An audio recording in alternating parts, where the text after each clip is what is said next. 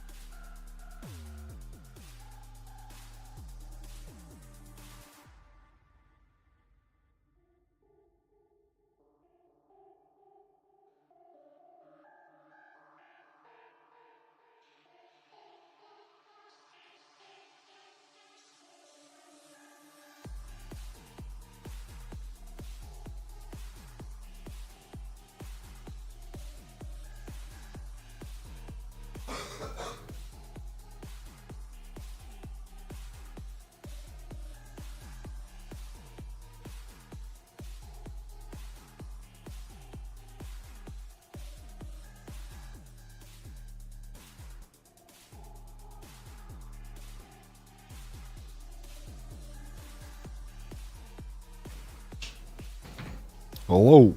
Hi.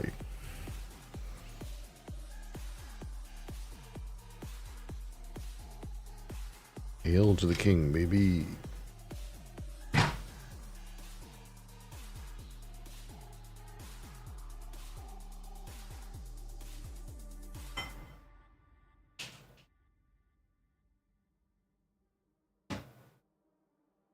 How are you getting into?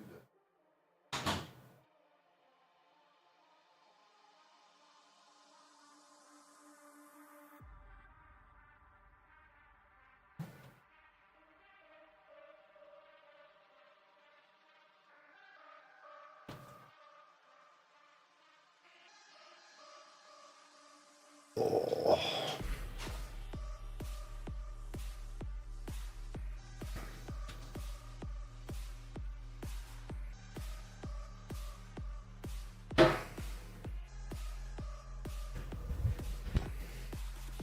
What up, you?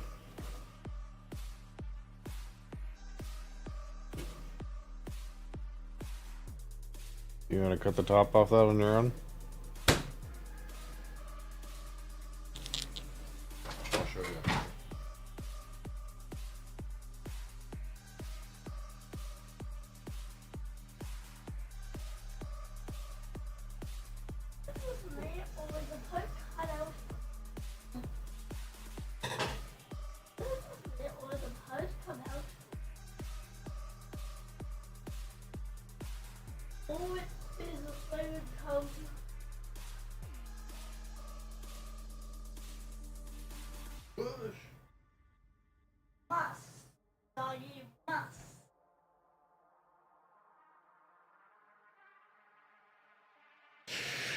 Yasna Mohammadi. Hi.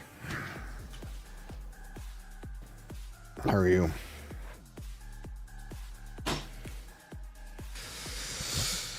Crassus. Hi. Aren't you trying to sleep, Crassus? You're going to be full of energy here in about however many hours.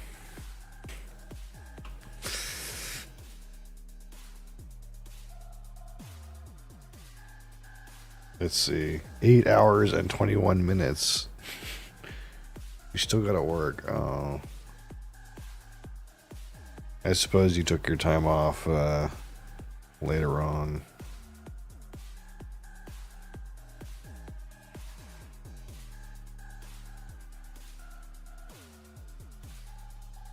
Yappy Wappy Roblox. Hi.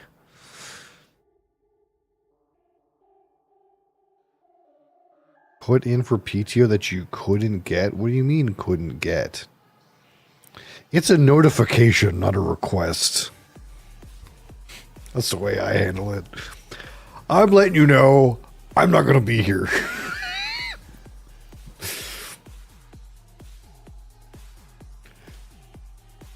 Black Flies, welcome back.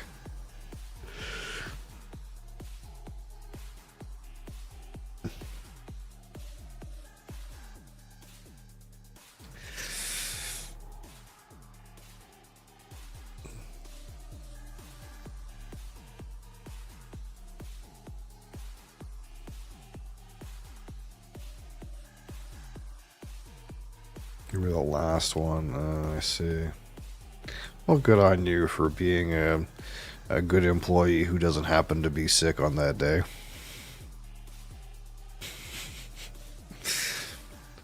Have the flu.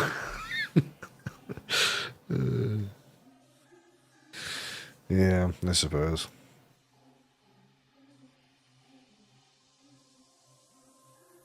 In Secrets of the Atlas, you can now pause the game. Yeah. I'm not sure how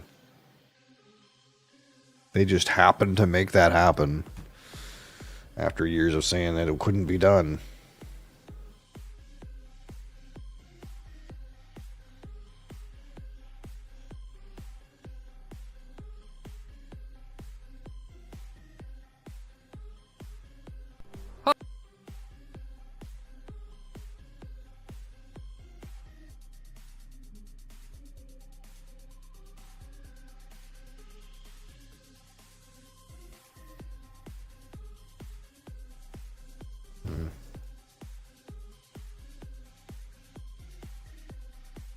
They realize modern gamers aren't okay with their old philosophies. Maybe.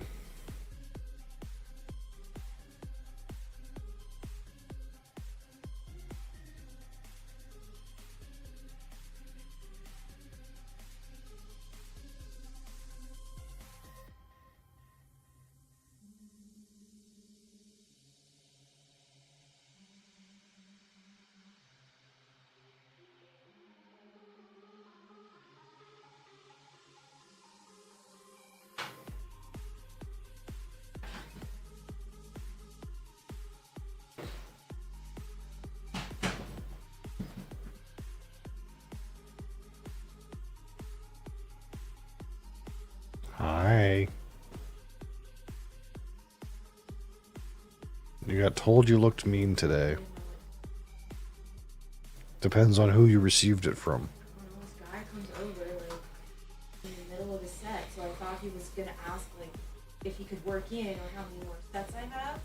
So I took my headphones off and he goes, I just wanted to say like you look really mean, so I wanted to introduce myself. Like, what kind of a cold opening is that? Maybe I am mean. Fuck off! Do you know this person? No, I've never seen them before. So he's hitting on you. He asked for my name, and I told him my name, and he told me his name, and I can't remember it. Because I don't care about you, I'm not gonna remember your name. Like, no offense, I don't need to talk to people, I just need to work out. He asked me if I come to this gym regularly. And my dumb ass goes, well, I have a membership, so yeah. Like, I don't know. Do you come here often? Well, I pay for a membership. Holy fuck. It was like one of those interactions where it's like, I think he wanted a conversation to happen, but like, I just wanted to keep working out. So I told him to have a nice day and put my headphones back on. Yeah. I was nice to him. Like, it's probably hard to go talk to someone. Yeah.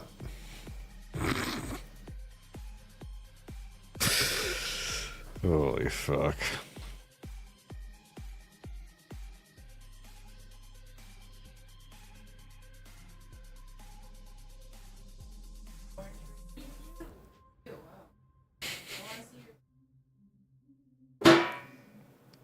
Yeah, you have forsaken him, mother. There was orange left in there.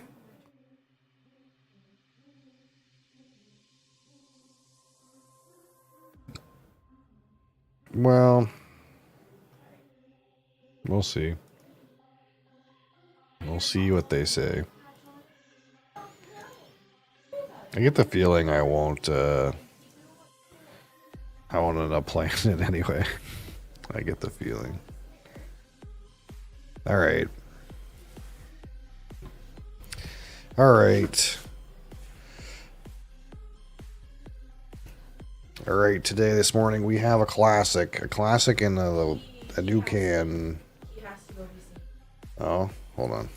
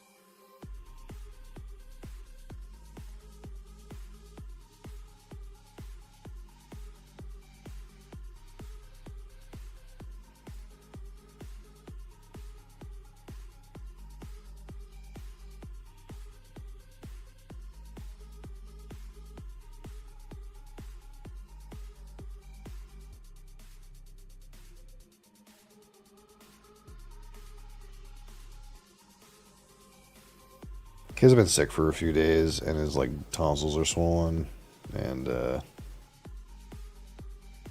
he probably needs some antibiotics.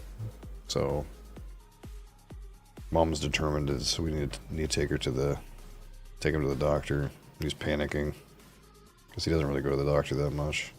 He's a healthy kid.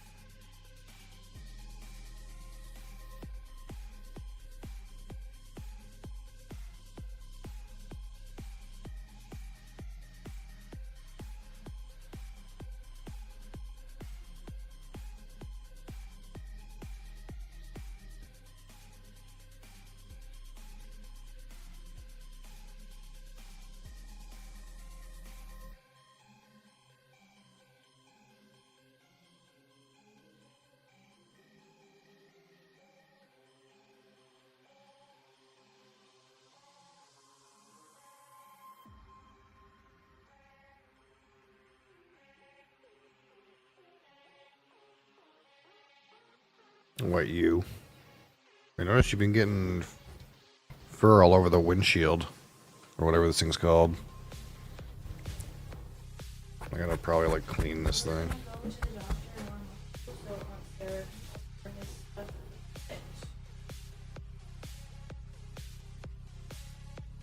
fixed. Yeah, kitten's here.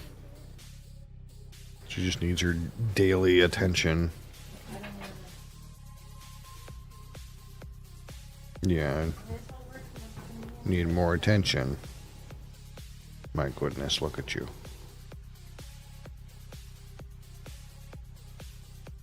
Why?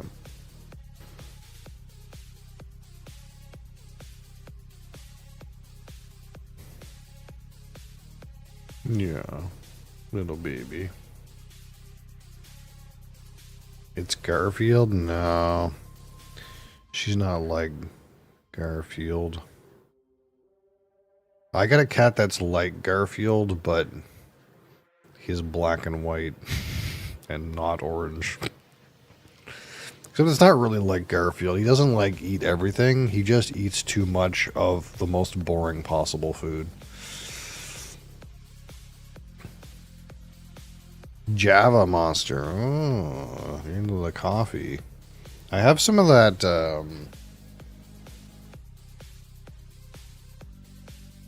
like this fucking one here, the like triple shot 300 milligram thing. I'm not sure how they get around the rules with this thing. How does that work?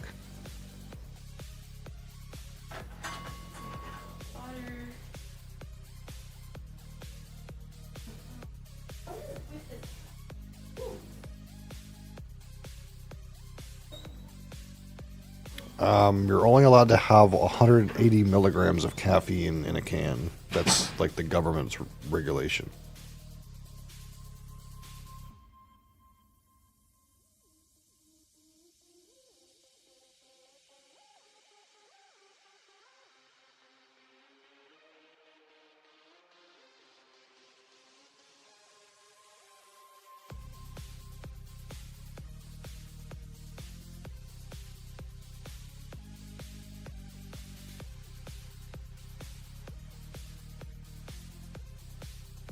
I guess maybe it's because there's no added caffeine. So whatever they did when they made this, all the caffeine comes from the coffee part. So since it all comes from the coffee part, it's like, okay. Like there's unroasted coffee in this.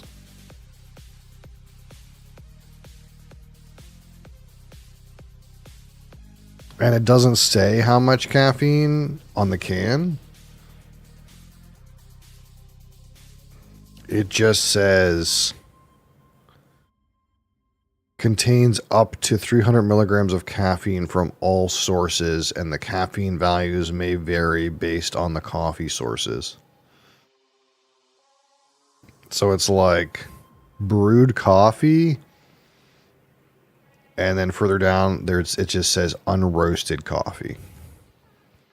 And it doesn't have, so 180 milligrams of caffeine is the most you're allowed to have, with probably like added synthetic caffeine maybe, or added like natural caffeine that's added. But if you use like coffee to provide all the caffeine, then you can cram as much in there as you want, perhaps.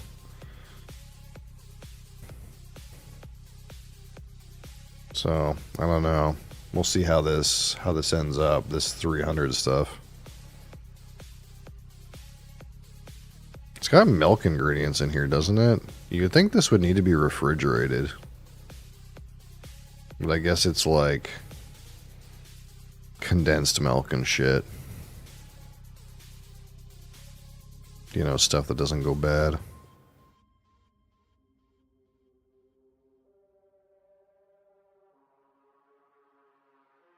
Store between 15 and 30 degrees Celsius. That's really warm. Anyway. So yeah, the kid, oh, there's, do I have the, I don't have the other one handy.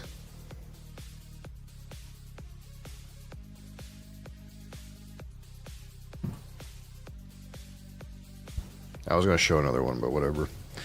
But yeah, so I guess mom and child are going to the doctor. Sounds like fun. Instead, we are here with different cat for Rockstar Punched Fruit Punch, a quintessential flavor, a timeless classic, I suppose. That has stood the test of time. We'll get into that. We're back to some sugar. I like sugar. The past few we've been doing have not had sugar, and that is not my preference. But, you know, sometimes you gotta just give everyone a fair shake.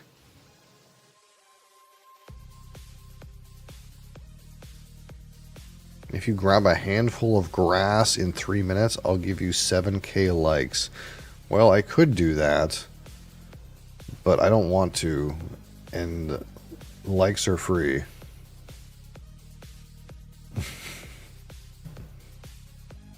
I appreciate your challenge, but the camera also doesn't move very well. It's attached to a wire. In any case, yeah, this is a typical Rockstar product. We got the old... Actually, where's the caffeine on this? It's probably in that typical range, but I don't actually see it written here. Either way, we got some niacin, B6, B12. There's actually no riboflavin in this one. Of course, we have our favorite additive, Allura Red. That's what you like to see, some Allura Red in there. I don't actually see the caffeine content. Oh, there's this thing right here. Haha, 160. Not too bad. And of course, some other things. Panac, ginseng root, guarana seed extract, some minor other additives. Alright, so we'll rate this out of 100. 25 for aroma, 25 for palate, 25 for finish, 10 for texture, and 15 for my personal experience. And of course, I've had this many a time. Many a time. Boom. And of course, they do color this one. It is, in fact, Fruit Punch Red, as we know.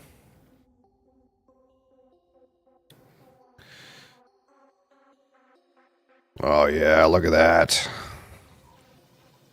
The Kool-Aid Man has shown up. There he is. Boom. That looks so much lighter on the camera. I wish you guys like could see the real life red that this is. It is so deep. It looks almost pink on my camera that I see. This is really deep red. We're getting some good, what is it, R40, R40, R140, whatever. Some good Allura red in our system today. That's for damn fucking sure. Kitty, yeah, Kitty's gone. Is it 31? I have no idea. That R value that nobody likes. There it is. Red 40, yeah. If that's what it is. Allura. Allura red as it's written. Oh, it just smells like red Kool-Aid. Absolutely like red Kool-Aid.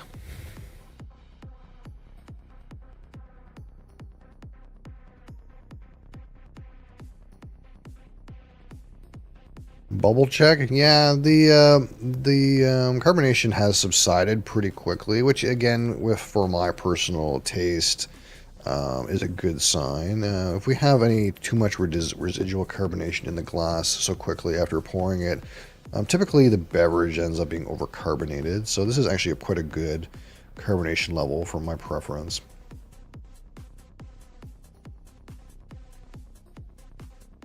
Flick the side to expose the bubble. Is that a thing? Do you know better than me? That doesn't do anything.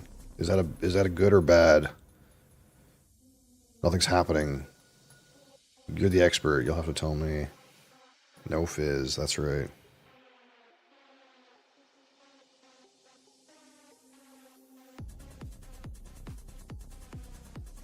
But yeah, just like flat. Oh no, it's not flat. This is a correct carbonation for my personal preference.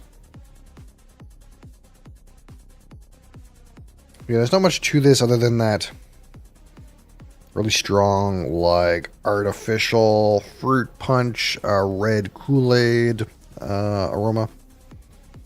That being said, it's a quite strong aroma.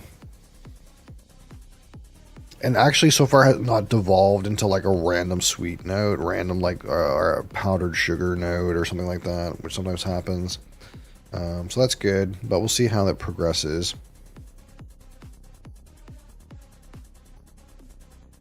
All right. Rockstar punched fruit punch. Cheers.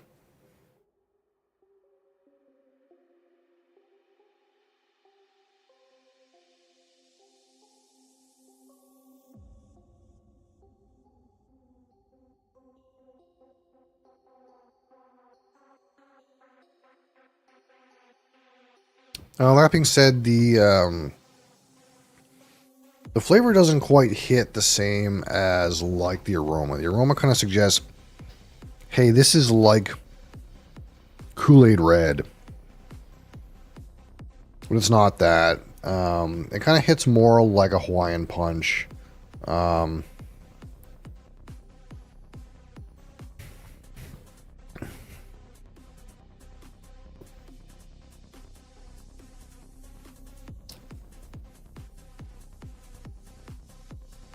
It's kind of that artificial red fruit punch kind of note, but there's also like a tropical element. Like if they had written Hawaiian punch on this, we'd be in the right place, I think. It's kind of got a bit more of that kind of like pineapple-y, tropical fruit character on the finish and in the back of the palate. Haven't seen this stream in a while. Well, I'm here every day at this time. So, I guess the scroller has forsaken you, but I have been here. If you go to my YouTube channel and click the live section, it should all be there. Thanks for joining us again, Zay. The surface tension? Yeah, I mean, the surface tension does have to do with the volatile compounds, right? Like, if for a compound to be volatile, it has to break the surface tension. So obviously, if the compounds are not volatile enough to break surface tension, we will not detect them on the aroma. That is true. Glad the algorithm brought me here. Yeah, so I don't swirl too much, but you might have a point in this case where we're talking about a energy beverage.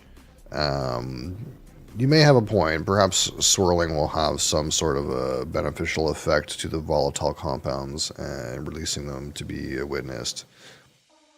But I'm not in the habit of doing that because, again, I mostly come from like the spirits world. And I don't mean like the afterlife. But when you talk about high strength alcohol, if you swirl it, and lots of people do, and I don't want to necessarily say that they're wrong, but if you swirl high alcohol content products, you're going to smell one thing, and that is ethanol. It's going to block out your ability to receive much else. You're really not supposed to swirl whiskey or rum. It's not like wine where it needs to be aerated. So it's a little different. It does release the fizz, but the fizz carries sniff flavor. Oh, you're quite the connoisseur, aren't you? I'm sure you're using a Copita for this task as well.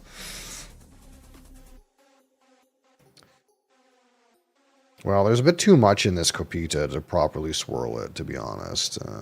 So we'll just take another bit of a flute glass. Well, that's not really quite suitable for swirling, but, you know, typically you would use that for champagne, which is probably something you don't want to swirl. It would probably fizz up, but...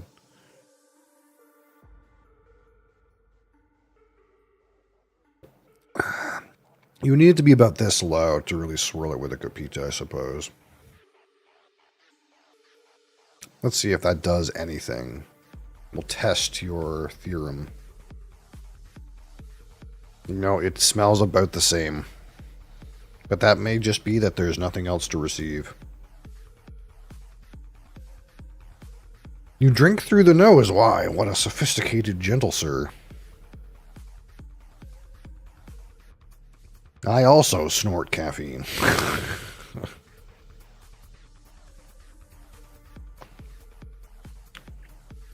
All right.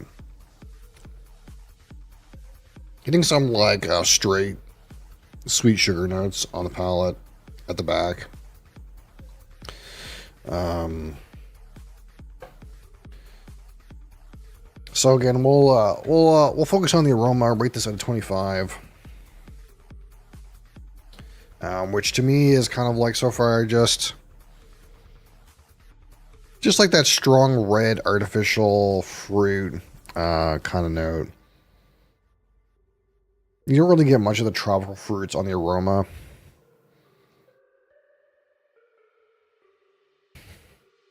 So pretty good intensity, but not very complex. We'll go with 15.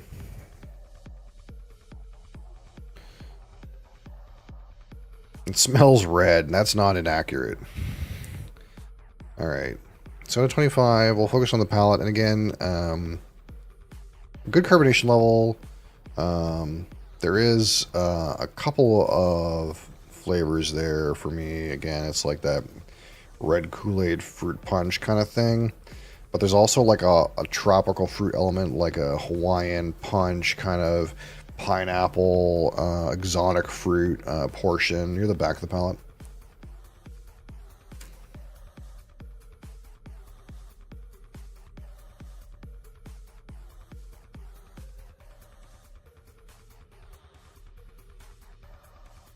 Especially as you kind of warm it on your tongue.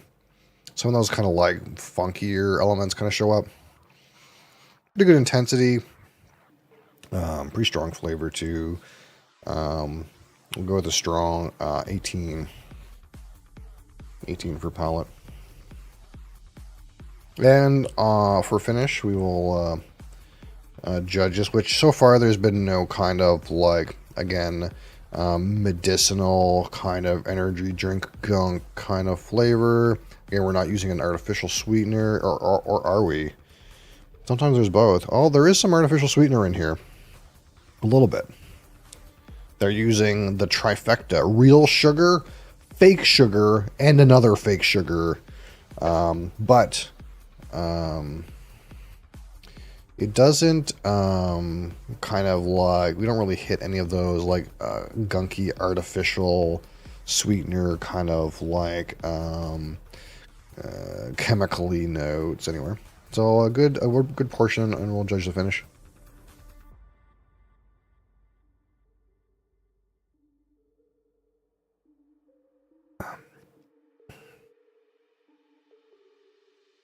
Again, you're kind of left with that red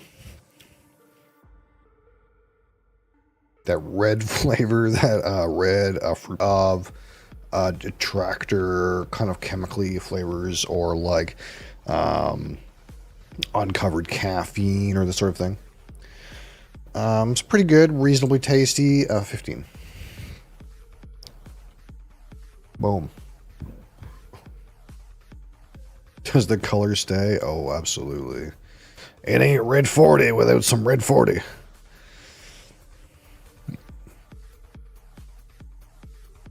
If you brush your teeth afterward, you'd think your gums are bleeding.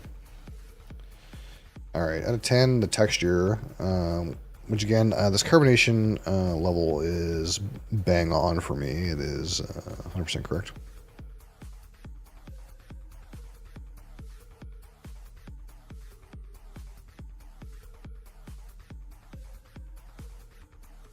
Maybe a slight bit too much carbonation. It's just a little bit too much, but pretty close. A little bit sticky, but not unfavorable. We'll go with a 5. Crest toothpaste. I don't use Crest. I think I am 4. Dear God.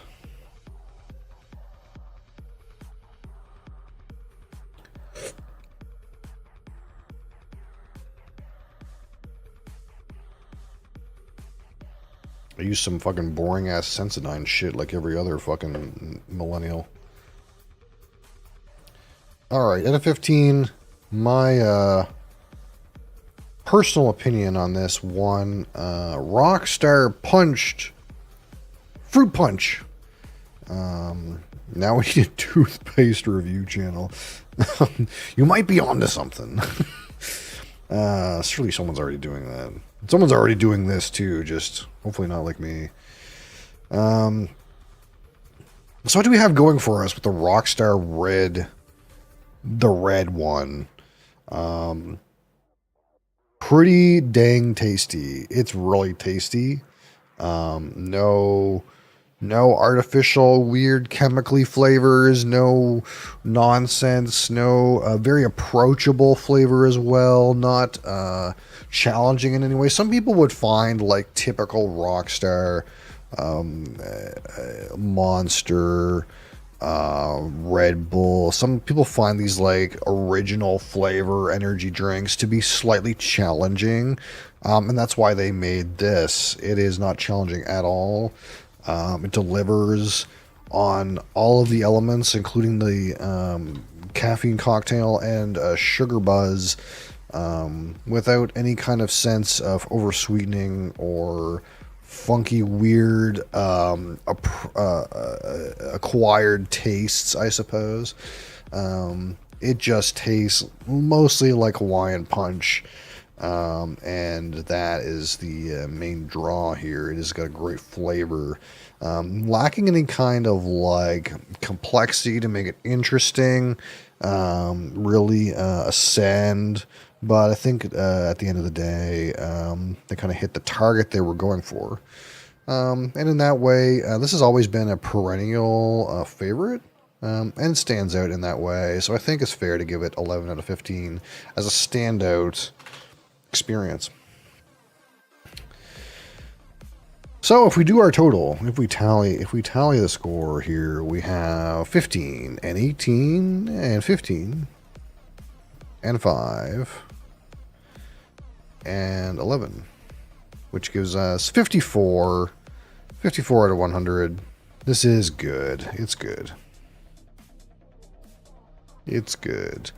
What would we need to make the Rockstar Punched better? It just needs more depth, you know. It just needs a little bit more. It just needs to give me something more, you know, just a little bit. Again, we had such interesting developments of flavor in things like the Monster Original. I can't believe I got a vanilla note out of that thing. So it's really hard to keep up with things like that. Do you make your own? Do you do it your own way? Make the Rockstar in a toothpaste. Okay. More Red 40, yeah. Yeah, more Red 40. 54 to 100, that's right. He said Biss. See, the problem is with the way that we judge. The way that we judge these flavored beverages is the same way that we judge a sophisticated spirit, and that is we need some depth, you know. We need some complex evolutions on the nose, some complex you know, evolutions on the palate. Really make something you know, thought-provoking. And unfortunately, Red Rockstar tastes like red. And it smells like red, too. It doesn't leave much for interpretation. And like we talk about with whiskey, some whiskeys taste really good. And I don't doubt that they serve people very well. But that doesn't make them thought-provoking, complex, and interesting experiences in their own right. I'm sure you would love to drink this alongside playing World of Warcraft with your buddies. But it is not in itself an experience which you would like to experience in its own right, like a fine spirit. Therefore, we have to have it sit where it is due. It does not reach the same threshold as a Monster Original, which you can explore some perhaps floral components, some fine French vanilla inside that chalky rocket candy exterior. There is some hidden depth in that monster that does not exist in this beverage. Unfortunately, it just smells like red.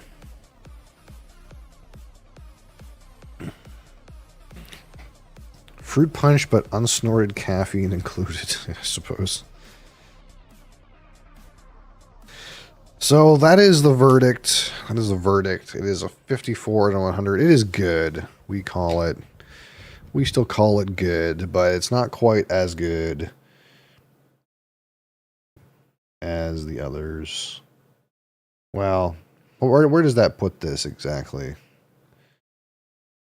It's definitely better than fucking C4 Frozen Bombsicle. That thing sucked dick.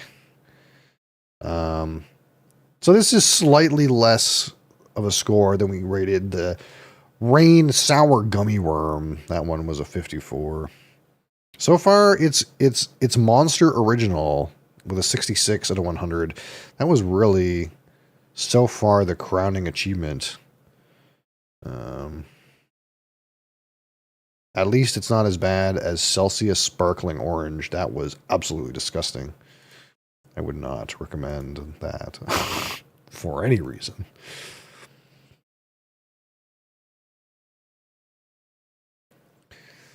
All right, so what did we do yesterday? All right, we did Red Bull Zero Sugar. Man, Zero Sugar is just not it, isn't it? That being said, Rain Sour Gummy Worm was not that bad. It was not that bad.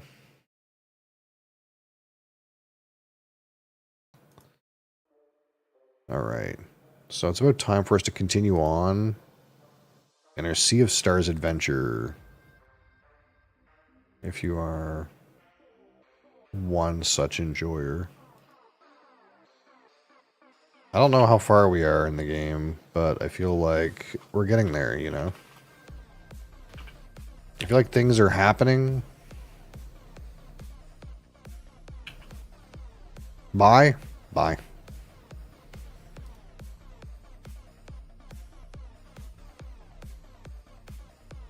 You're something else, King M. You never say hi, but you always say bye.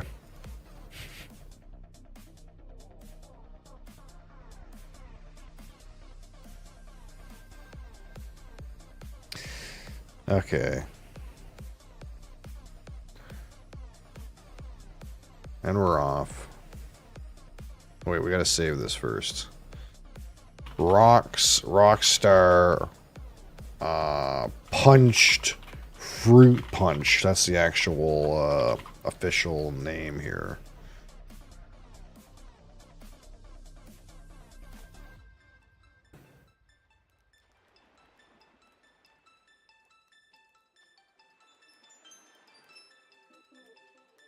Are we in the correct category now? It would seem.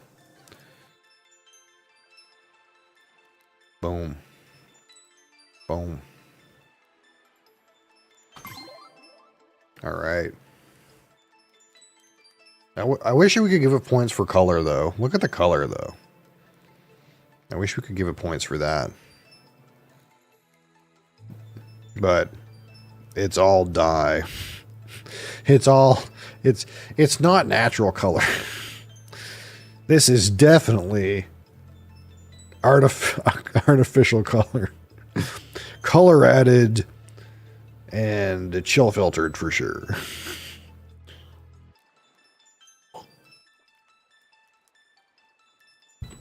It's from the Beatles? No, it's Red 40, man. It says Allura Red right on there. Yeah, DLC available.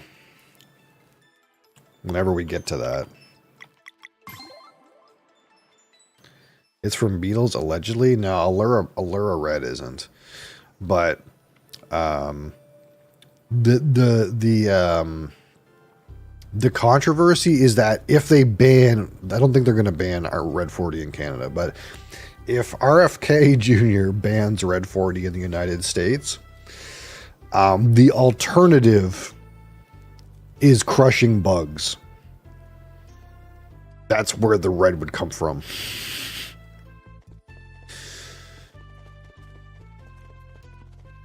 Final Fantasy Tactics, yeah. I looked at the time frame that would supposed to be in, and that is just after 7. In theory, if I played it, it would have to be right after 7.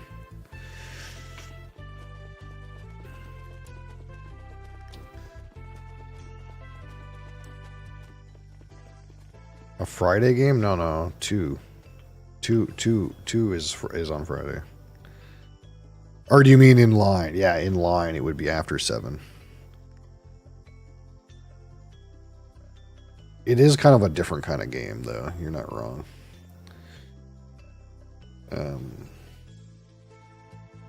But yeah, in theory, it's after 7 and before 8. Pretty game, yeah. It's a what is the word we're using these days? Cozy. It's a cozy game, I suppose. What am I trying to do? I need to go back to the Skylands. Okay. How do I do that? Oh, I need to get to Buddy to throw me again.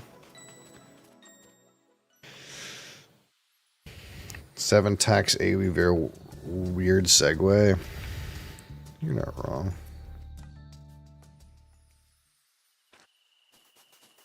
Do I have to walk through all this shit? Surely not.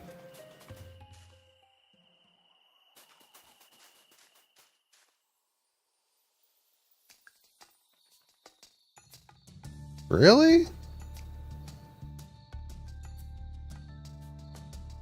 I have to walk through all this shit to get thrown again?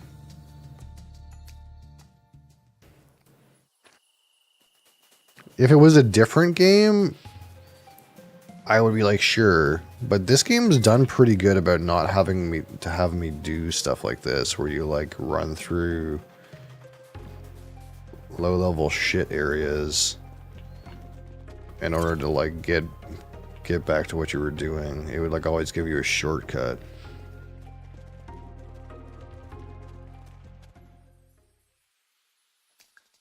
But okay. Oh, there's a boat thing over here. I guess I don't have to get thrown. I can just get on the boat. Never mind.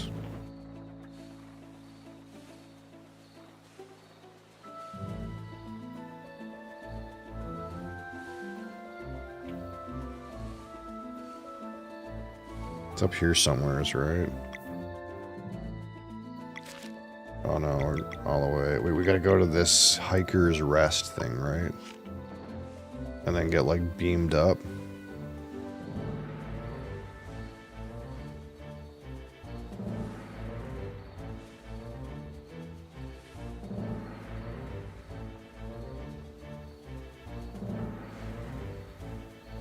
Oh, do I have to go through this hike again?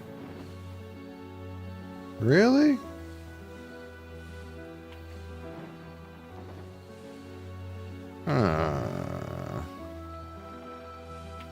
That seems kind of...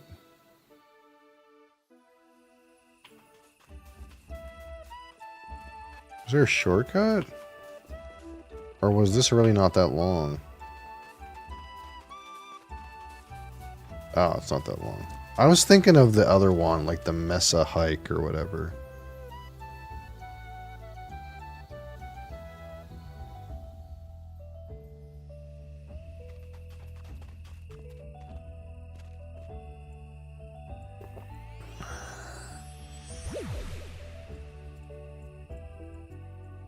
Okay, so what happens? We just go talk to the big men and they say, beam me up, Scotty, and then we're in the stars? Is that how this works?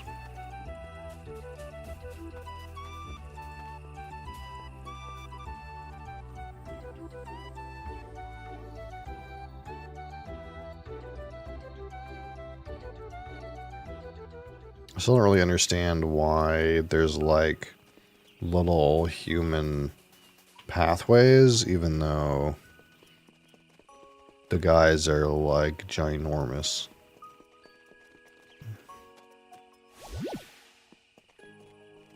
Oh, there's a conch box right there.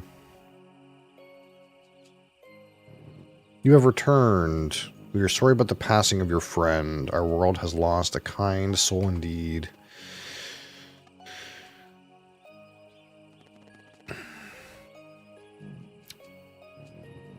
You would claim the reward, yes. We demand access to the Sea of Stars. Are you certain you are prepared for the voyage? We are... Mumble, mumble. Do they know what to expect? We don't know what the Sea of Stars even is. It is the very passage you seek in order to see this journey through. It lies at the core of our world. The infinitely great within the infinitely small. First, all travelers must be registered, of course. Get a fucking passport. Don't bring any firearms through customs, okay?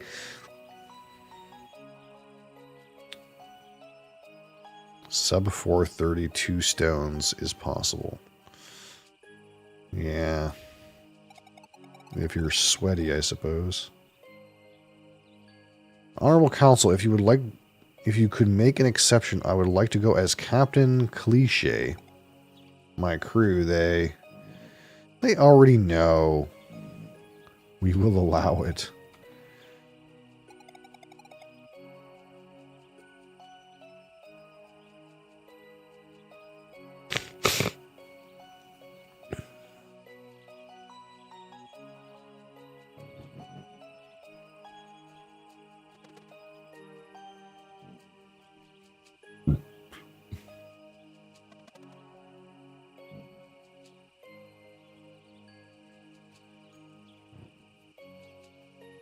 He didn't say anything. Ah, he's already registered.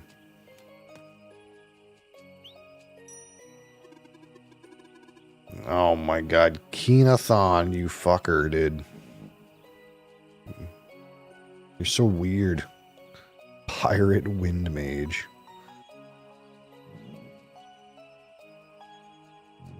Why are they? What's their problem with this guy? The error must be on our end. We will disregard it. What? What's wrong with that guy? He didn't fucking, you know, having trouble getting through customs here.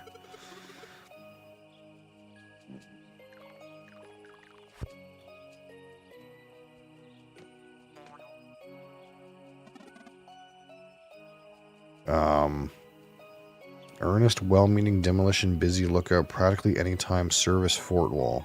Okay.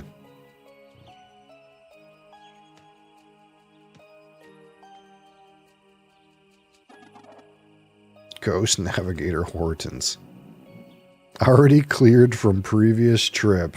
Yeah.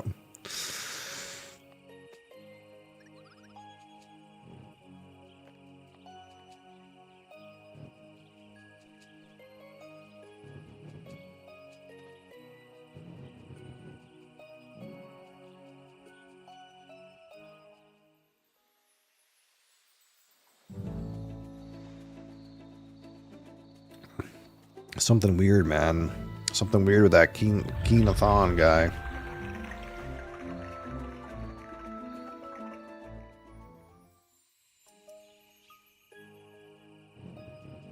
The 4 sunken giants mark the entrance. Now go and sail away to where you are most needed. Godspeed. Come sail away, come sail away.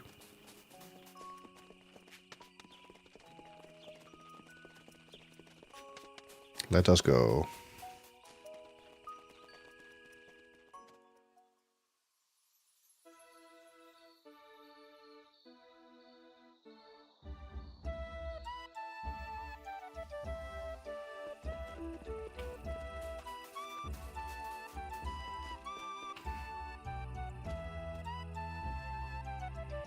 Beam me down, Scotty.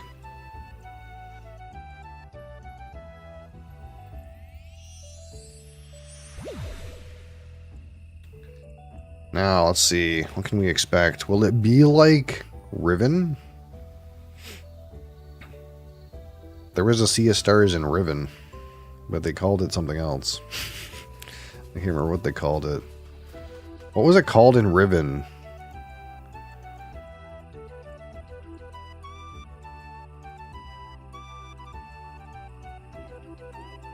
What was the name of it? The Starry Expanse. That's what it was called in Riven.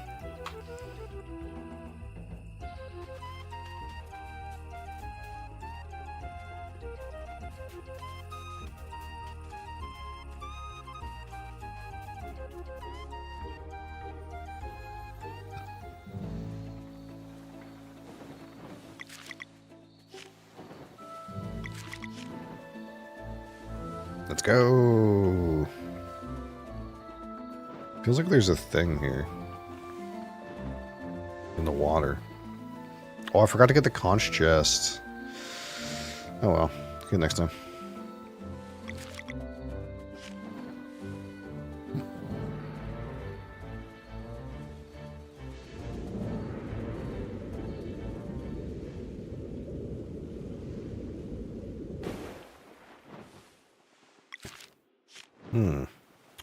No map, eh?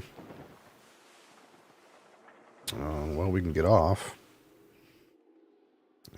Trek to the center of the world. Is this the only way to go? Hold on. What happens if I go this way? Fucking nothing. Okay.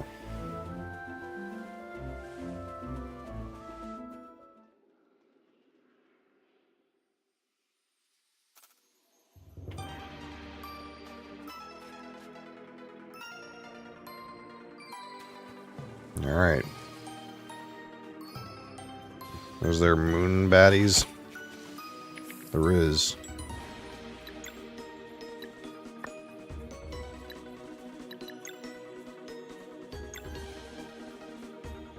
going on about dead game? I mean, last I heard, the game you were playing most recently is also fairly dead. So you might not have much ground to stand on.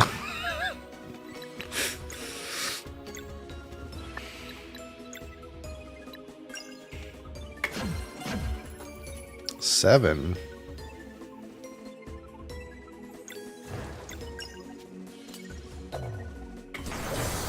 Five. Oh, they have like no health.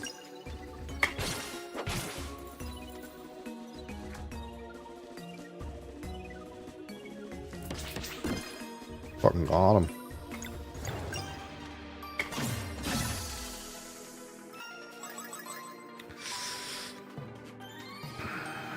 If only we could all get together and play some board games. That is the real ticket these days, you know. Not this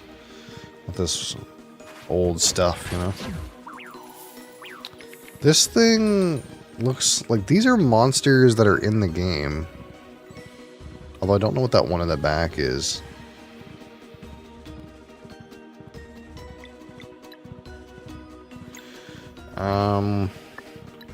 What if we try... Wait, hold on. Let's go... Wait.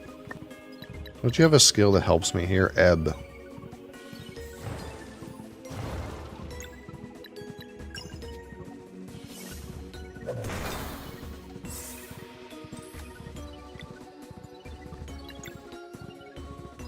Crescent Arc should do.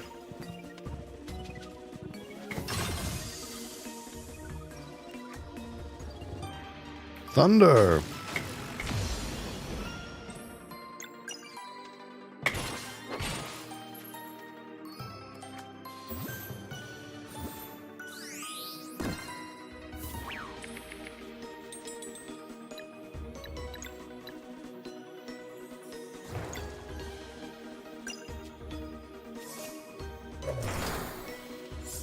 Poison and something.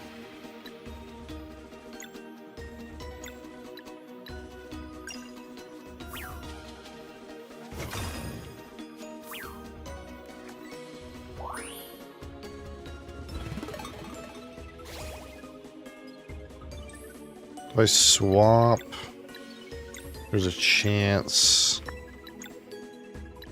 Phase Shiv does it.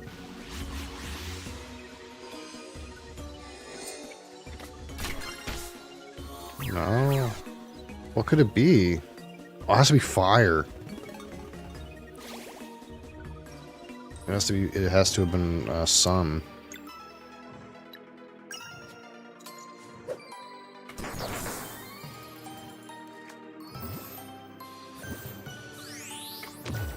Dang.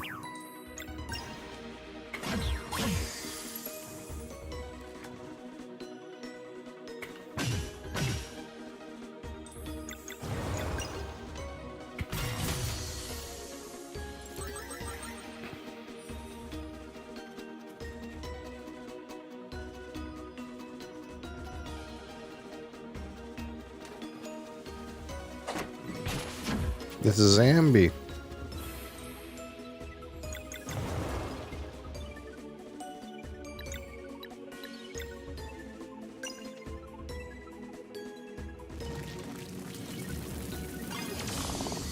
One shot, one kill.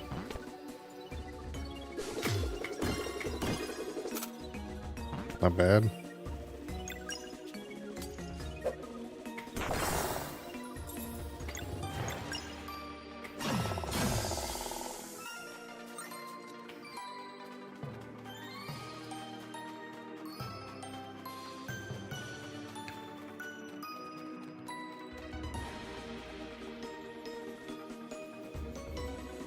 Oh, here we go. Here we go. Is there a map here?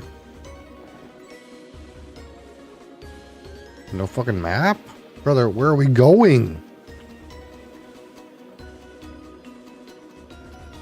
What's that?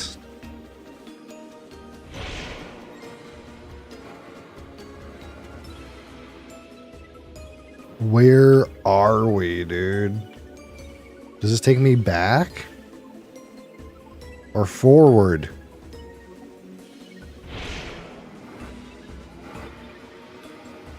What is happening? Where are we, dude?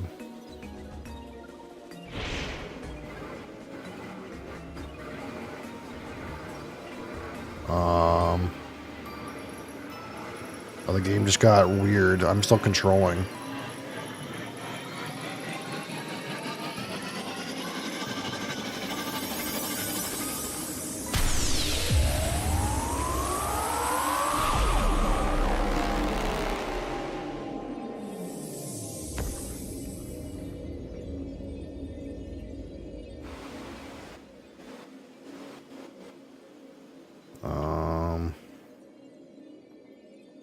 Where the fuck are we, though? We could be fucking anywheres.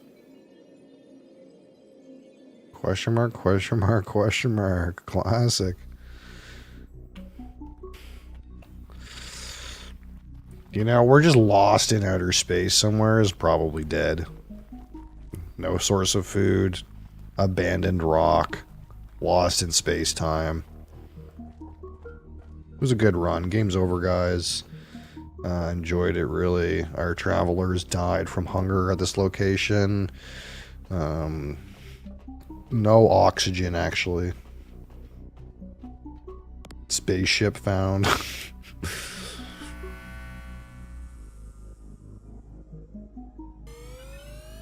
Intruder alert. Classic.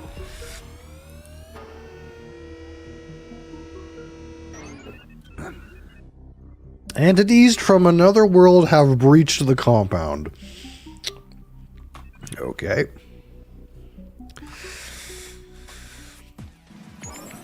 All of a sudden, we went full-on robot game.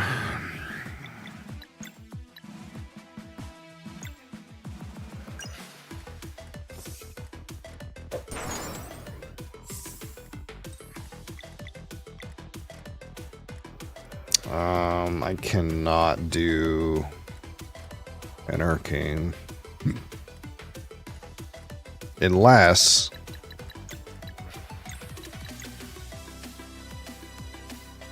then I can't do a poison. Fantasy game 80%, then suddenly time, travel, space, sci-fi. Yeah, I somehow expected it. Like, didn't, like, know for sure it was going to happen, but I'm not surprised, I guess. That's, you know, that we don't have some random Magitech bullshit type bullshit going on. I don't know, we'll just try this.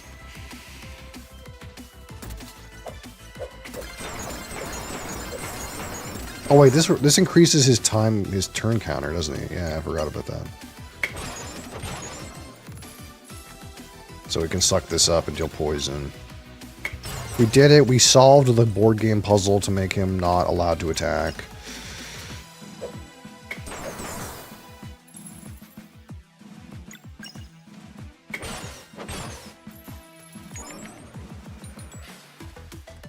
Oh, we can. That one's easy.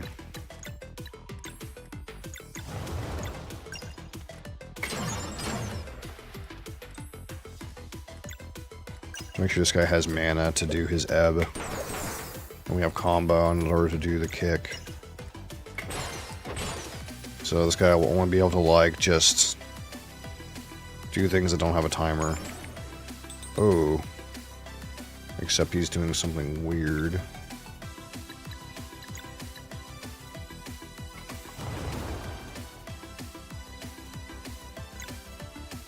Wait.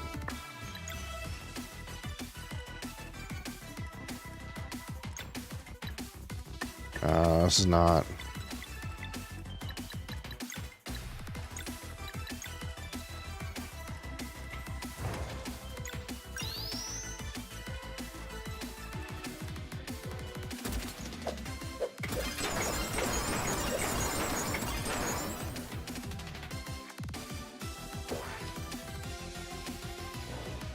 Shield? What do you mean shield?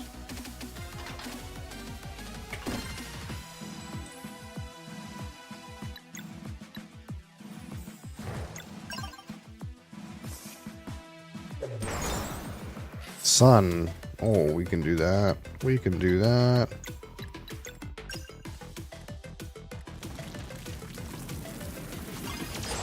I don't know what big abilities this monster even has, because we've been so good about allowing it to not play.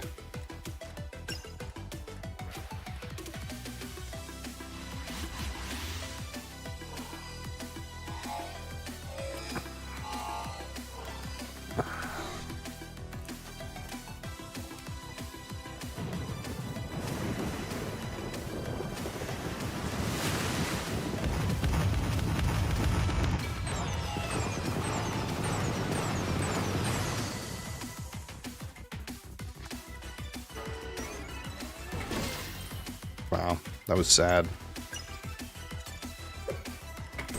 Almost feel bad for it. That's all it could muster. 18 damage. Ooh, we do have a way to do that.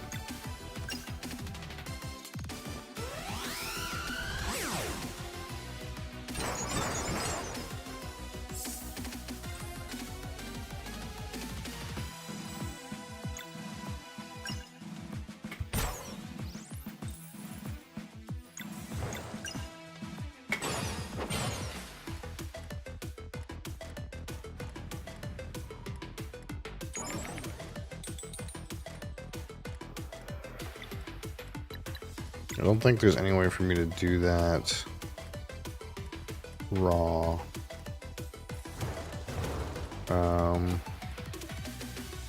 Wait, I can't use all that.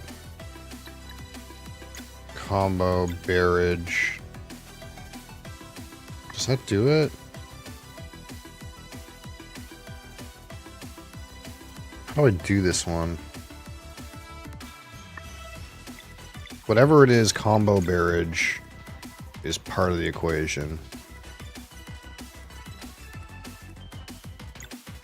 It has to be, it involves this in some capacity.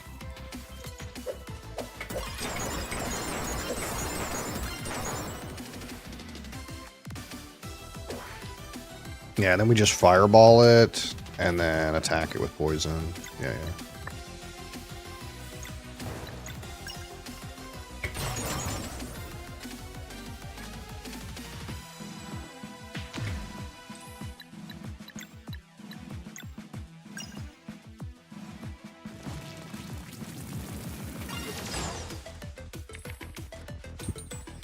Who knows what these things are doing? I need mana back. Power tackle.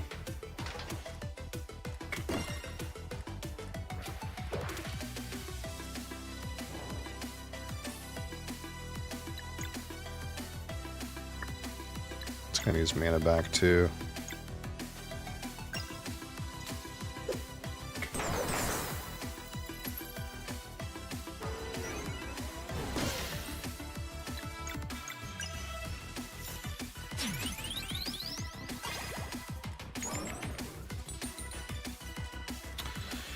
Sun, moon, sword, blue. I can't.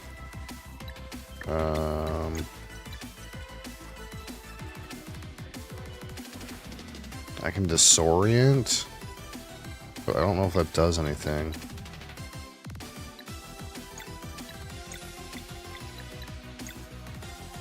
We can solstice combo.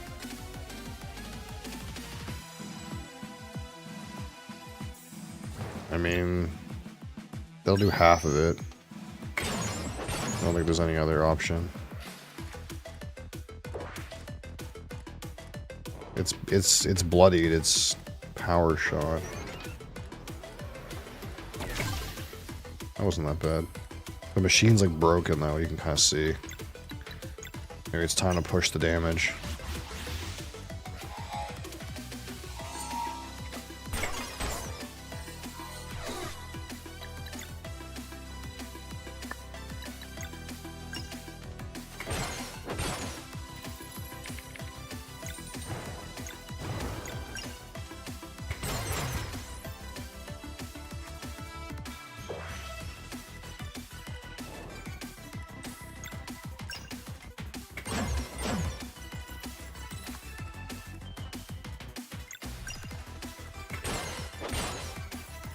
So we close.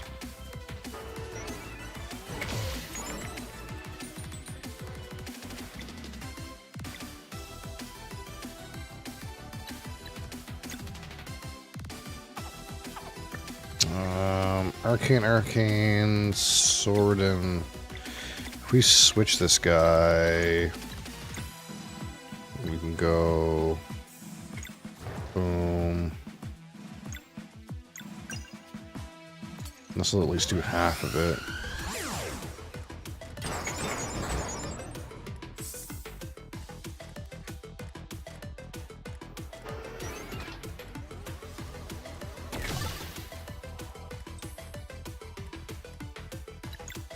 Can ult again?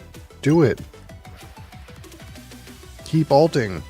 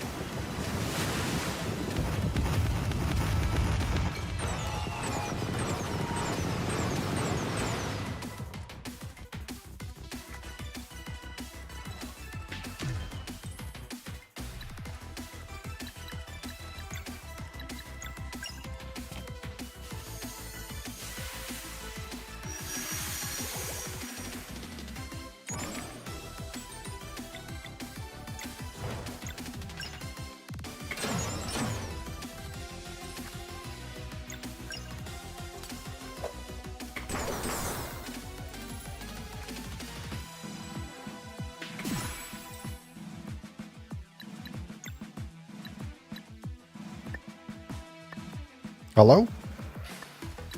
Hello, is this thing on?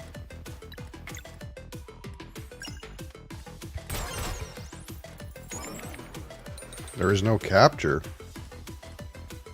Why not?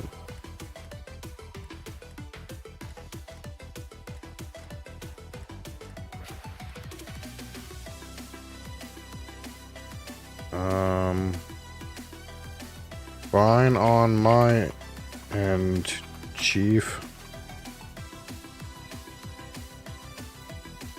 I can see it. I don't know. I wouldn't be surprised if TikTok was doing something weird. It tends to do that.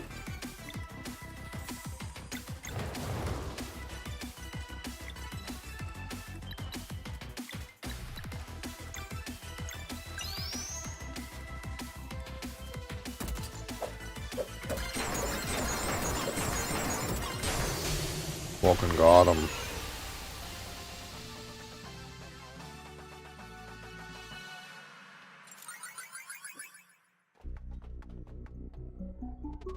This place seems so advanced. There is nothing like this mentioned in any records.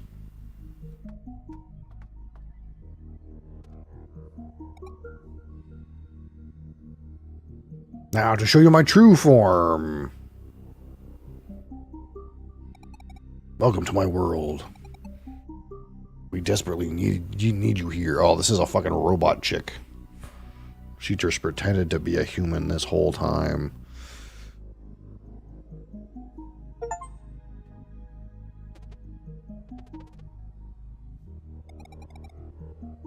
I couldn't find the words. Why don't you just peel the, like, upper half off at this point?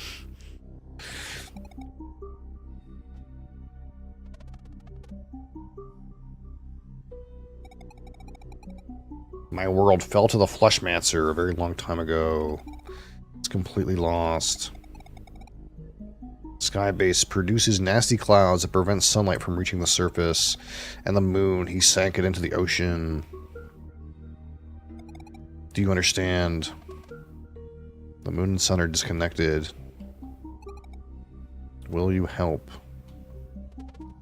Well, I mean, what the fuck would you do?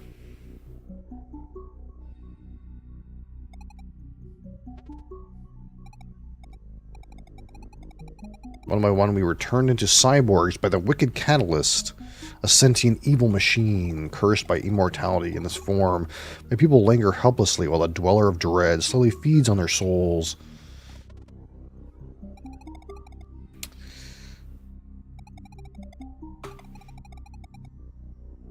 If we can remove the clouds, the moon will shine again, and the Dweller of Dre will be made vulnerable. Okay.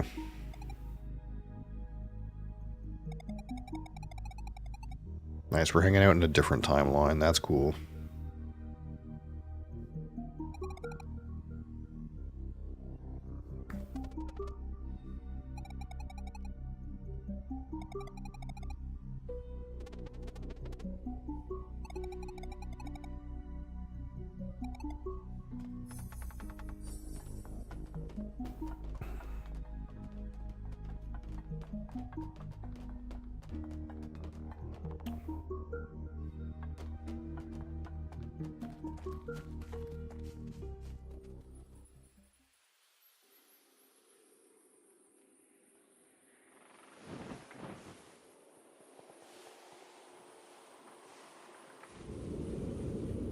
What's the deal with, like, the other pirates, though? Are the other pirates not real people?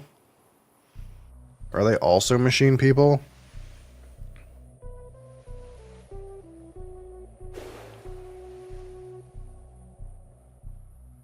Okay, that's kind of cool. It's like an alternate universe, yeah. Where different shit happened, I guess.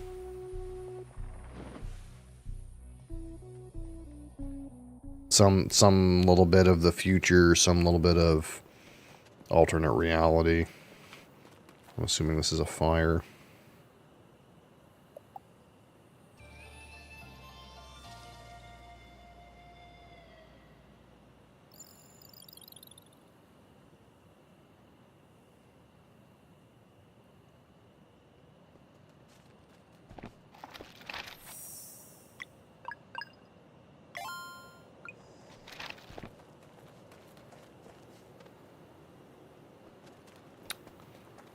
Okay. The terrain and everything is so different. I don't know, like, what I'm allowed to jump on. Can I go up here? No.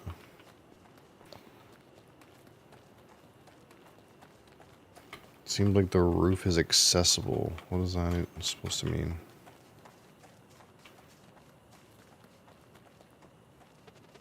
Looks like the roof is accessible. Oh, I can jump on this. Okay. There's a drop-down point right there. We just gotta yump. Yumping. Chest. Sashimi. Ah, yes, of course, a recipe for sashimi would be in a foreign, hyper-futuristic world.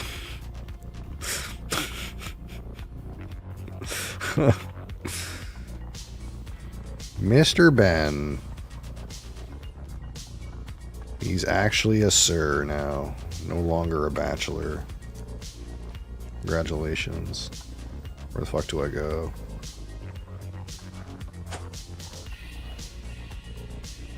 Ain't that wild? It's something. The more wild part happens when you spawn. That's wild.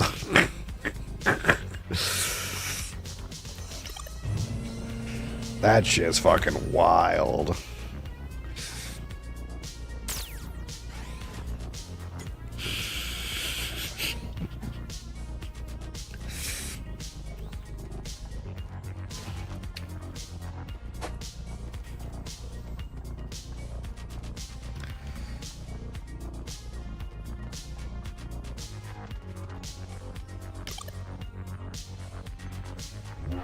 And then years later, they start throwing your own bullshit back at you.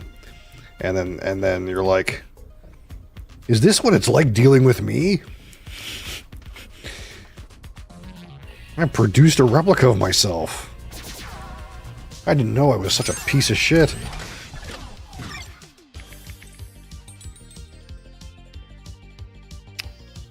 I've fallen into a trap. It's too late.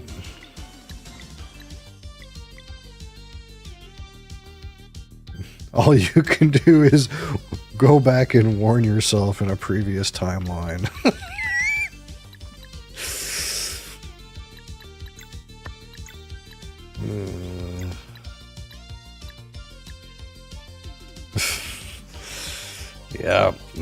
That's how it is. They turns out they spend all their time with you and learn your mannerisms. And have some percent of your genetics.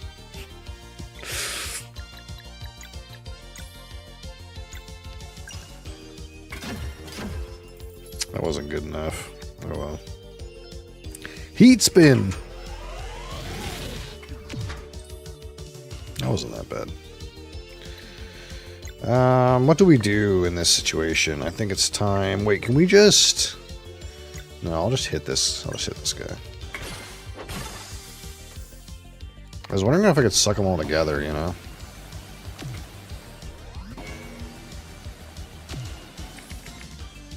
Holy fuck, that's a lot of hammers.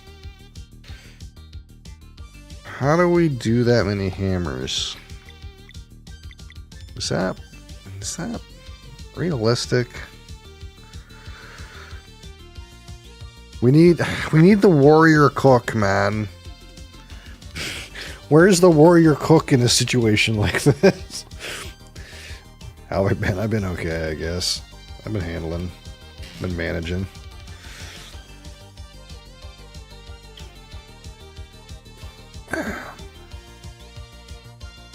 I slipped and fell back into playing board games again, though. That's a dangerous. I have to convince myself I can only afford so many things. Because if you try to buy all of the alcohol you want and all of the board games that you want, then you will probably go broke. You can really only afford one or the other. I have to convince myself that we don't need any more board games. We just play them on the internet and be okay with that. What if I try this? Do you think... You ever played Quacks of Quedlinburg? Yes, and I have both expansions in the flesh. I can go get them right now. Let's try this. See how this works. Boom, boom, boom, boom, boom, boom. I noticed I was at Chapters recently, and I noticed they have a new edition of the game just called Quacks, because Quacks of Quedlinburg is like a bit of a mouthful. It's probably a easier seller when it's just called Quacks. But then they probably should have put a duck on the cover. It should have been about duck potion makers. But that's just me.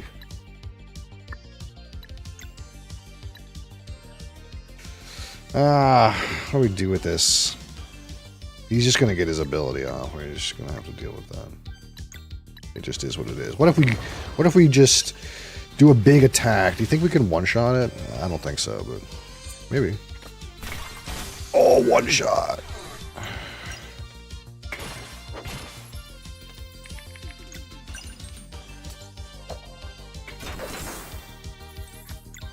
Yeah, I don't know if you've ever perused my the image in my Discord profile, but I have too many physical games. You know anything about Colt Express? I am familiar with Colt Express. I don't own Colt Express, but I'm familiar with it.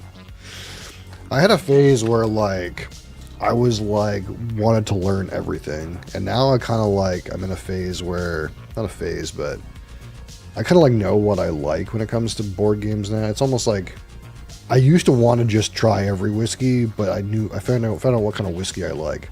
But I kind of like every whiskey, but with board games, I know what I like.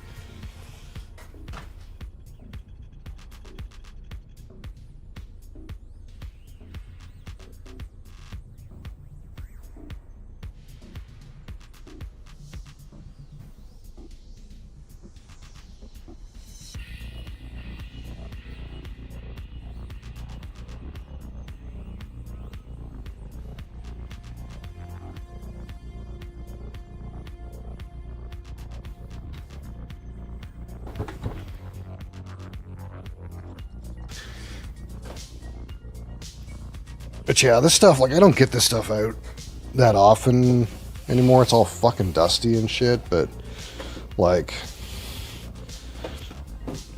there was a period before COVID where we were, like, playing this stuff on weekends. We had, like, I'd go to my parents and we would play stuff on weekends, but pretty much ever since COVID, like, pretty much never get to the table that much. Right now, we've got a resurgence where me and my wife and my son, who's old enough now, we're playing some stuff on Saturdays, but I'd love to get people to play this stuff in real life, but as Crassus knows, it's hard to get people present in a physical room, even when they live in the same city. They would rather communicate through the internet.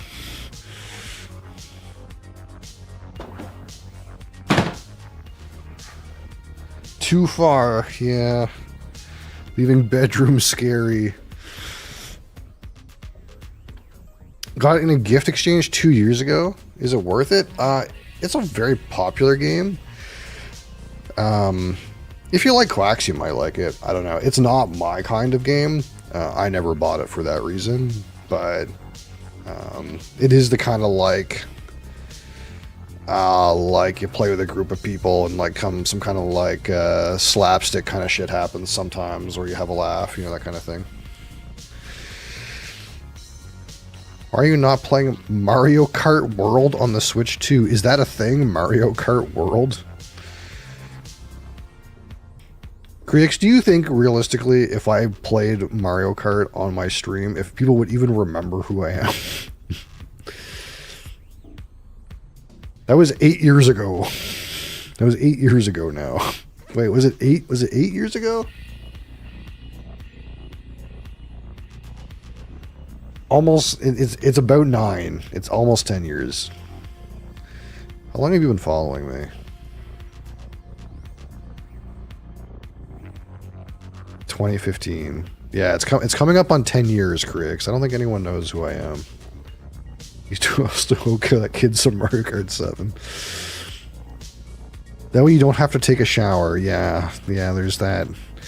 There's that skipping the grooming essentials, I suppose. I try to like maintain a certain level of hygiene because I'm married. Hot take, I don't find Catan to be good at all. That's not a hot take around here. That's an ice cold take. I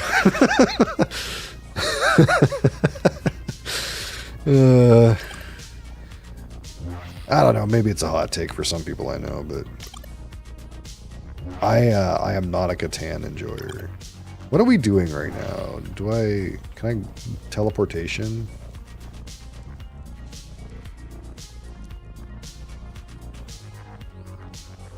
Oh, I can port from here up there. Okay, I see.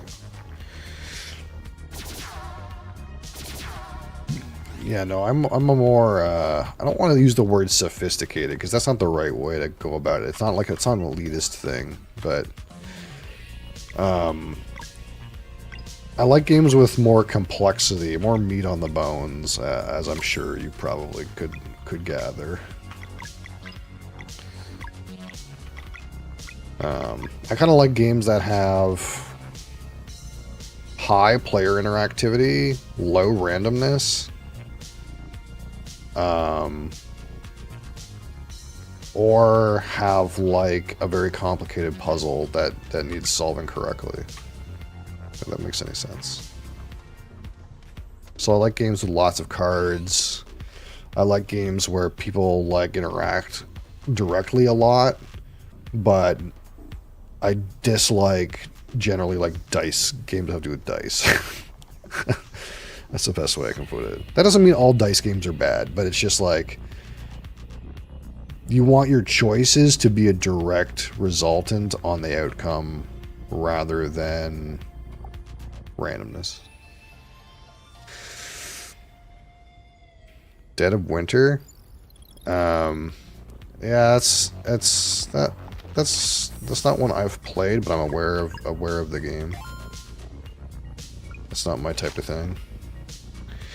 That's what I gleaned from Catan. It's too simplistic for people who are actually into tabletop.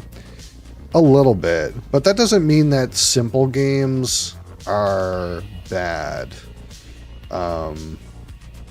It just means that, like,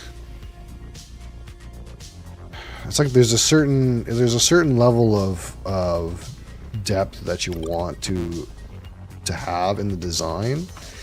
And it's like kind of like when you play video games. It's like the deeper you get into a competitive video game, the more interesting it should get rather than less interesting. And I think Catan's just one of those games where it devolves into like, oh, well, these are the things that are important. Don't trade the guy who's winning. And this is the basic principles of how you win, right? It's not that interesting. Solution for you would be TTS? No, it's not.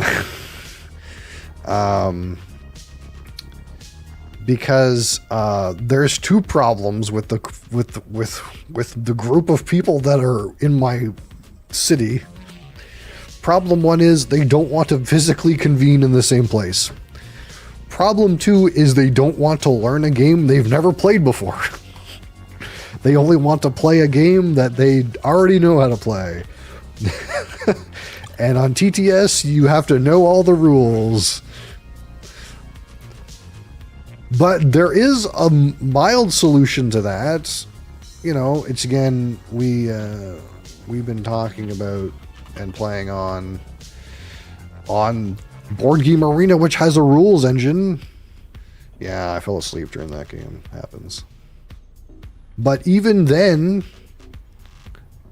people don't want to sign up to play. They don't want to enter the lobby. At least I got a few people. I got a few people on this stuff. But even if you give them a rules engine, they just don't want to learn the game. They want to already know how to play. Oh, I have to sit around for 20 minutes and have you explain to me how the game works, and then I'm gonna fuck up because I don't know how the game works for like 2 games. Shit, I don't want to. Let's play League of Legends. Okay, bud. Now that we're here, what's happening? Can I afford any of these things?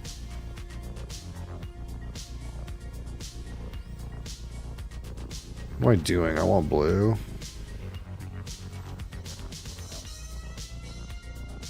Give me this.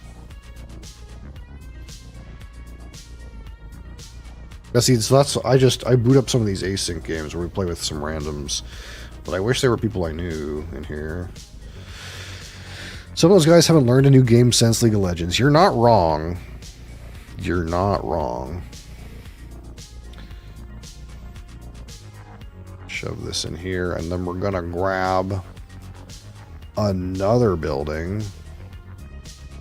What's this one again? Sell goods. I don't care about that. Points. May take a mine, castle, or yellow tile. I could take a mine. Let's take this. Use this, make a castle. Use my castle to place this. And then I will take yellow tile 19, and that will be my turn. That's all I've ever heard about that game. I've played a lot of League of Legends, but it's always been like not a good game for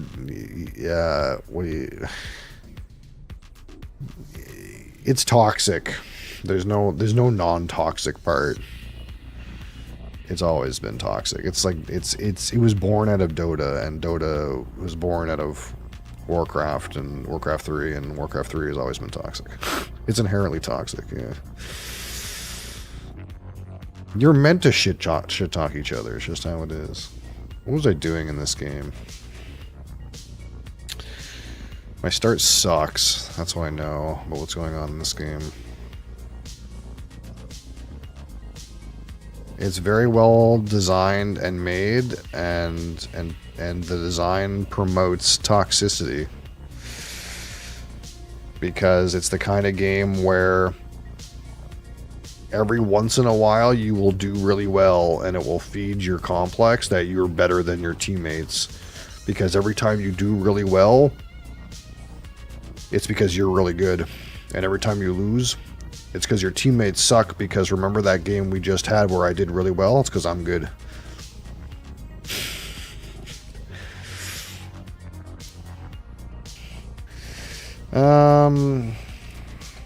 I want to... Do I sponsor? No, surely not. I need to just get some more cards, man. We're just breaking for money. That's what's happening here. I'm poor. I'm a poor man. Terraforming Mars. I think we're done here. We played some cards. Oh, I can draw. I can pay 2 to draw. Let's pay 2 to draw. Draw a card. Artificial Lake. That is some hot shit.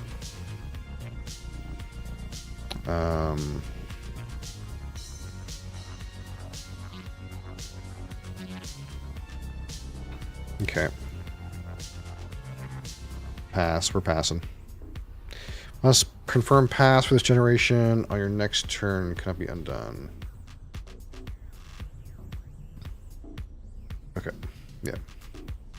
Auto passing on next turn. Okay, good. Alright. We got caught up. I was playing a game on my lunch break. A game of Azul on my lunch break. And I fucking fell asleep and I got timered. That's how sleepy we are. I just stopped multiplayer games after Battlefield 3. It bothered the piss out of me because no matter how well you played, you could still lose because your teammates were equivalent to a bunch of coked out chimps. Yeah, basically. It's like one of those things where, like, if you try to maintain, like, a happy state of mind when you play games like that, it's like... Yeah, you can try to focus on only the things you can do, but eventually you're going to go play one day, and you're gonna have a day where you lose every game, and it feels like there was nothing you can do, and that's because you got unlucky with who happened to be on your team and what choices they made, and that'll just drive you nuts, man. It'll drive you mad. And I just felt personally that's just not worth it. You know, that's just not. It's just not it.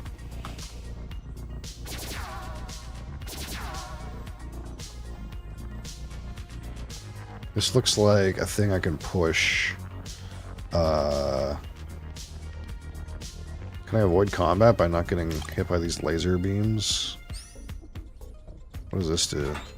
Oh, some meat. I feel like I'm going to enter combat if I get searchlighted. And as much as I would like to fucking gain some experience, I actually don't feel like it's that necessary.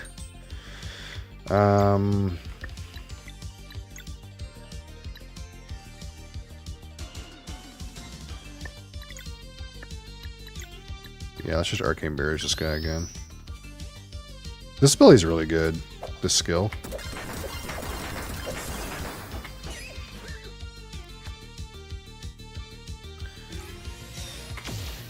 Why am I logging in just to get frustrated? Yeah, sort of.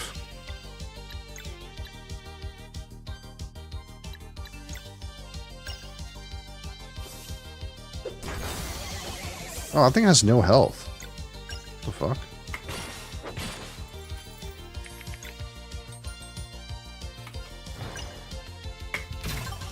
Oops, fucked up. Oh well, it'll be dead.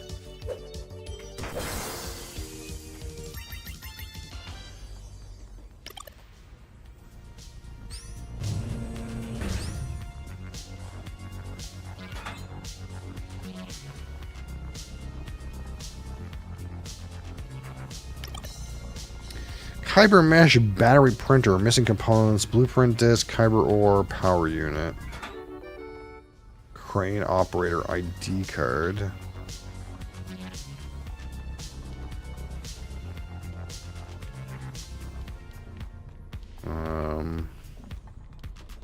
We need to operate a crane somewhere?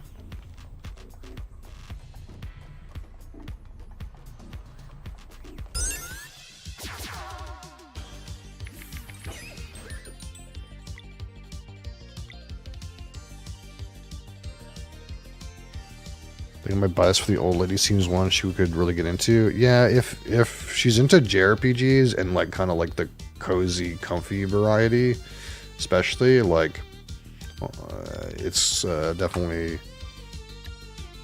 I don't know about how good the story is, but I think for most people there would have been some emotional damage type storytelling already happened. I don't know if you were here yesterday, but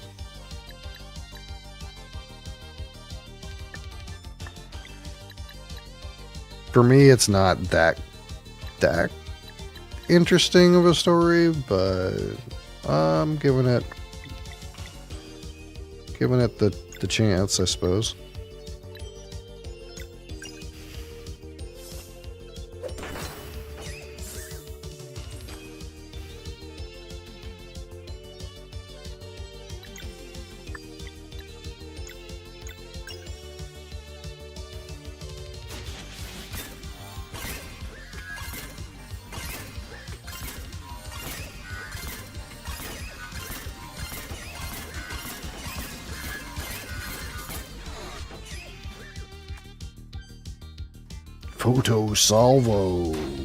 Photon salvo. I suck.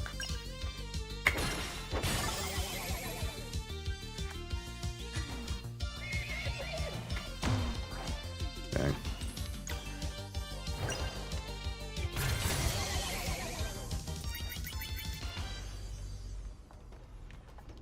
Okay, I don't know where I'm supposed to go. I'm gonna go backwards because apparently I'm supposed to operate a crane or something. Is it this? Oh. Crane operator ID card? Okay. Oh, what the fuck is happening? What am I doing?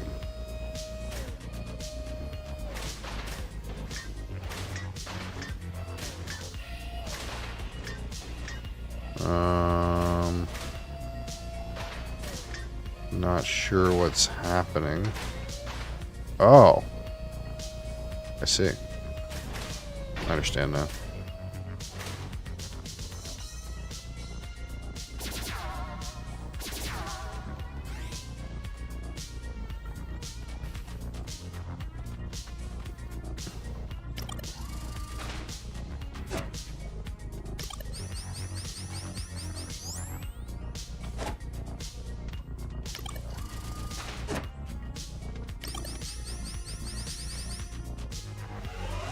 Power up! Laser! Firing Malaysias.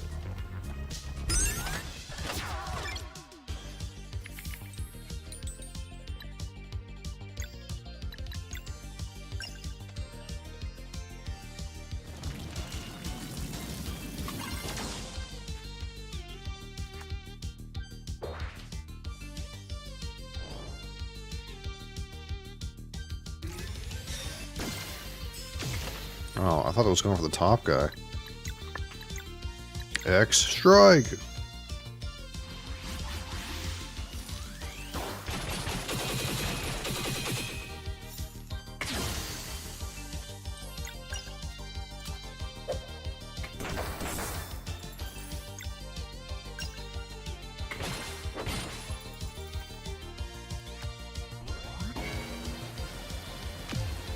My forehead.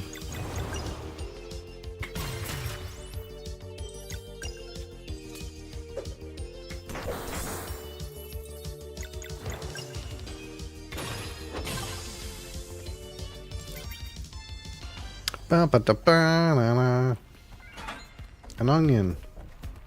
What's in here?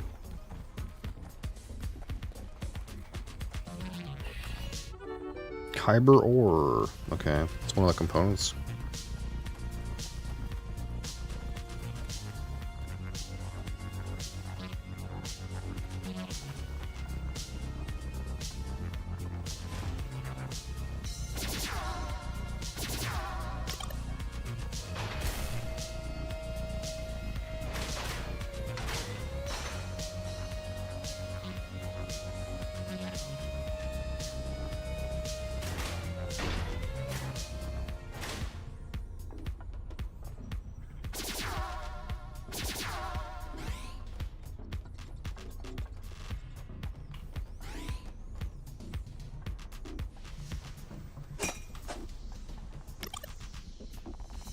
Power unit dispenser online. Please insert a wire plate sheet.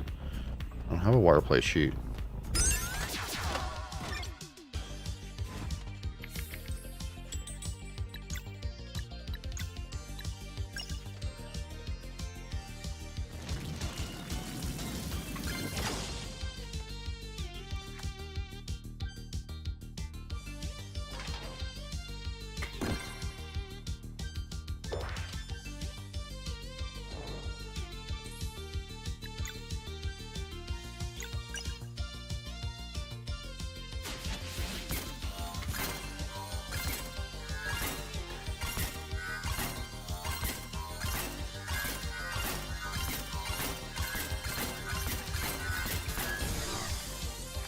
I guess that doesn't count as multiple hits.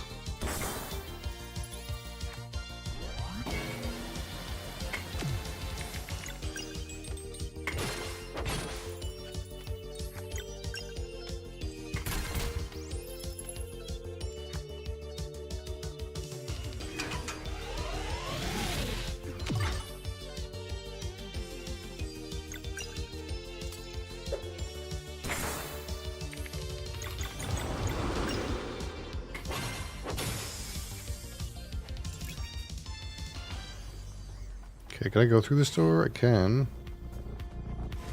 What's going on here? Okay, so I'm missing some wire plate something.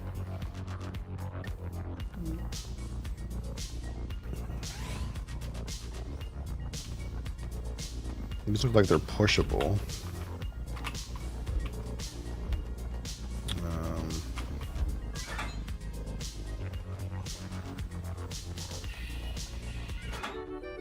Kyber steel daggers. So did I fuck up? Is this thing stuck in there? If I go out and come back in, yeah.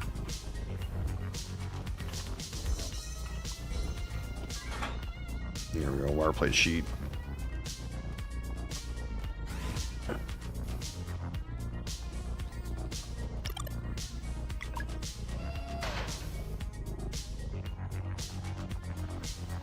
Tree of power unit.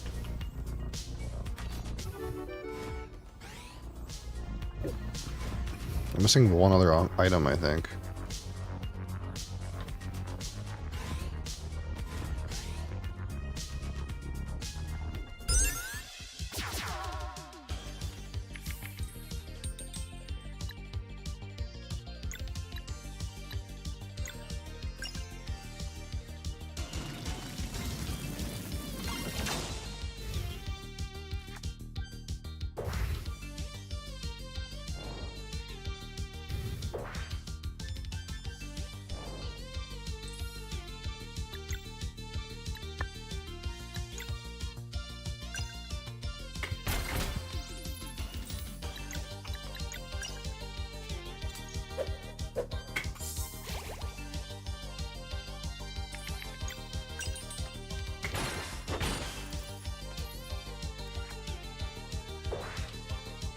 Hex shield.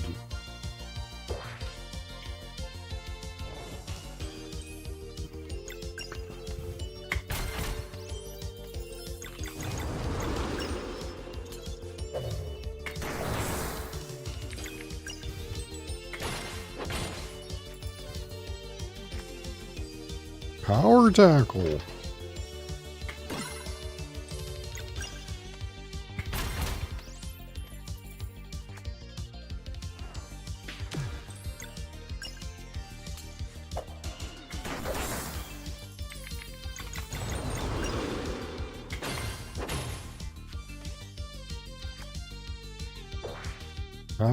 Oh no. He's preserving his life.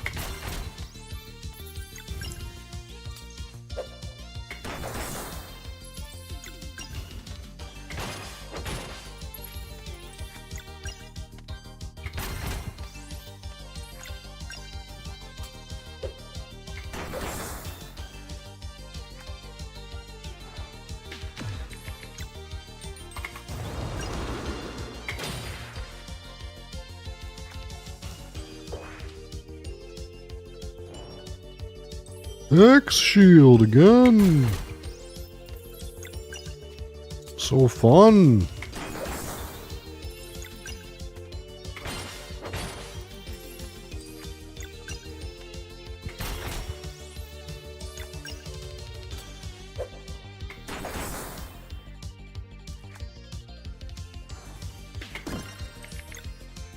Better kill it before he uses Hex Shield again. Nope, just kidding. Hex Shield.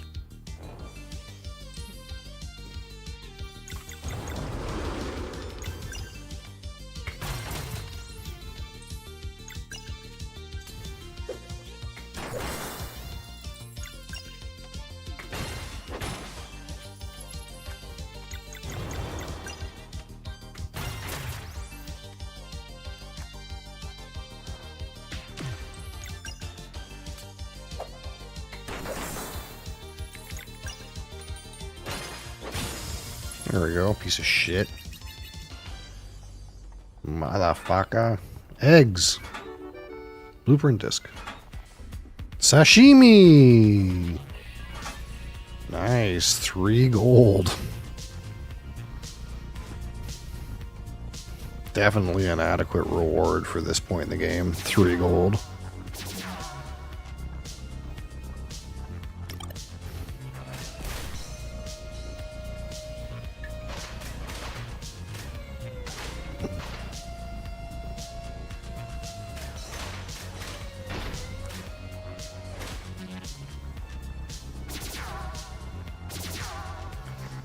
Alright, let's go. It's time.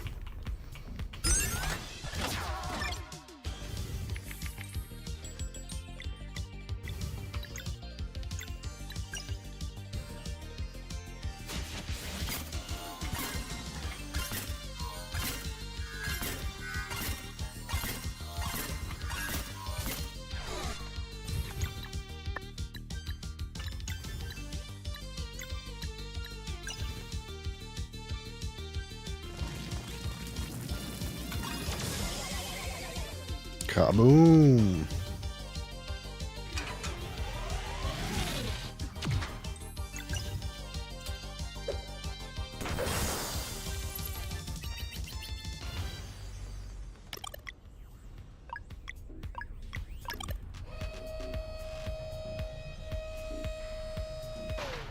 Processing.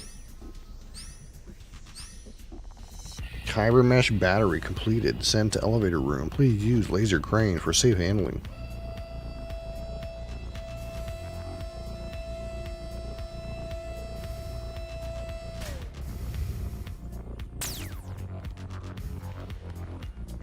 Plug it in, plug it in.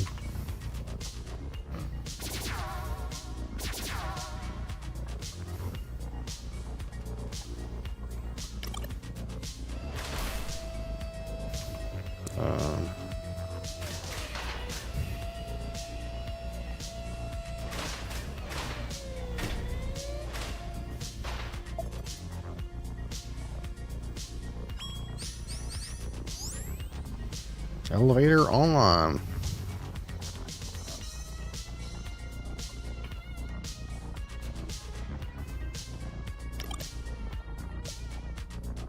Exit factory. Get me out of here, Batman. Oh. Of course, we have futuristic fishing. Fishing in the future.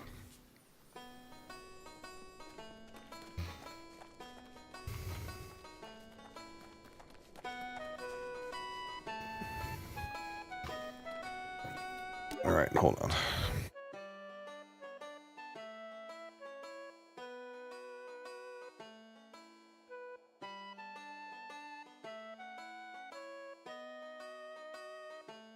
Oh, I thought that was an update about the kid, but it was not. I'm gonna open the door though.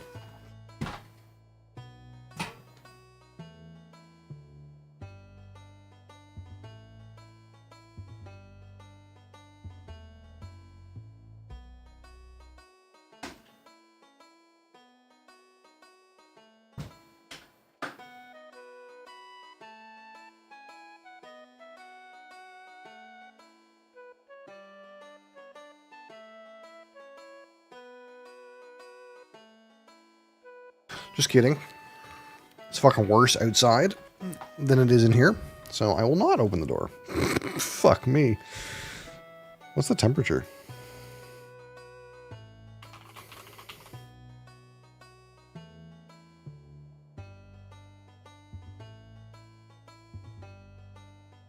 Huh. I see.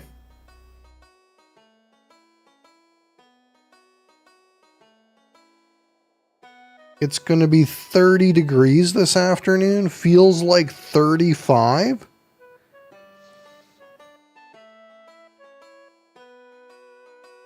What the fuck?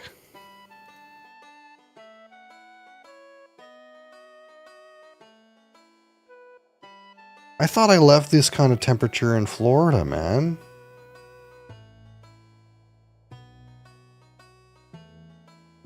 That's cold. Yeah, that's cold if you're talking about freedom units.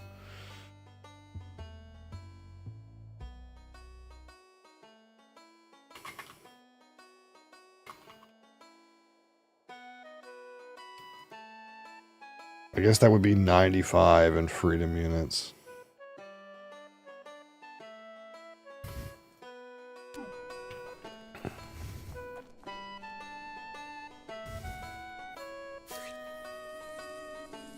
What the hell are those?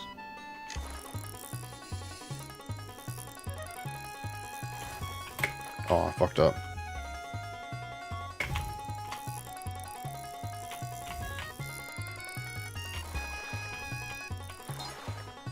What do we got here?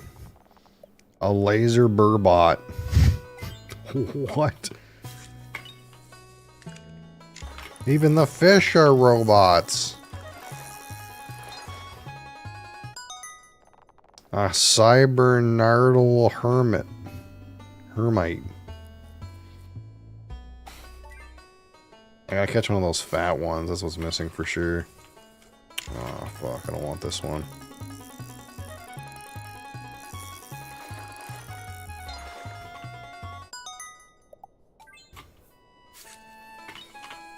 A fat one. There we go.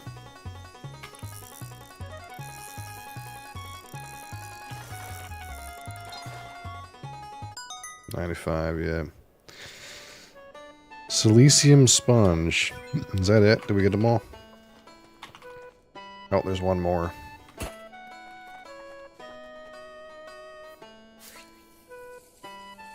Also fat looking. Oh, no, it's that other one. Let me just break the line. I don't want this one.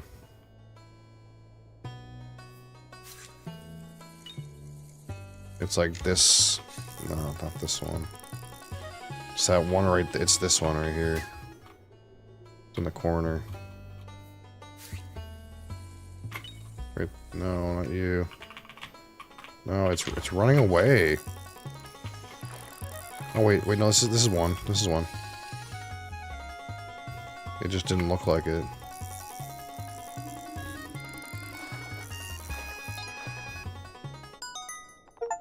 Coil flounder. Catch every fish species at least once. I did it? That's it? I catch all the fish in the game? No, man. What the fuck?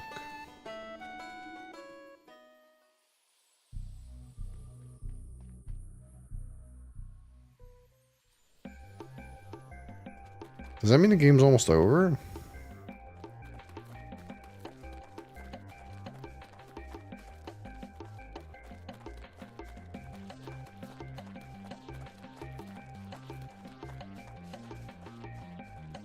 Where am I going?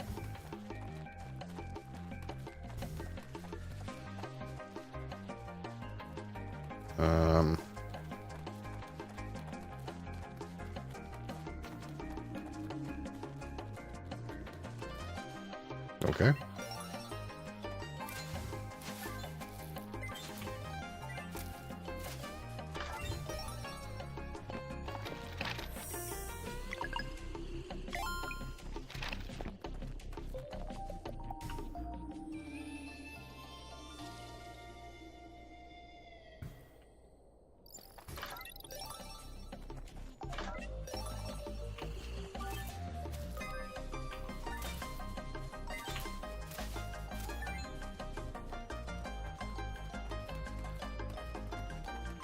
What we got here then?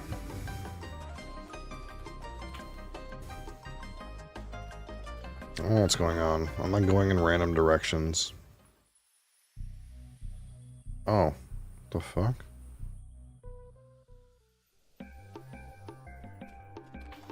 Wait. Did I go to that other spot? What's this? Oh, I was supposed to go here first.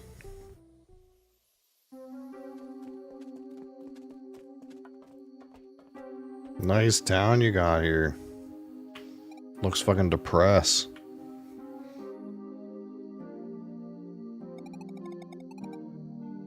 My house! That's your house? Badass. How did you afford a mortgage in this time? There's no way inflation was kept in check.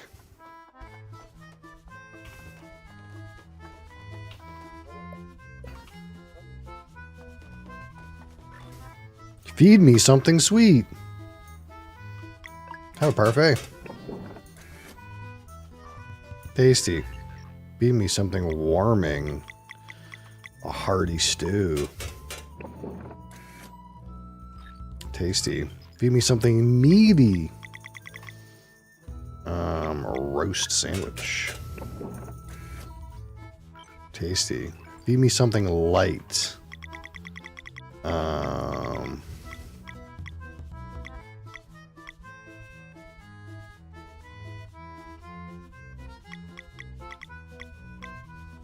I want like a salad.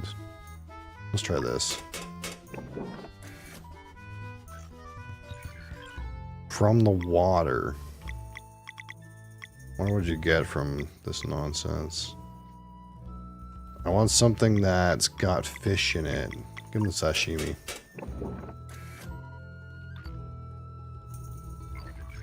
This was everything I ever wanted and more. Dispensing reward. Rainbow conch. Oh, of course. Man, I wish there was some way to cheer people up. It's like I'm the only one other than Saray who still has some energy, but I'm no fighter. You're from another world, right? You got any games out there? You wanna play some fucking reels, bud?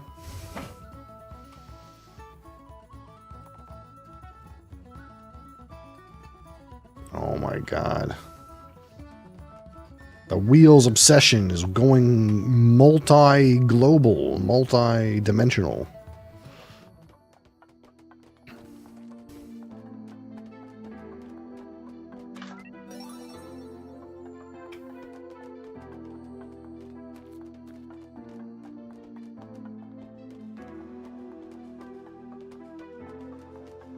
What do we got here?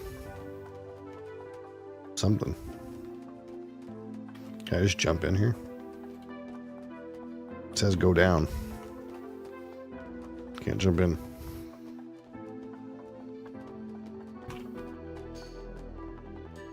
Someone must have known. Who's that shady dealer back there?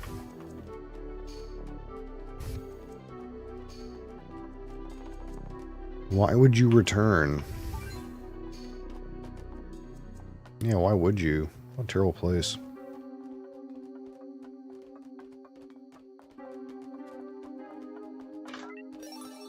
Data strip. Huh, I wonder what that's for.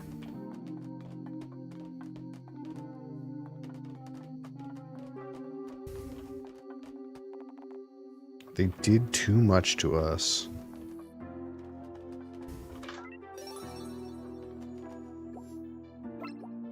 Ooh, staff upgrade.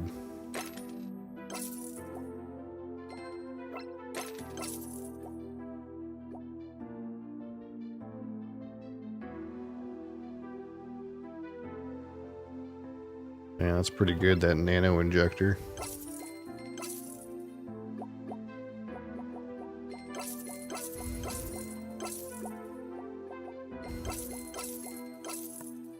Sell the warrior cook's old items, you know, won't be needing those.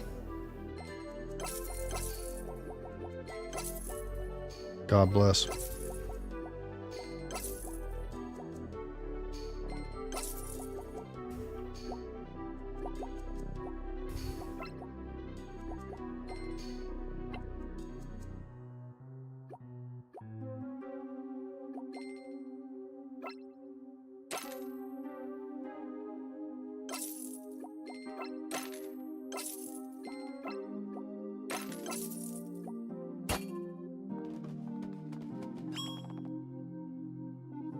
Cypher might do the trick.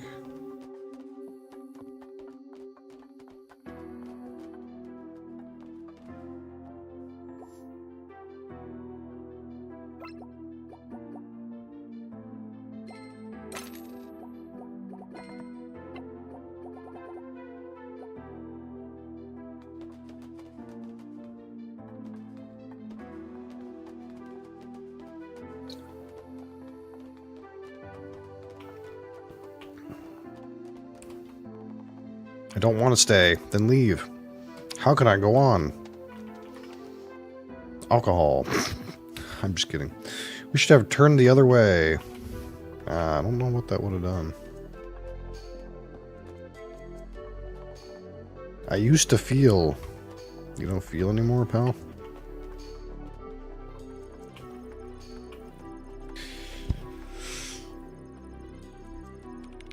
Beep, beep, boop, beep. Good morning, Cedric.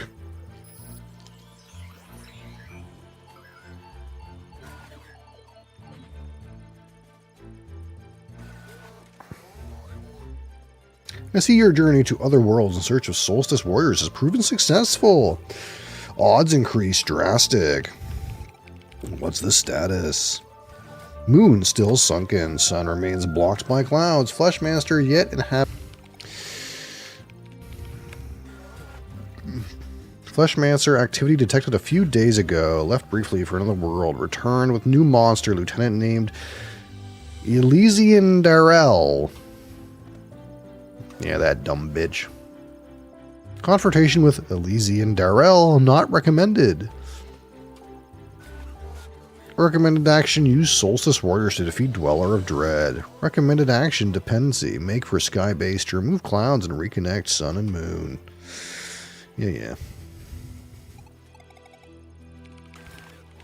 Surveil of Cerulean Expanse continued while you were away.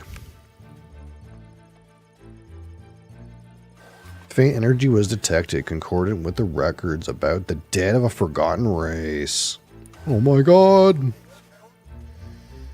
My living glass! Rumored builders of the Speedball Network. Speedball?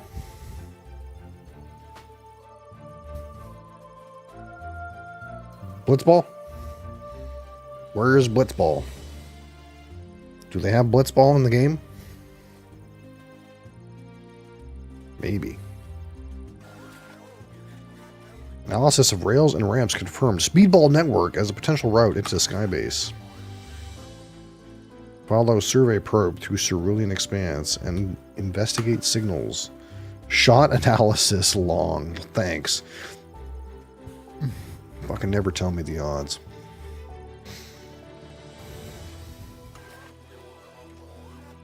Presence confirmed of servants to the queen that was. Confrontation very likely unavoidable. Probe will beep faster to show objects of interest. Good luck. Let's go.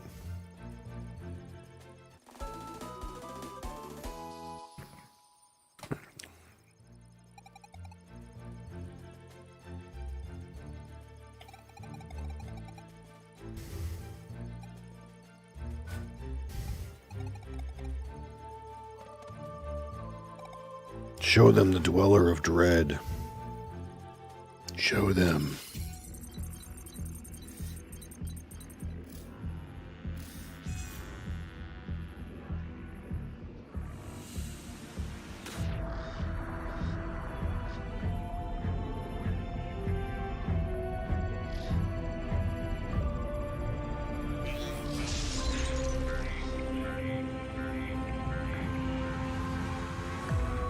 Oh my god, it's Cthulhu! This was a Lovecraft game all along.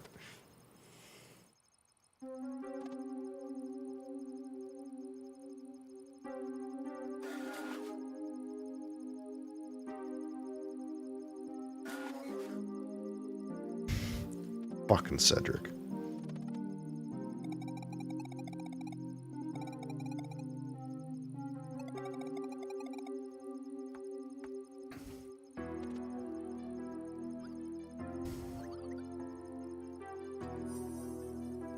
Teek's gonna fucking download the whole archive into the book. Turns out Teeks was the evil villain all along.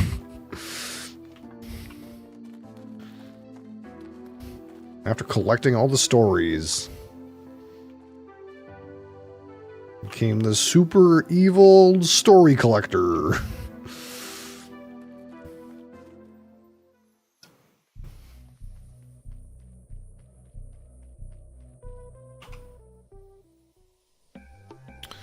All right. Where do we go, robot?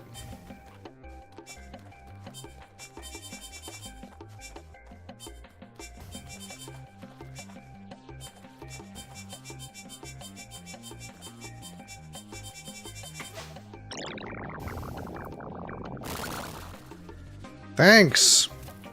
Fucking stupid robot.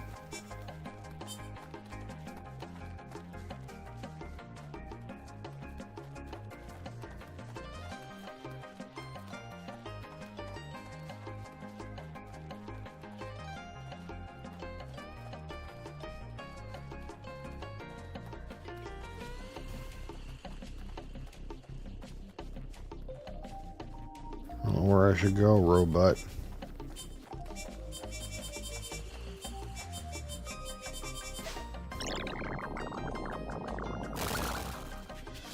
Oh, thanks, stupid robot.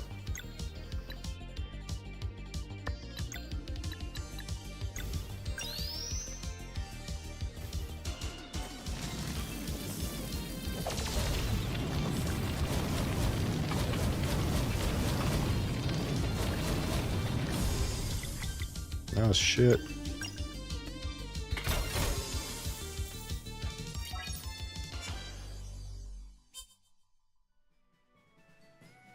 Level up.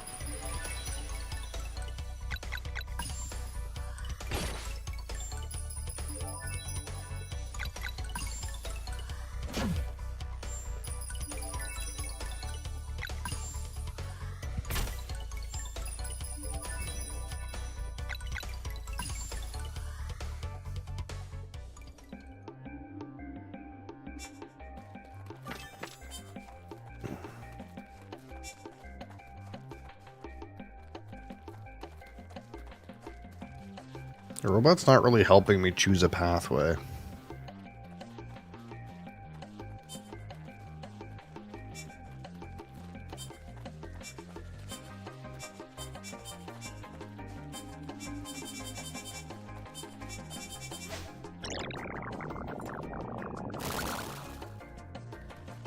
What do we got here, robot? Oh, is it telling me I gotta go this way?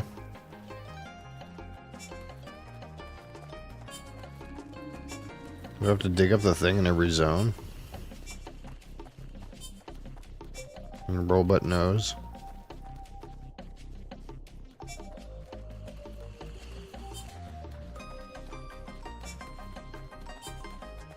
It doesn't know.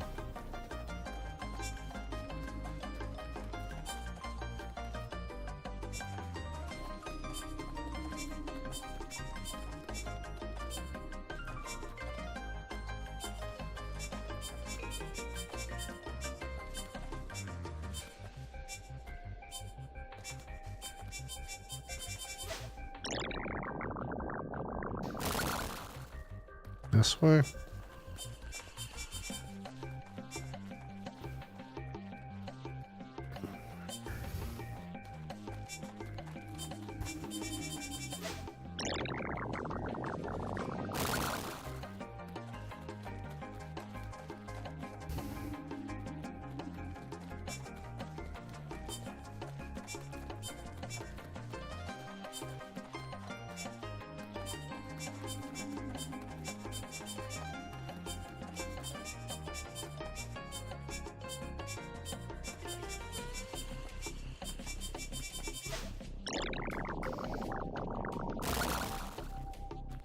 That's not it. Oh, this one already says to go this way.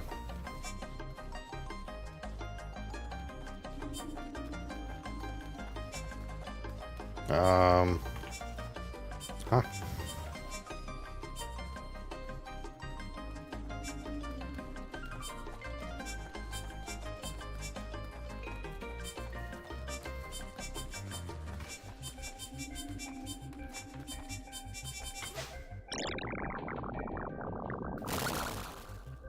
Top.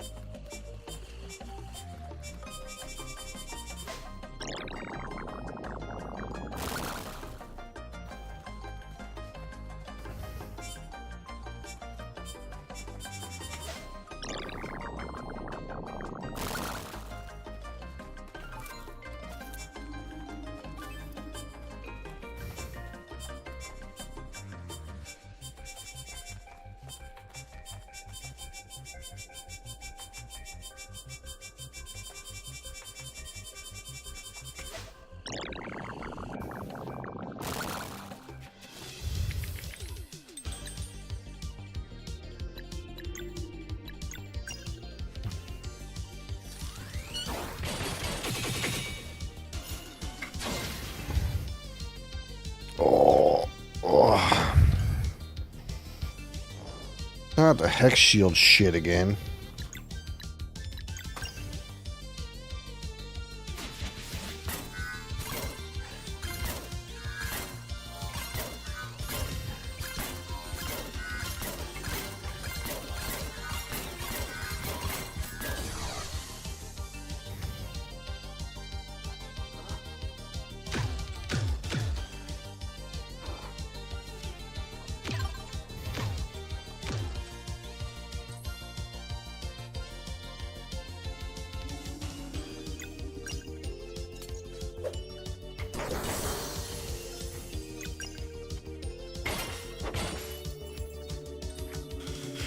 Oh, it's getting so hot in here. I'm so sad.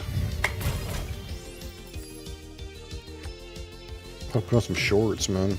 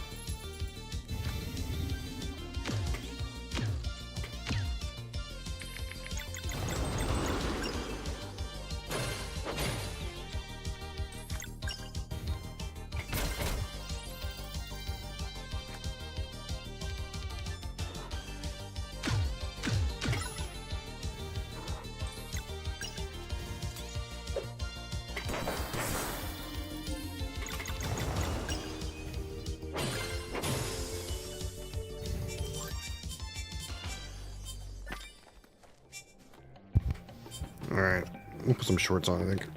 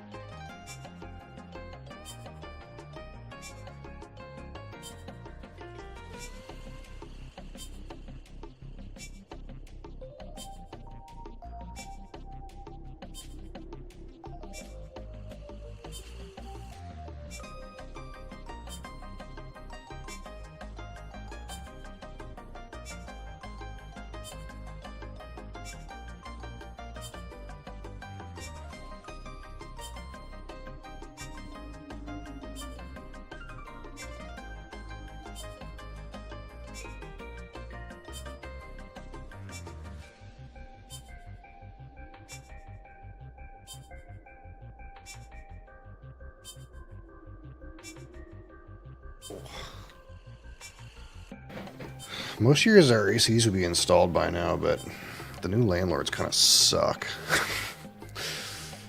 Like doesn't know what to do. I think we're supposed to have it done already, but hasn't happened yet.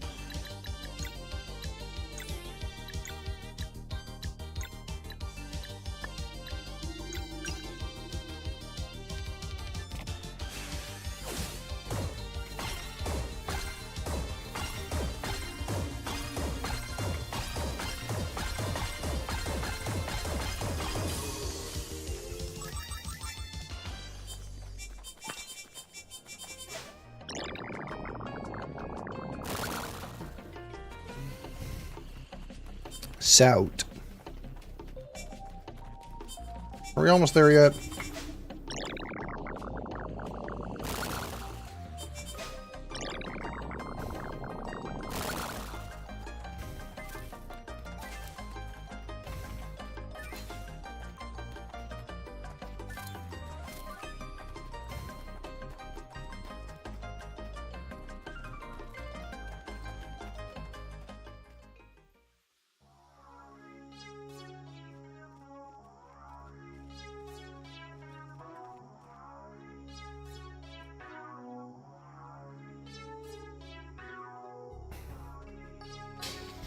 There's no one.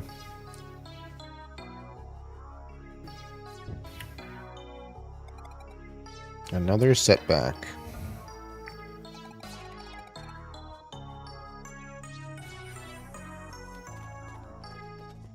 Lost one's Hamlet.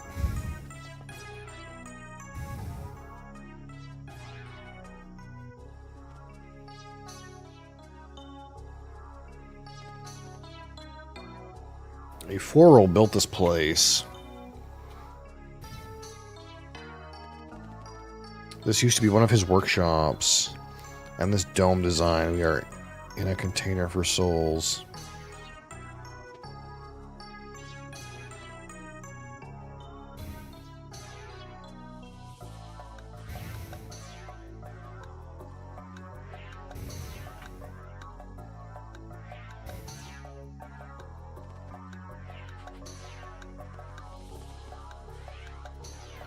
This concoction will dispel the concealment curse. Those who wish to remain hidden, look away now.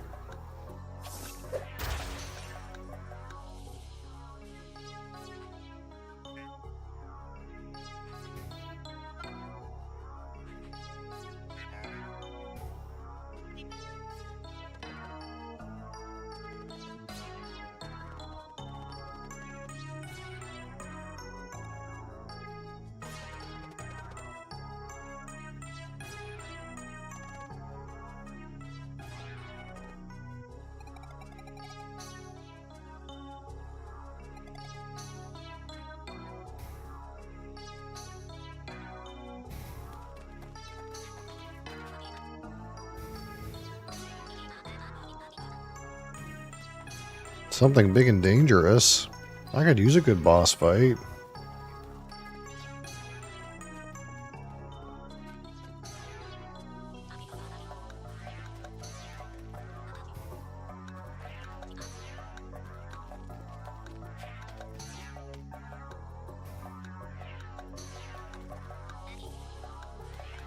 And do not miss the tank.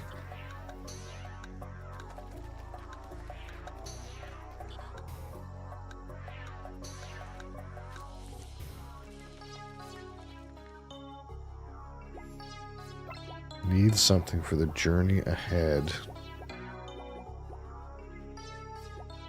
Gourmet burger.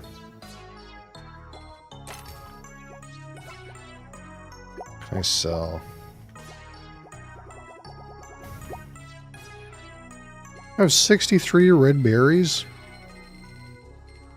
Holy fuck.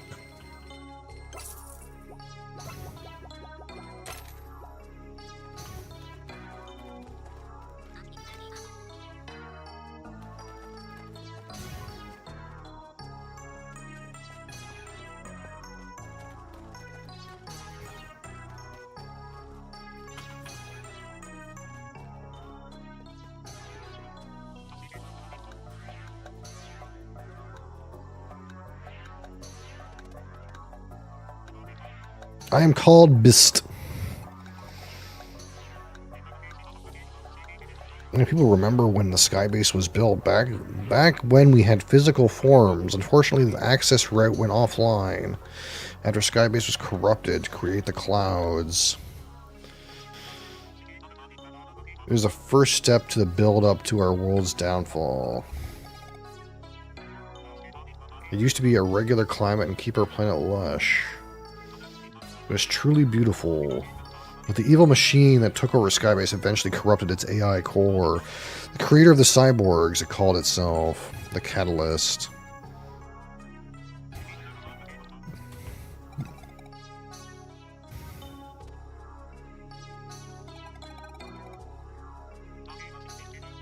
The Speedball Network is the only way. When it became clear that our world would fall, we built a failsafe. Speedball Network.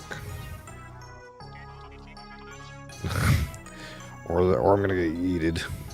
Amidst the sacrosanct spires, it hides in plain sight a titan made of cybernetics and stone, holding a giant block up high.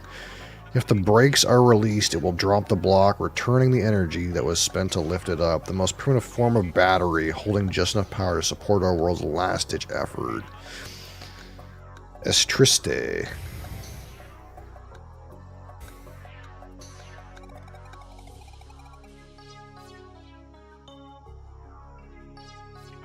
Seal's an easy one to break for those who know how. First, we need to get me out of here. This one understands.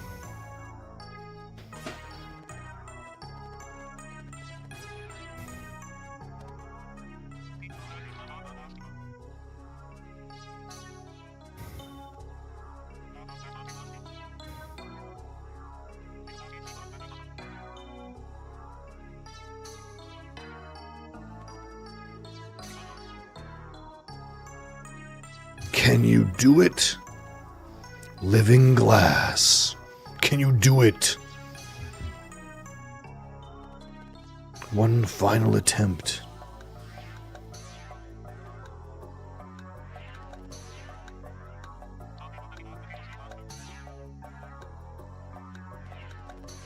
The procedure cannot be undone.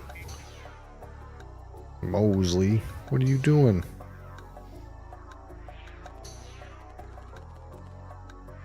My code prevents me from breaking into Airforal's workshop. If you can get the door open, I will do it.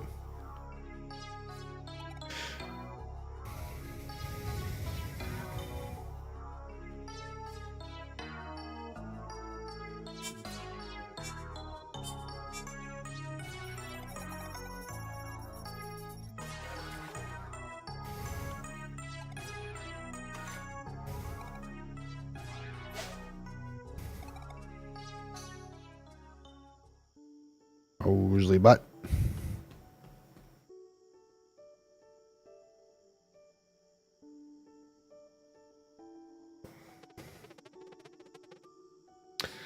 But your life, I guess, just never imagined in such a long stretch of time.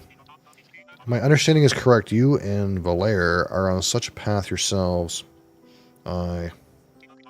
One day at a time. I have much to learn about combat myself. I believe we can teach one another.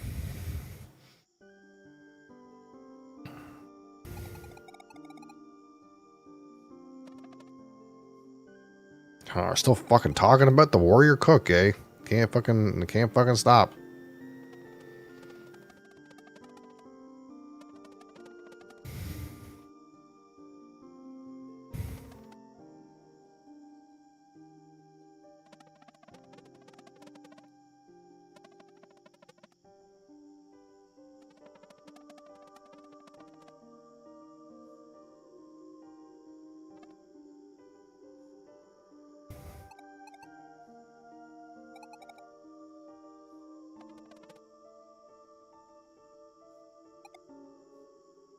Mosley, that's my mouse, brother. You little shit. Look at this little shit.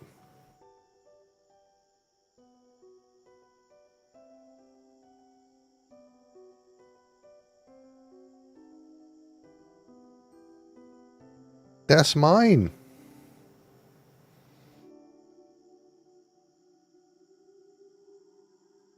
What are you doing?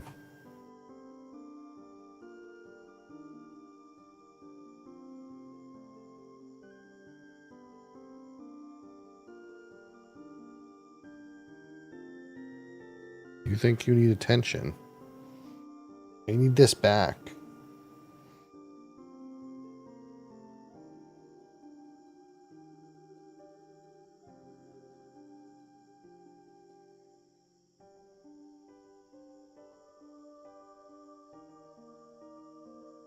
You little bugger. Can you not press the delete key? I would prefer that.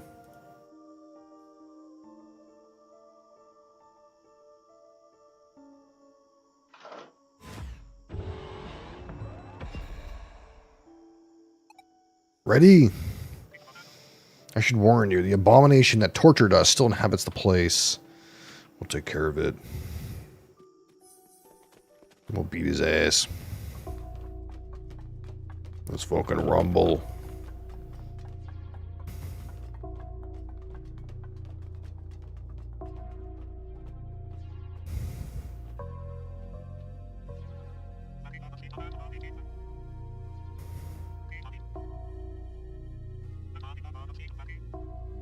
Decor, at long last, you'll be avenged.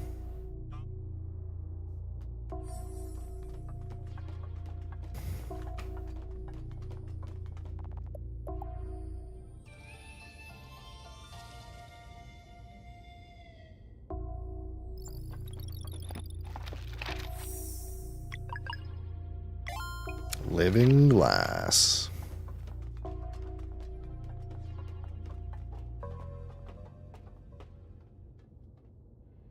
Okay.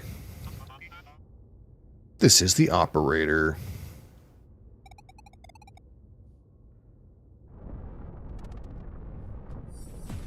They call it the operator. Fucking Dr. Octopus. Meduso.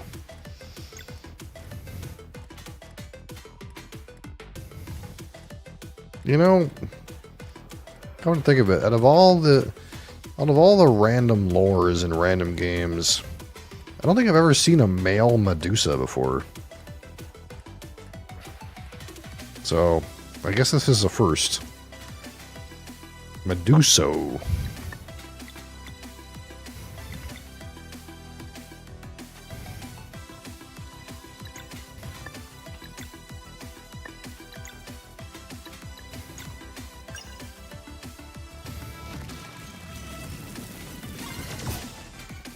Oh. Oh, he's doing something. He's attaching himself to the thingamabobs.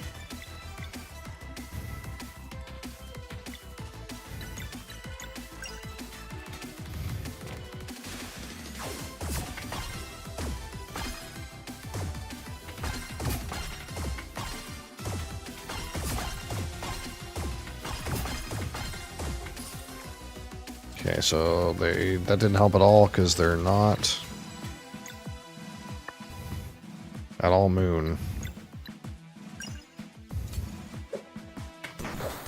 And that one's not poison. Okay, that healed him. And what's this one gonna do? Damage.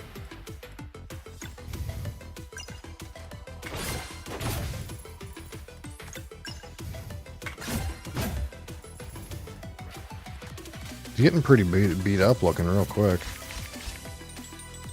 Damage, heal, shield?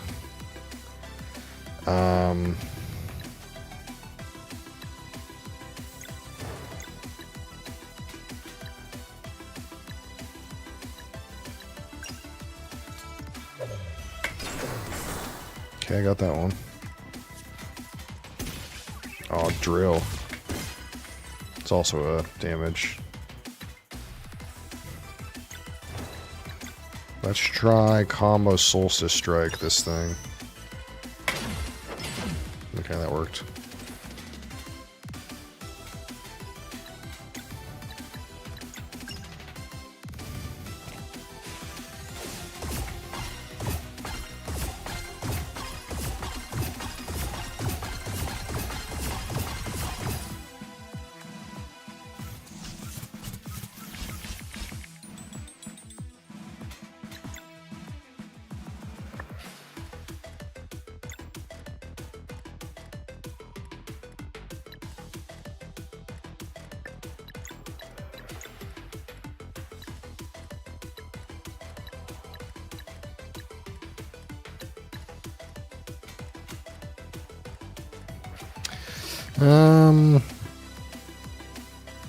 There's no way I can do 3 swords, right? I have to do this.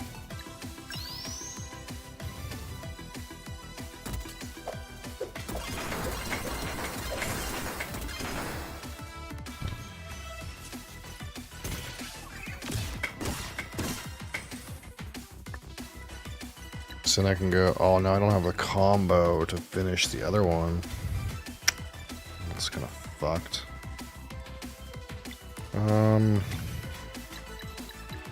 This can swap and get rid of 2 of it.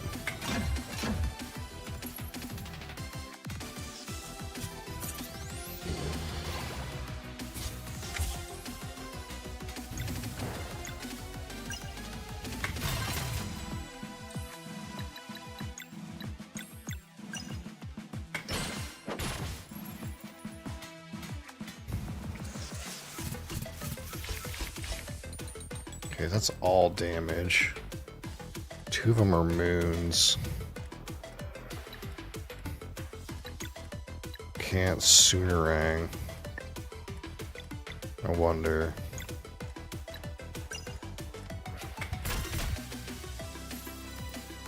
No.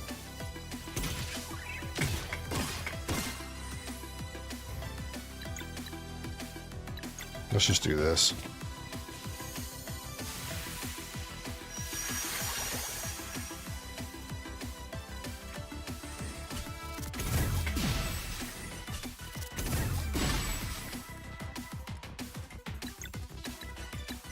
Never seen this ability before. Let's make it happen.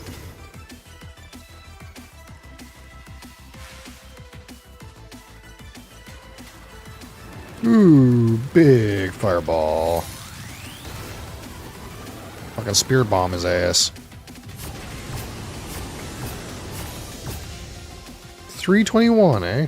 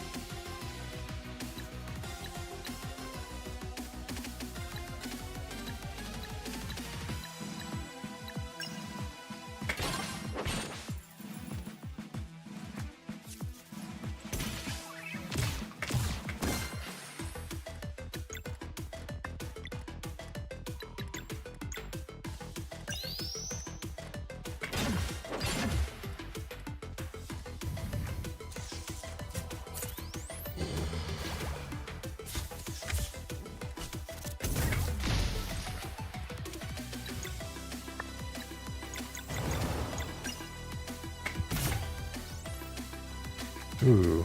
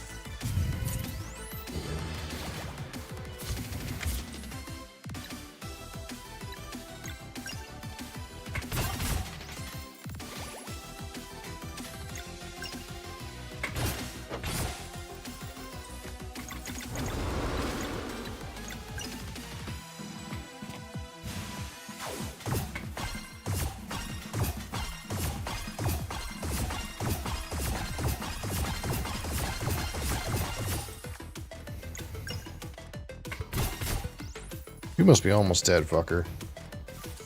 Surely I shouldn't have to worry about your, like, healing fucking things now, right? Like, just go face? Surely. Surely we can just go face, right?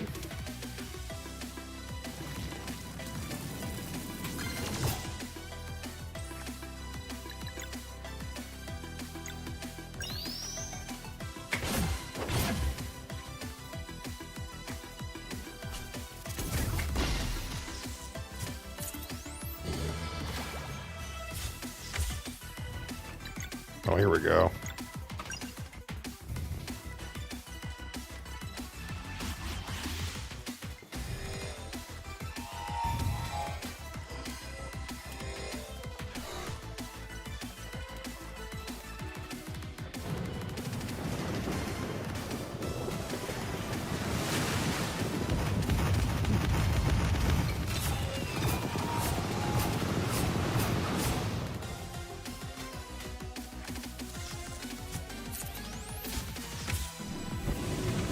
Ooh.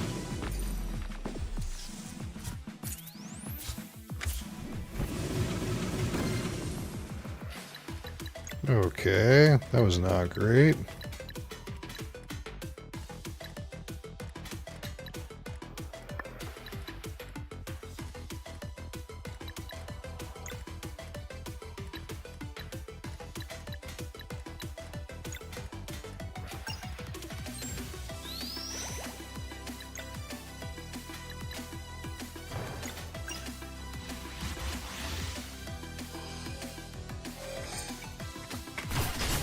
There we go. I knew he was almost dead.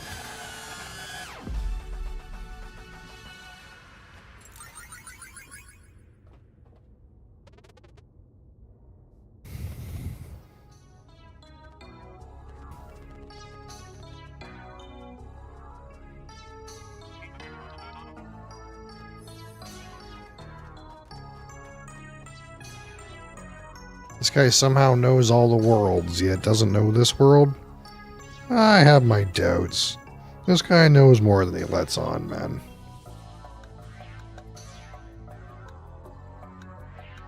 This guy knows more than he lets on, Mosley.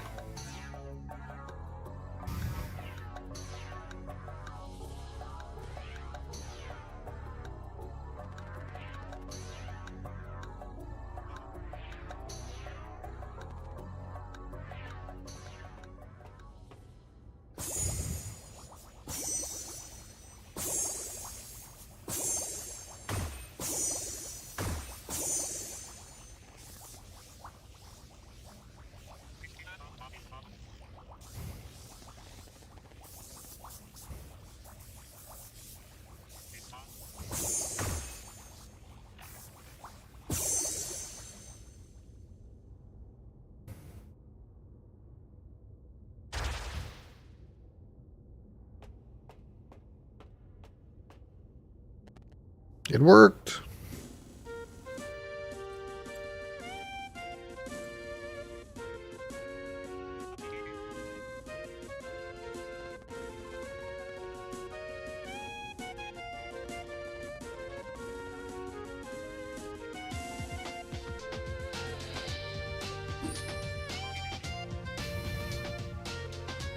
I'm invincible, glass man.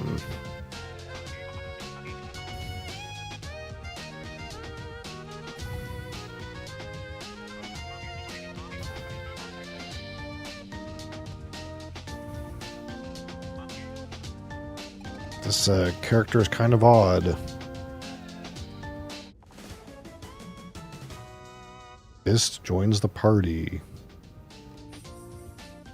Okay, now I have a huggable glass man in my party. Out of nowhere.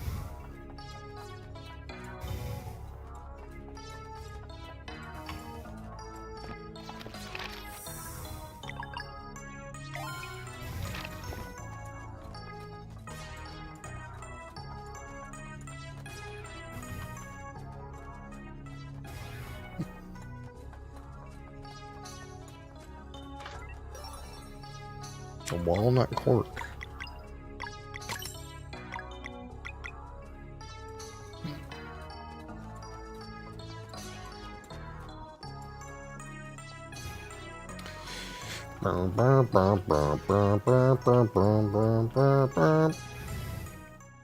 Now what?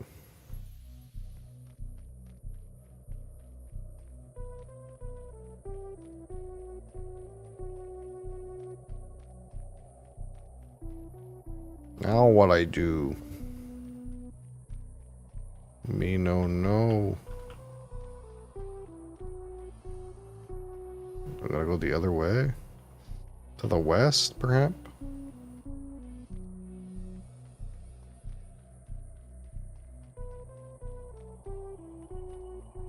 I'm confused. I am on the confuse. Oh yeah, we gotta leave the whole fucking island.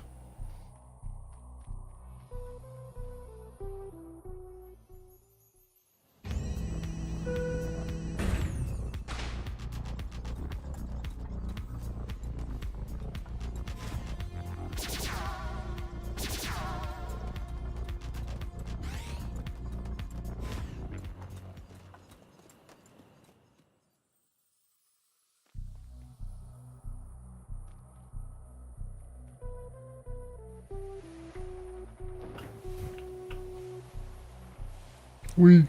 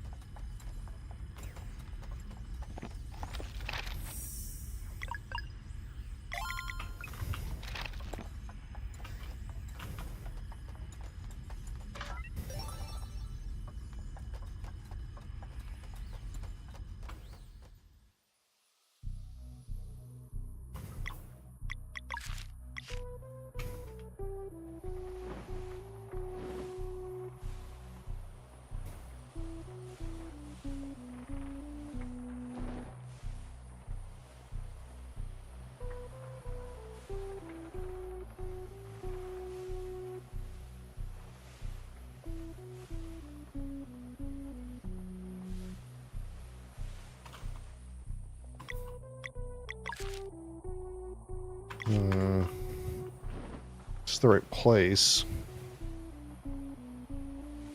Where do I get off? Down here.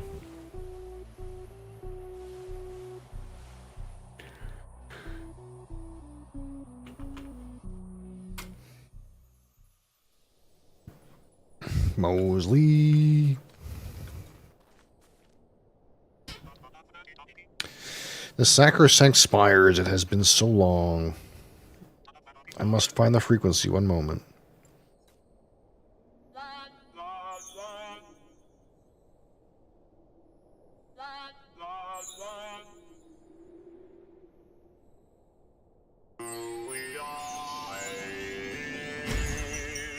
Auto-tune. Songster magic. Did you think I was younger than you, great alchemist? My understanding is correct. You have never visited this world before. You should be warned about the cultists, their origins. And let us proceed with our songster Our songster glass golem. He's a bard, actually.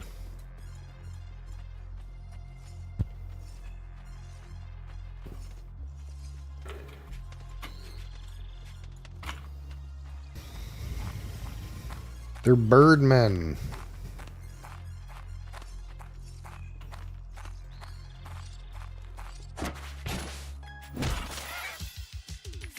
Alright, what can my songster do? He can drop the people's elbow.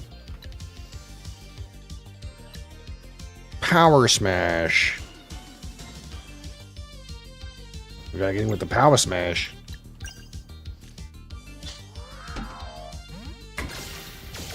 Oh, big. Give him the people's elbow.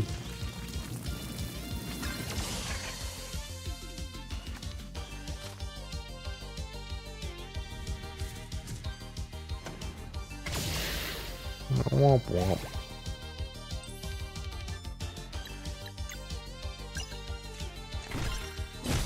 Oh. Pink songster golem's insane.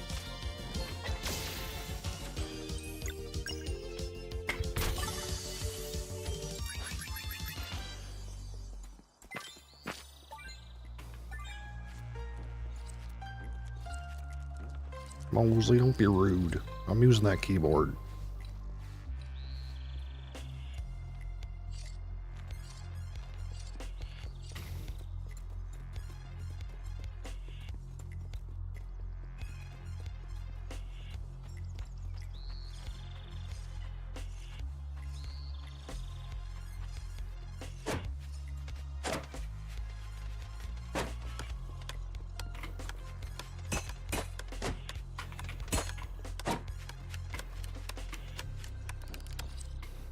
Oh.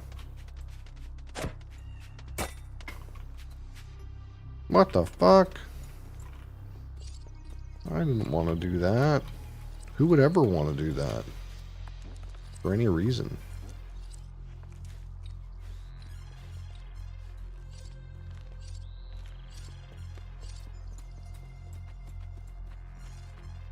He's kind of like a Ditto. He keeps moving into different things, even though he's made of glass.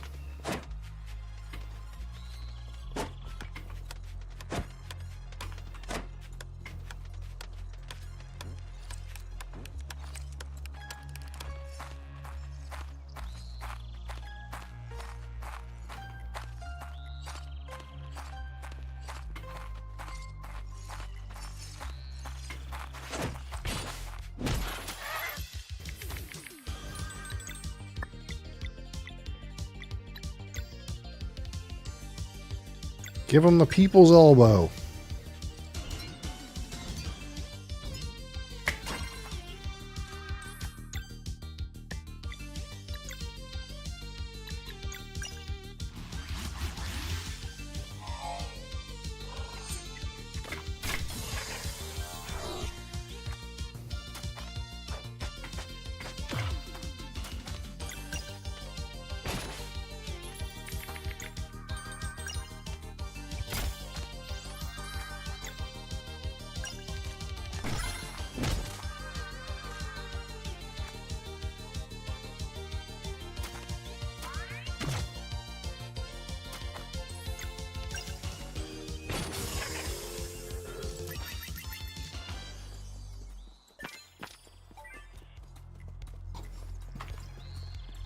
Mosley.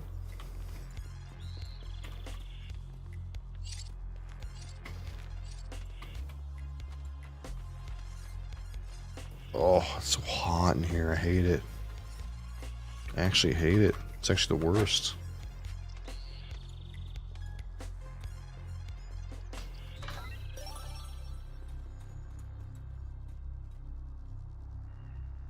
Uh-oh.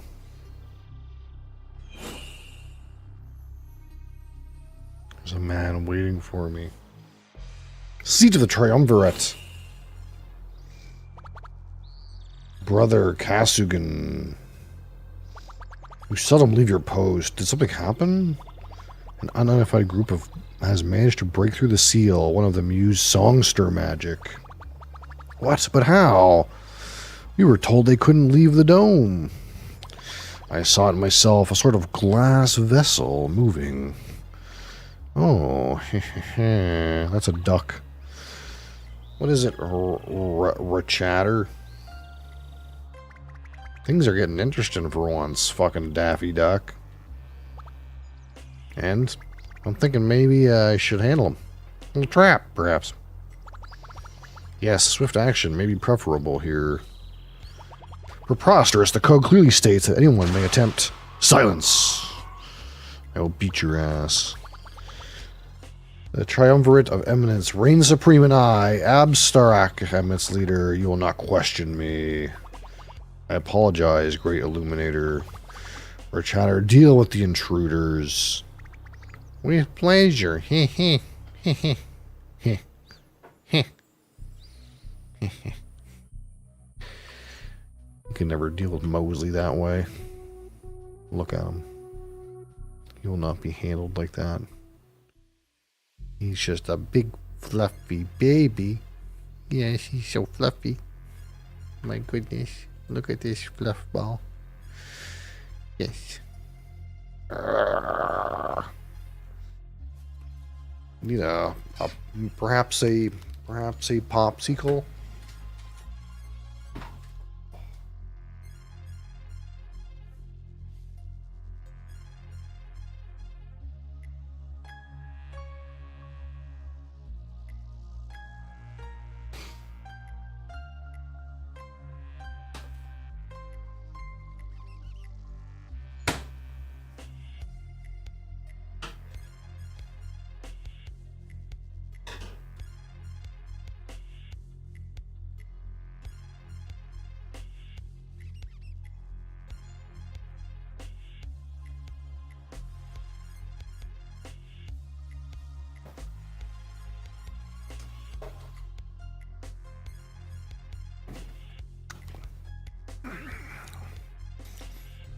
Mosley, you demon, what are you doing?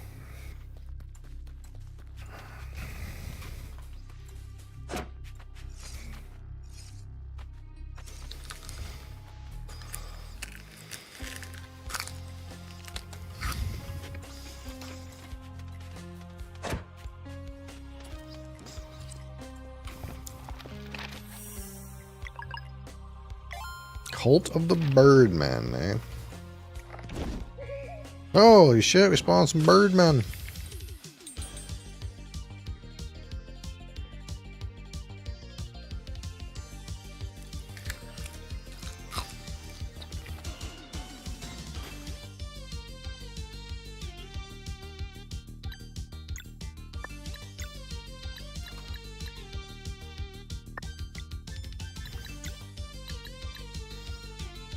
High damage versus one target also deals splash.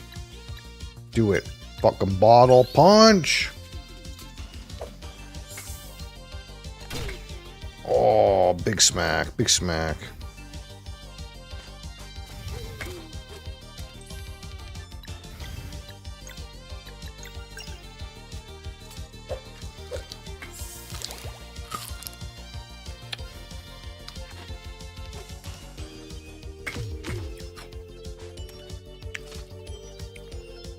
Keep saying who? Hoo-hoo. Cross shot to hoo-hoo.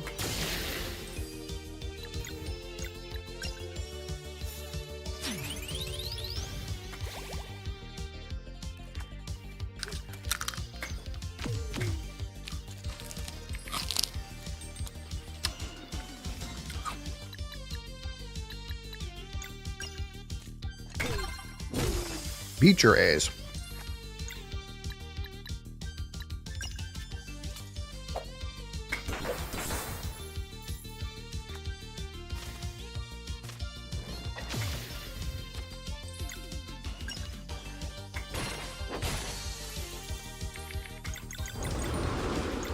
Power up. Kaboom.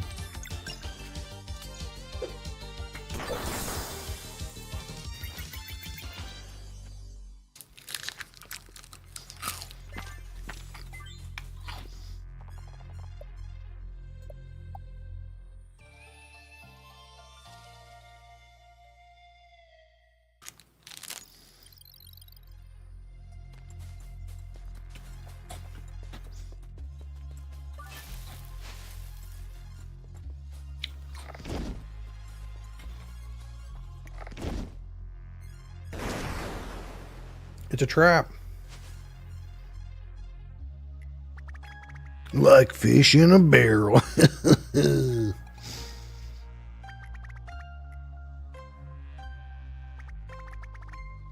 glass one sure is odd.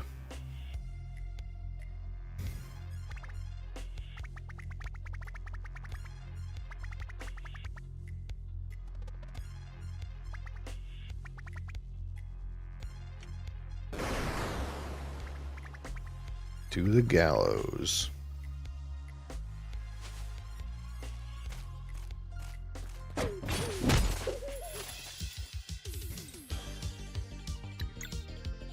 What are you doing to my XLR, you little shit? It's really not a way to scratch your chin. And of course you're knocking stuff over. You can't just sit and chill, can you? You gotta be a menace.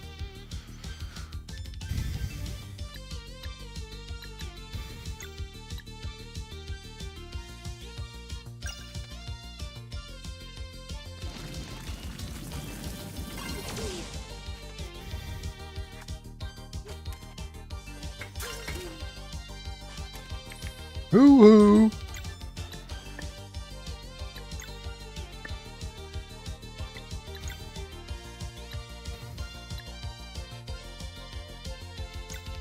Walk and smash him, man!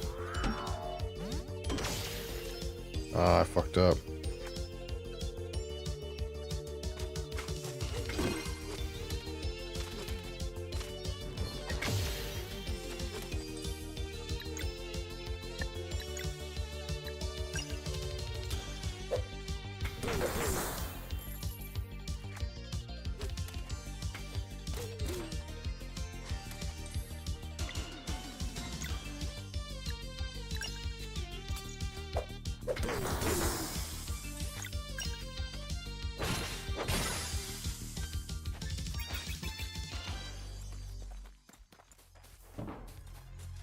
Remind yourself that overconfidence is a slow and insidious killer. True. Real and true.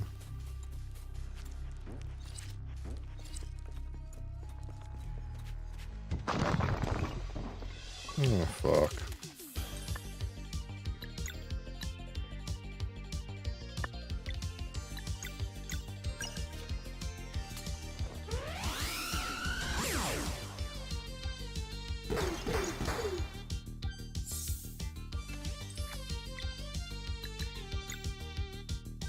Moon rock.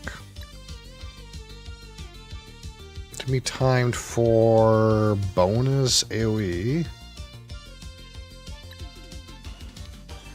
High damage plus splash. Arcane Sun? Let's give it a go, you know?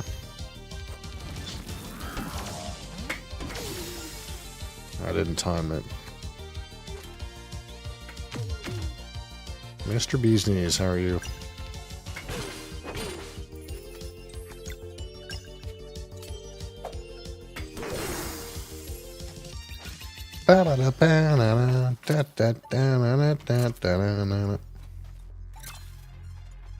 No complaints, that's good. My one complaint is Mosley's a bitch. Just kidding. He's just being a little shit.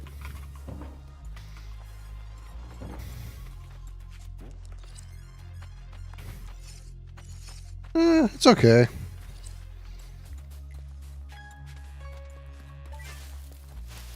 It's not my favoriteest game ever. If I'm being honest. It's picked up a little bit. But unintelligible. A soundproof barrier. My magic can't break it. Was FF better?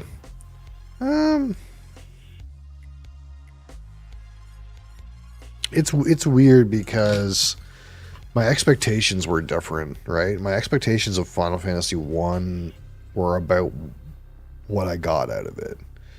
And my expectations of this are like higher. So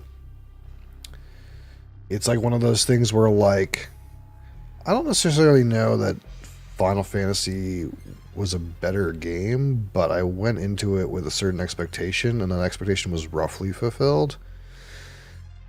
And I guess I feel like my expectation hasn't quite been fulfilled with this game yet.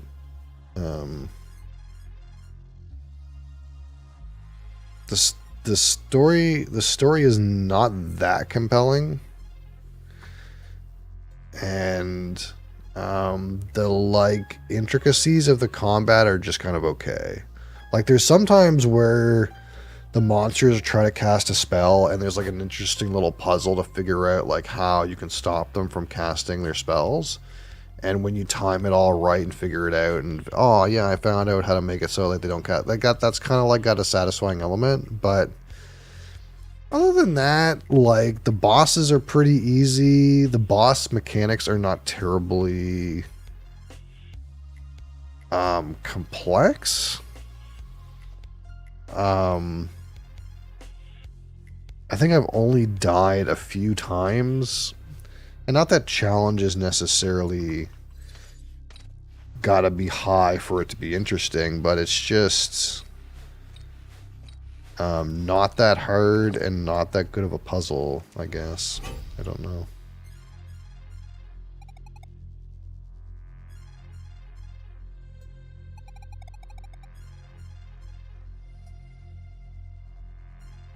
And there's also been a few instances where the path forward hasn't been obvious. Like, it wasn't obvious what I was supposed to do, and I felt stuck. And I went and looked at a walkthrough to be like, what the fuck is going on here? And I would watch a guy also play the game, and also he would also go, what the fuck is going on here? And then after a while, he would figure it out, and I'd be like, I would have never tried that. Like the game did a bad job of hinting what you were supposed to do, almost. I don't know if the DLC will be more interesting. I don't know. But it's just like so far, it's like fine. It's like, you know, enough to hold your attention and to get through it, I guess. But I haven't been wowed yet, and I feel like I'm deep enough in the game that, like, if this was a banger, I would have felt so.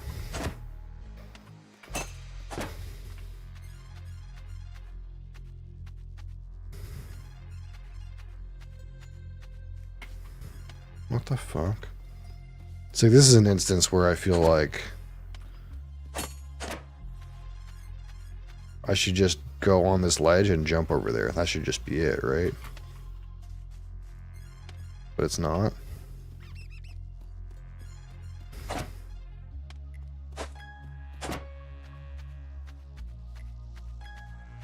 Yeah, like there was one instance that had something to do with like a mushroom that I had to look up. And there was another instance that had to do with like something else that I had to look up, and I was like, I just never, it was like when you use your grappling hook on a thing, it would like turn, but nothing would happen. And I was like, what the fuck? Okay, so that didn't do anything. So I was like wandering around. I was like, well, nothing does anything. This looks like it's supposed to do something, but when I hit it with the grappling hook, it turns and nothing happens. But it turns out you were supposed to hit it like 3 times in a row in quick succession. Like that's how you would, but there was no good audio or visual cue to like really tell you were supposed to do that. I don't know. I don't know what's going on right now either. Oh, I see what's going on. Okay.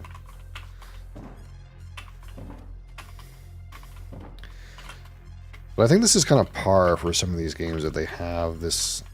Well, why can't I get back up here? They have some amount of this kind of like navigation puzzle thing going on, and it's not, maybe not my favorite mechanic.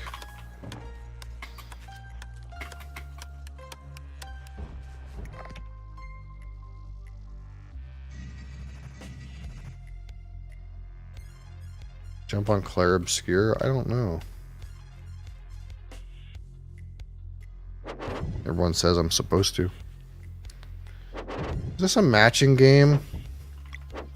Are you fucking joking me right now?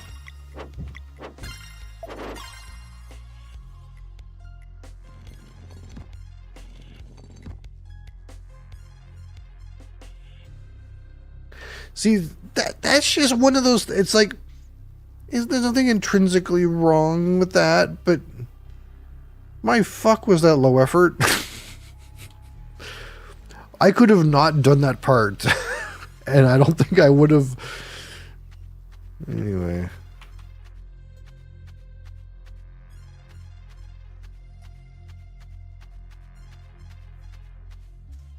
It makes sense, maybe.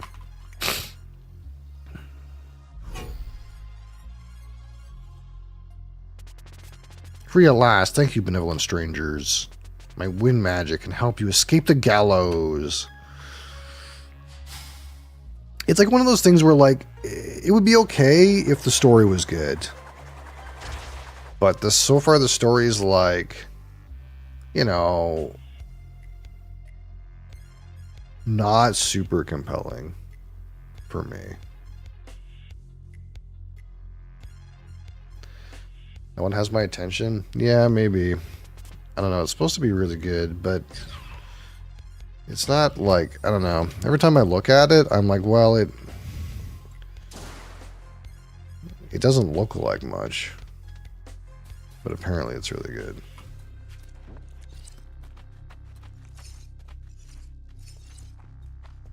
I guess I'm not sold on the, like, the theme, I suppose.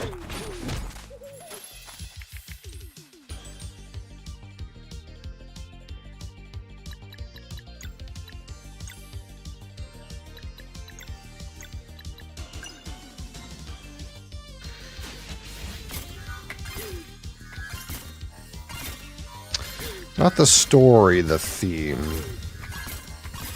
I don't know anything about the story.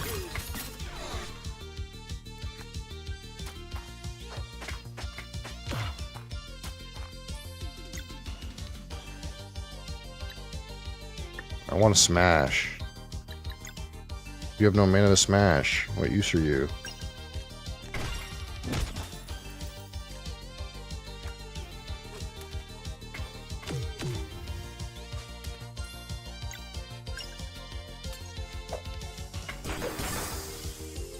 How come sometimes I get a splash attack out of that and sometimes I don't?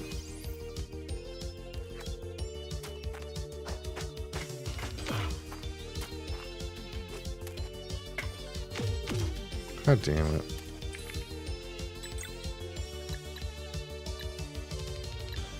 Fucking give him the people's elbow.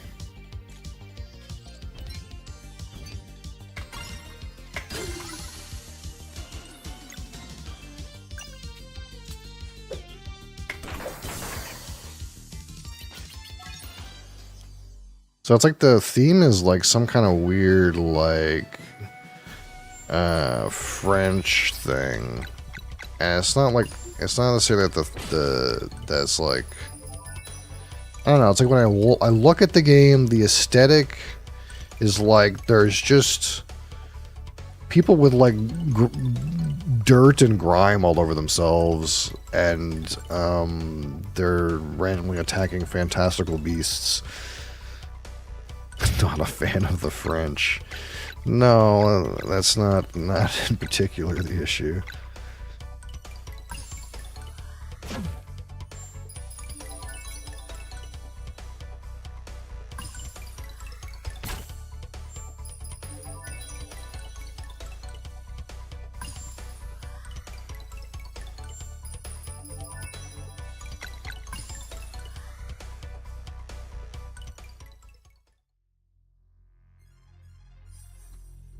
It would be like if it was a game about, I don't know, a guy learning the piano. It's like, that's not a theme that I really like, would jive with necessarily, you know what I mean? The game would have to be really good for me to play a game about a guy learning the piano. So it's like when I look at the game, it's like, even though it's a turn-based game, it's like the actual theme of it is like, I don't identify or get it at all.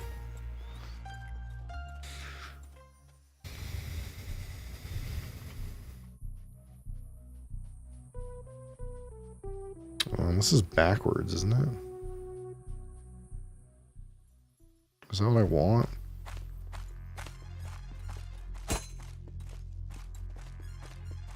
I'm not sure. I got up here.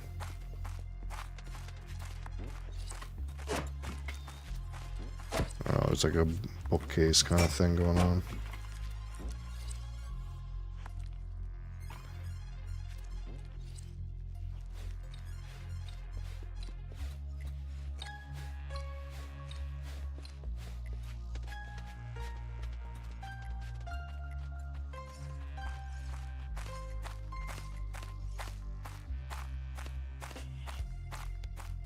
Japanese space sci-fi with Android. Yeah, like that's not my thing either. Like what's that game? Like I don't mind it when it's mixed in with this like fantasy thing. When it's like fantastical machine realm within like a fantasy setting. But like what's one like Mech Warrior or like Transformers or like what's another one? Like if you've ever seen those Square Enix games like near Automa, those one like that theme does not interest me whatsoever. I don't look at that game and I'm like compelled at all. You know what I mean? Like it would have to be the situation where the game and or story was good enough for me to play it despite the theme not being interesting whatsoever to me.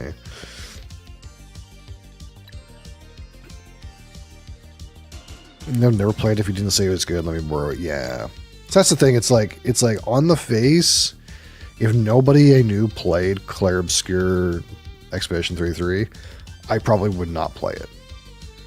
But several people that I know have played it and said it's really good. And also generally people say it's really good all over the internet. So then it's like, wow, okay, maybe there's something here. Despite it being a game that really does not look very interesting to me at all, maybe there's something about this one.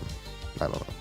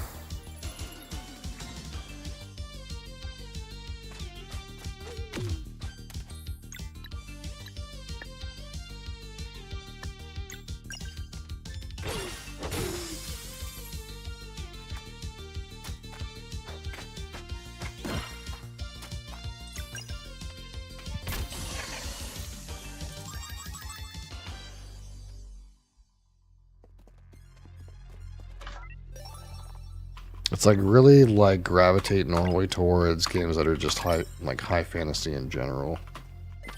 But there's some exceptions. Like I kind of have a weak spot for like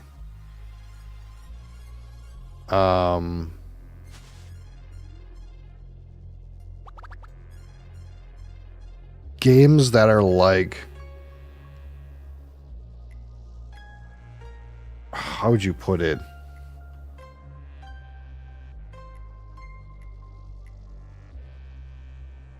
Like they're like games as if they're like pro sports but from the future.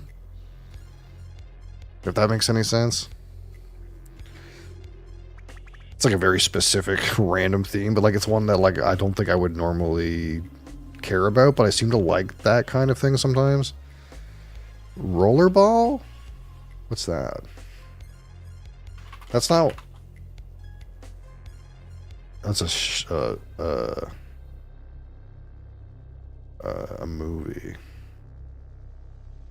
What's the synopsis here? The year is 2018. Oh, okay. A futuristic society where corporations have replaced countries. A violent futuristic game was rollerball, recreational sport of the world. Yeah, like maybe lad idea. Opening match scene. Let me just watch this. I'm gonna mute it just so copyright reasons, but I want to just see what this is about. Yeah, like this. This is an old movie and it's like kind of looks terrible, but this kind of idea, yeah, where it's like some kind of weird, like fucking strange, futuristic pro sport. Like this guy's got a fucking motorcycle, and these is like weird, like yeah, like that kind of idea.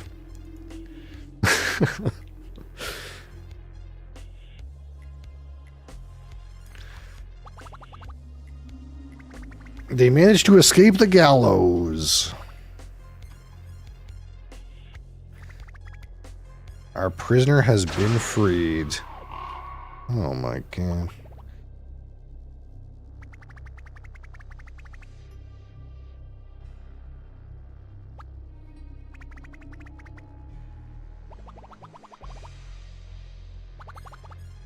Verlot won't do anything. He lives by the code. His attempt at challenging us has failed, and thus he is compelled to exile himself from the spires.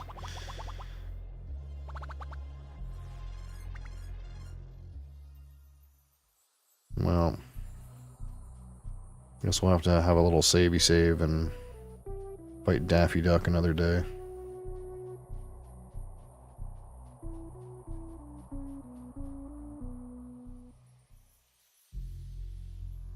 More fucking matching game. Like I don't need this kind of thing, you know?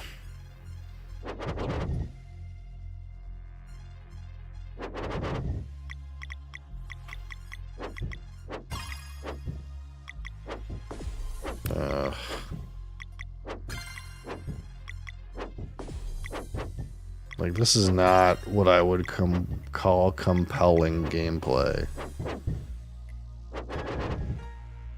This is what I call like low effort. I wasn't paying attention.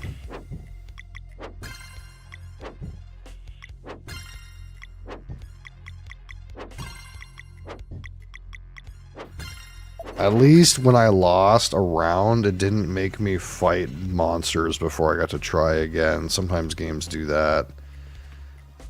It's a miserable concept. Can I get a save? I just wanted to save the game. But apparently we're stuck fighting these owl men.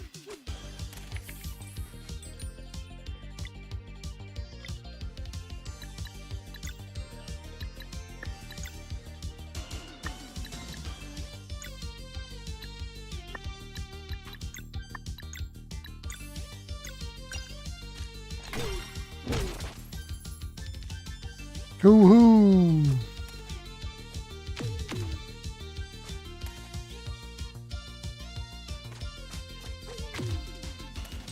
Hoo-hoo! Wahoo!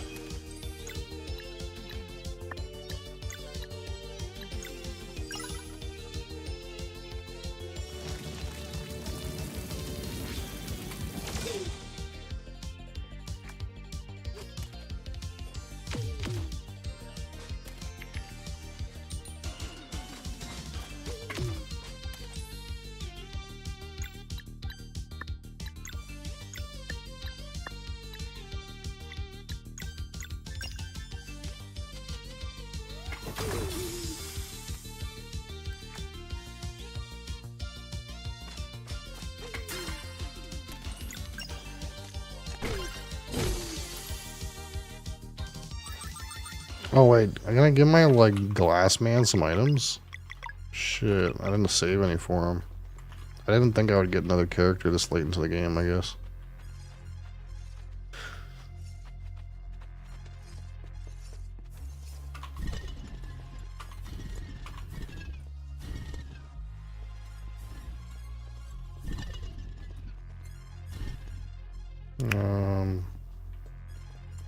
Now what?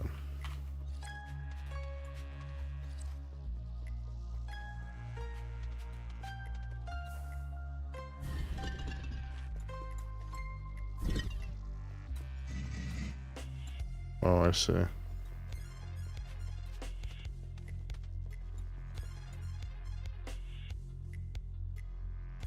Bring her back. Let's see. She wanted to watch a movie that was newer recently, but I don't think it was in theaters. And then when I sat down on the couch, she just put on Nosferatu instead, and I was like, okay. Australian supernatural film.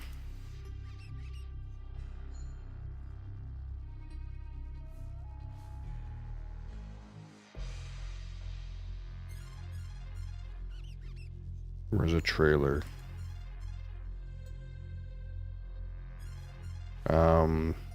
What's she looking forward to right now? What's the zombie movie coming out?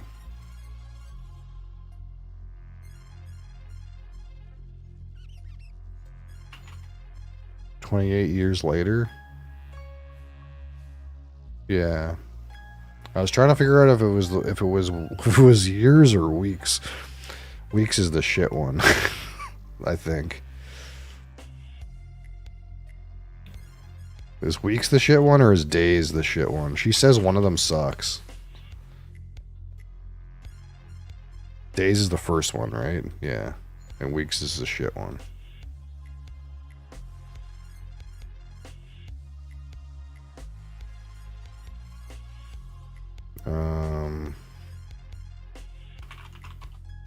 She's at the...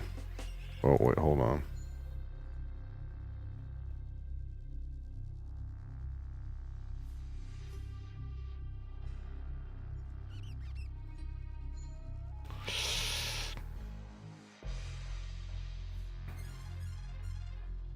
She's with my son at the hospital because he's had like a sore throat for a while and his tonsils are really swollen. So I'm kind of like half getting updates on that.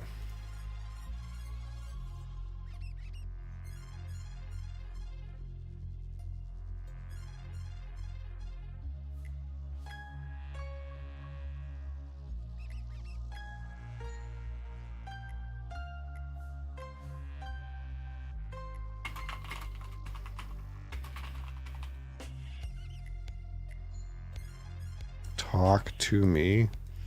Yeah, I would have only seen them if... I don't want to say she made me watch them, but if she put them on.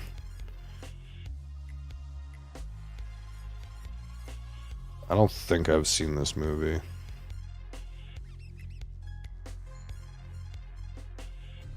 Although with this strange hand, it kind of reminds me of that other movie that we watched. I can't remember what it was called.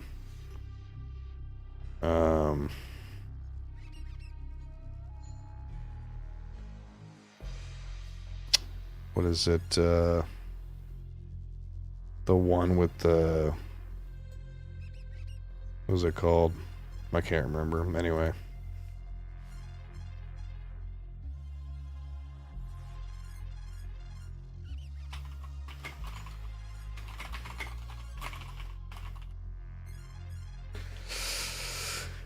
He says. He what?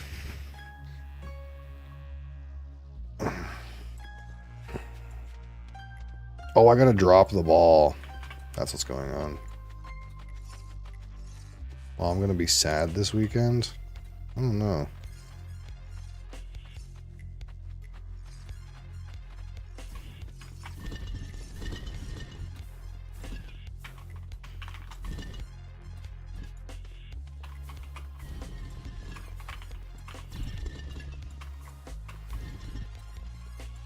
Can't remember what she told me she was going to do this weekend.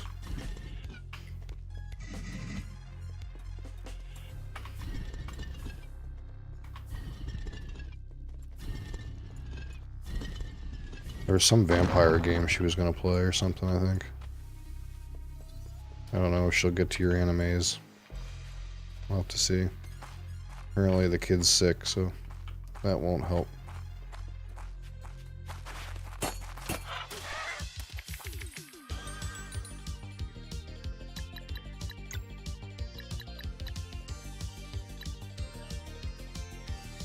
Faulty kid, return it.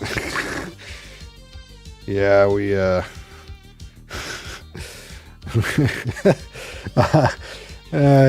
know, there's nothing you can do, you know. You don't, you know, it's past the warranty.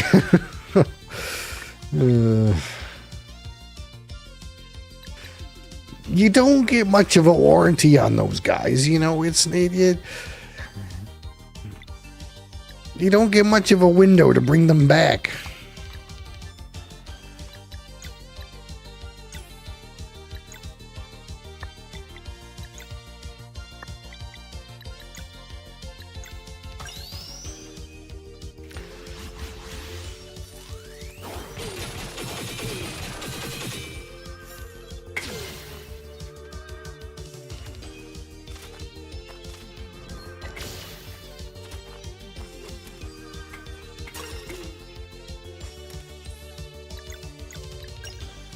That's not what I meant to do. Okay.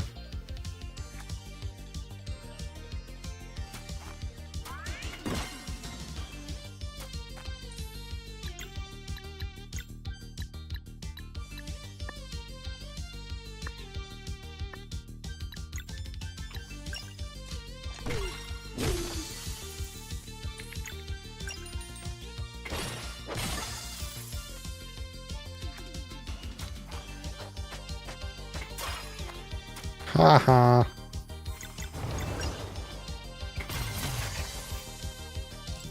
Where's the save, Ned? Crystal egg.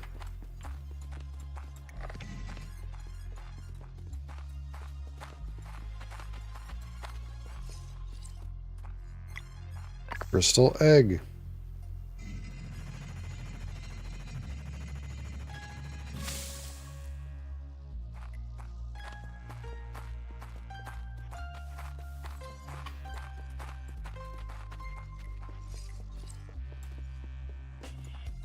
Now what?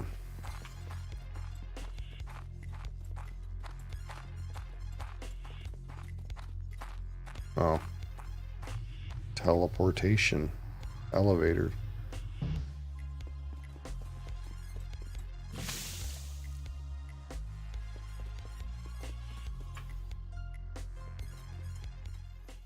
Oh, it saved.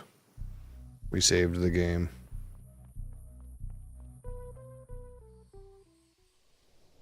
Is this the boss, though? Right here? Should we just do the boss?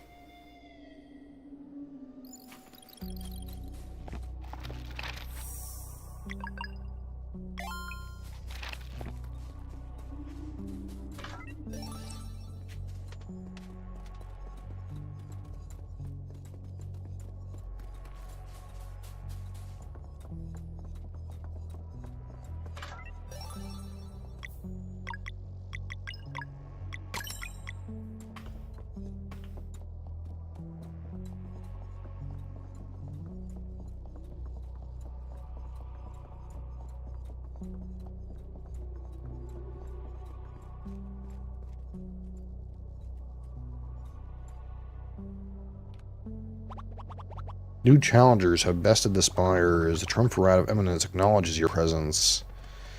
So you're in charge here. You will address the Great Illuminator by title. We didn't come to replace you. Then what is it you seek?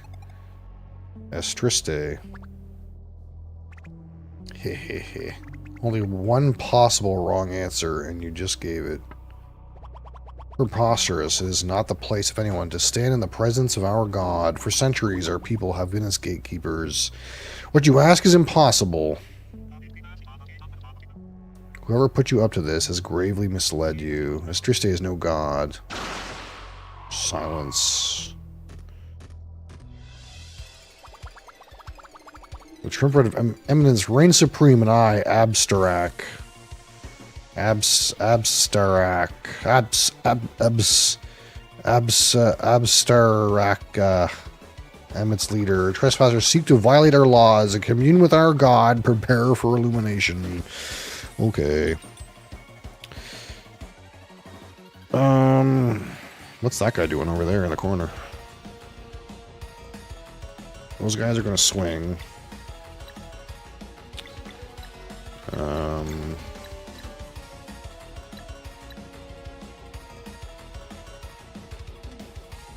Let us swap skill.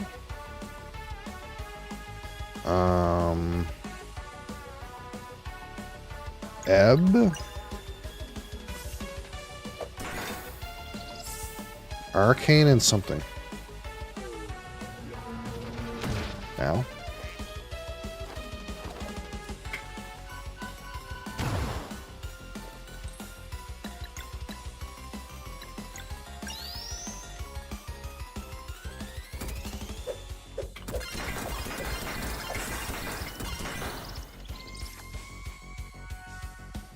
What could there be? Sword? Sword, moon.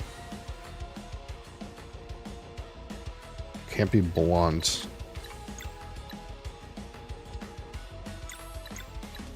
Let's try this.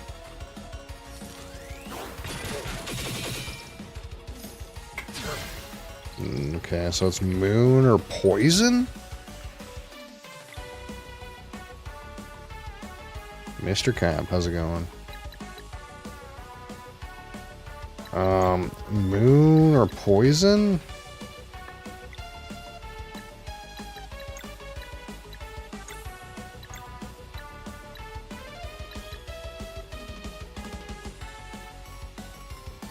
Cold pizza and coffee. Let's try this.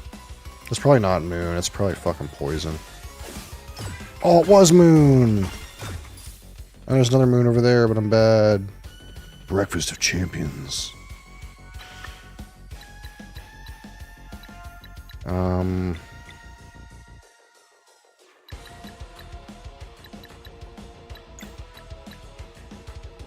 Just hit this guy, I guess. Wait, use this. Okay, so there's poison on this guy. Nice.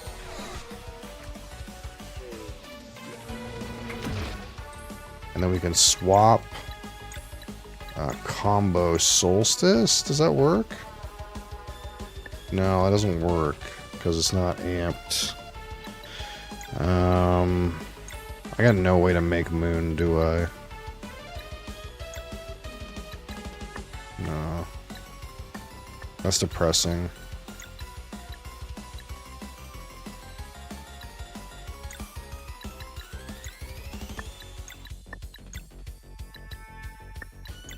I guess we'll just attack. Get some wild mana going.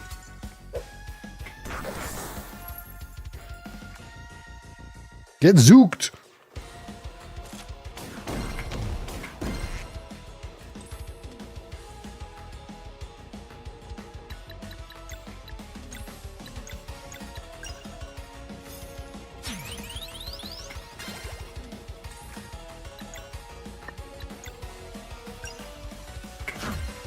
Maybe we'll focus on the bazooka guy.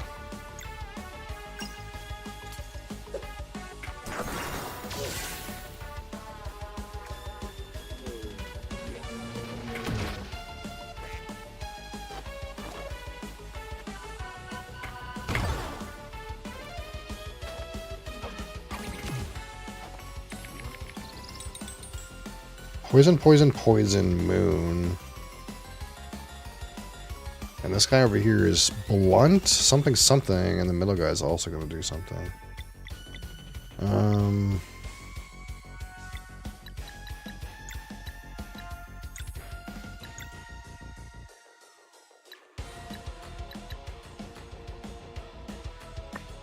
Let's just smack this guy.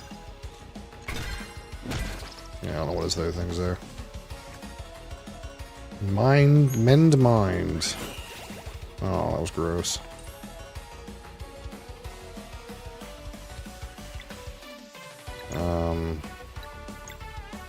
Okay, we gotta be not shit at this.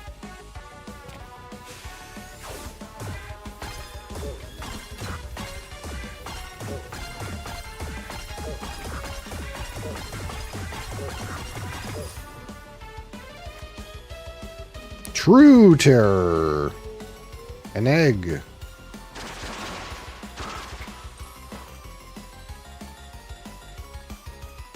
Okay.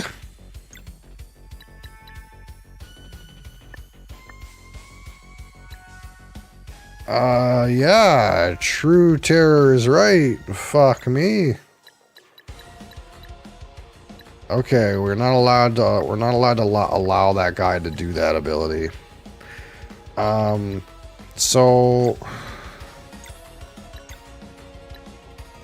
this is our only chance to not get murdered. I have to not be shit at this ability.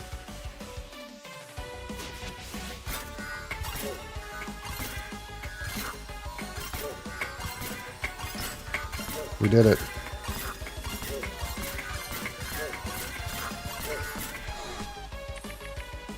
Okay, now what? Moon, poison, poison.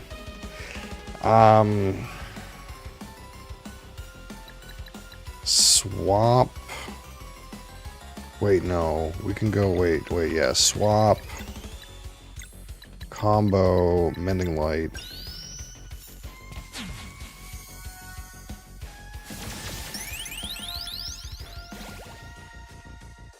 Unfortunately, they're going to get their things off. Get zooked. 3 blocks and I got an 87 on me? That's fucking rude. I wonder what this guy's ult is. We're going to focus on Duckman. Wait, power him up. Fucking boost it. Boost it.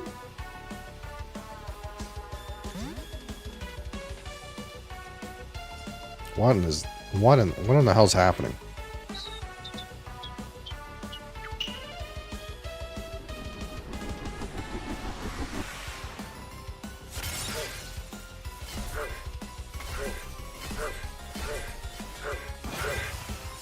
Okay.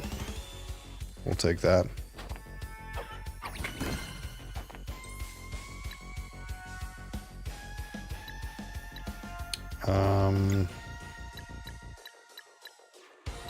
We'll just boolabase this guy. Give him some food. Sword, arcane. That doesn't seem too hard to do.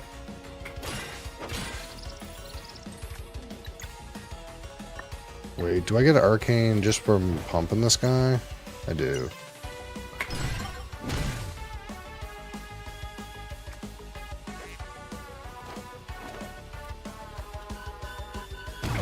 How the hell are you still alive? I don't know. That's how bosses be in games like this.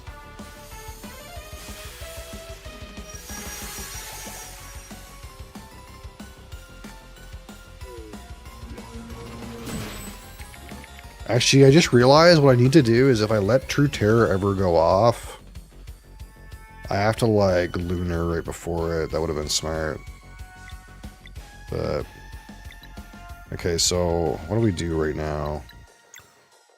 Do I combo? Let's try this. I suck, actually. I'm actually terrible at this game. It wouldn't have fixed it anyway.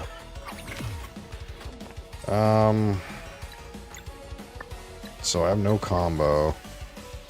We're about to witness True Terror. Things are kind of generally not good.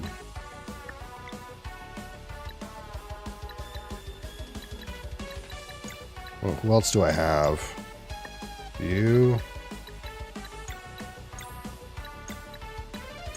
Have you. I mean, reveals a lock. I mean, we might as well like try to get this thing sorted. Okay. True terror. Poultry.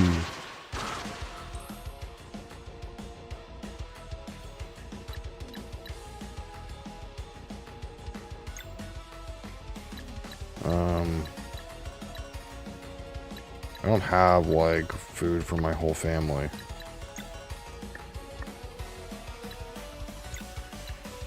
Focus on Duckman.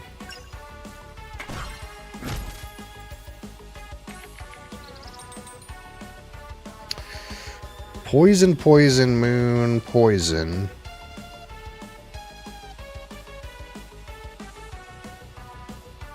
I don't think I can stop. I don't think I can stop the other guy. I'm gonna have to just heal.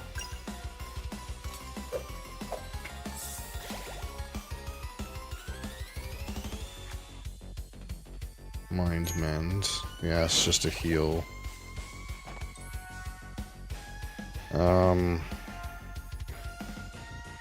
Pump, attack.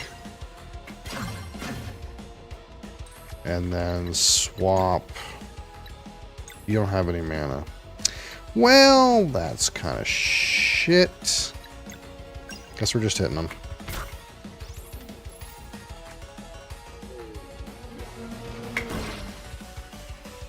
We're gonna get zooked. Just is what it is.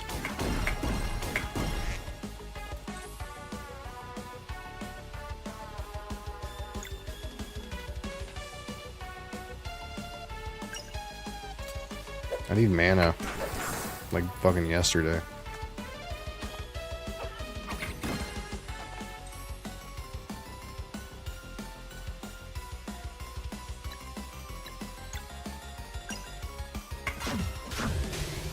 See ya!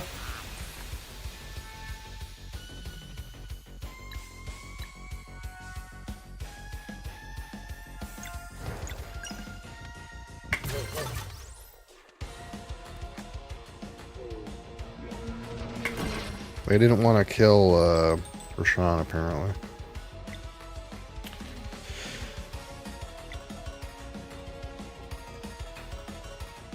Okay, let's go. Moons combo. I can Moon Rock. Solstice.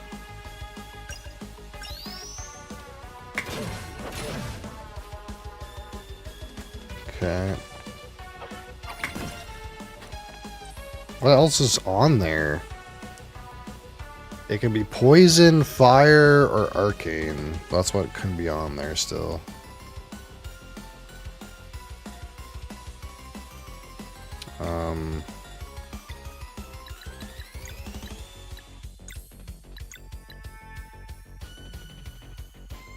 Remove a lock and reveal 2 locks. I mean, at least if we do this, it'll mostly be solved for next time. True terror.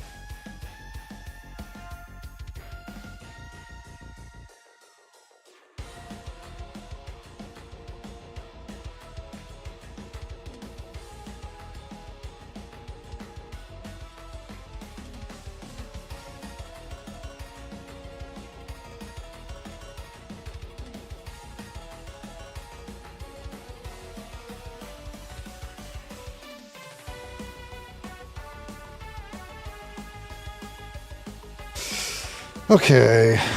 What's going on here? We're not in danger yet. I need to give mana to my healing guy. That's what needs to happen. Strudel his ass.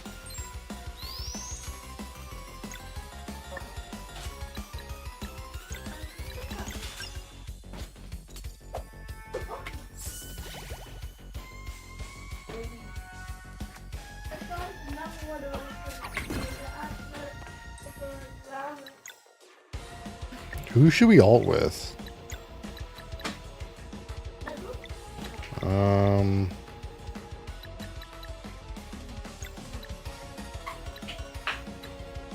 Is any of them single target?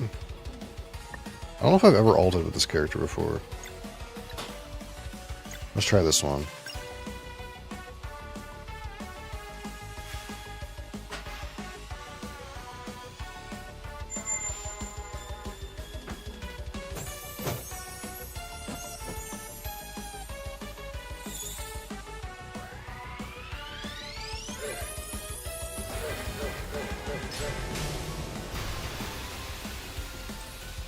I'll allow it. Seemed pretty good.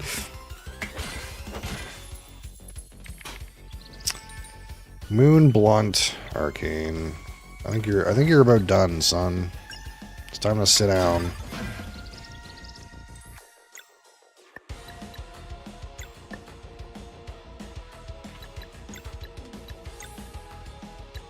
Give him the people's elbow.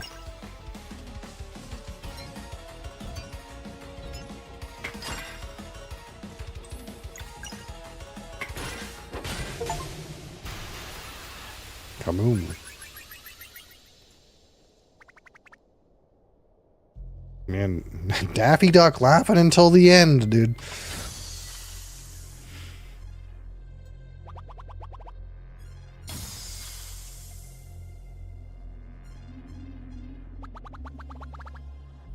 Great Eagle, so this is how you choose to thank us? Oh, something weird's happening here. We gave you flight and you repay us with our destruction. Yeah, this guy's been tricked by the Fleshmancer. Poor guy. For you to end our lives after we sacrificed what was required. Is this irony or does your cruelty surpass that of your partner? Something weird. That's something weird in the lore there.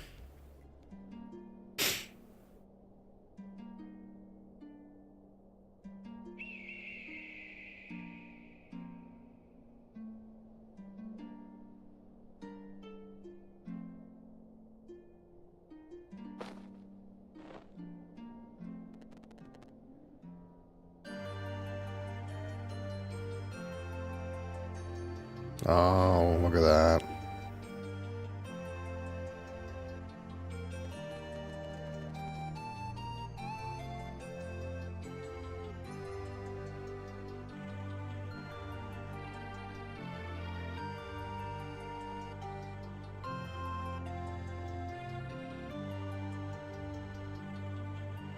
His gift of flight was because that guy, the Fleshmancer guy, who was used to be his buddy, tricked them in some way to sacrifice for him to gain flight.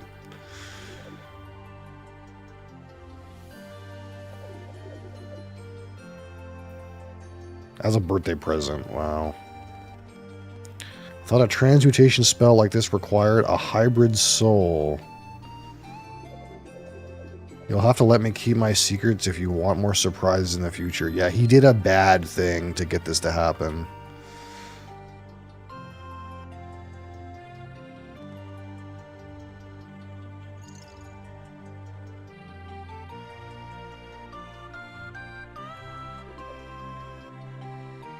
Yeah.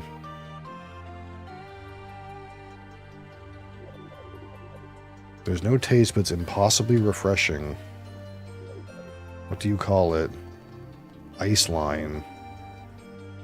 A state of equilibrium between ice and water. The final ingredient is the warmth of the drinker's mouth, forcing it to contrast by turning into ice for but a fraction of a second. But it melts as it tries to freeze, letting you experience a seemingly ethereal temperature.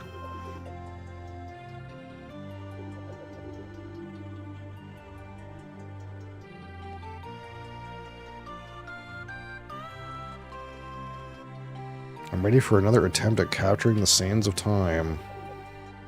Third time's a charm.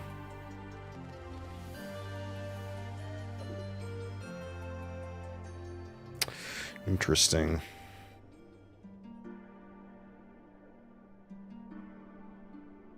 Lore things happened. Another lie. So he made a deal with you. The Fleshmancer, yes, many of us were sacrificed while he was working on your gift. What he offered in exchange, the power of mind magic and purpose in the worshipping of Estriste. It was well worth it. Well, if they say it's well worth it, then why is it a bad thing? I don't know, it's weird. They made a deal, but they were okay with the deal. But now that the deal feels bad, it's a bad deal.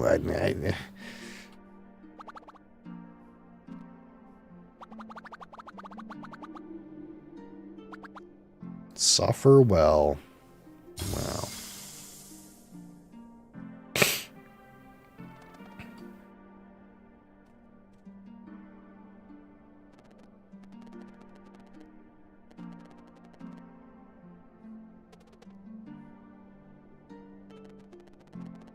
Just one more happy memory ruined. In the grand scheme of things, it's of no concern. But this does imply that his wicked deeds began centuries earlier than I assumed. Yeah, he's a bad guy, dude. It doesn't change anything. I must go. My calculations were way off. It is imperative that I return to the archives and run more models. Nah, he's fucking scared, dude. He doesn't want to, he wants to run away from his problems, dude.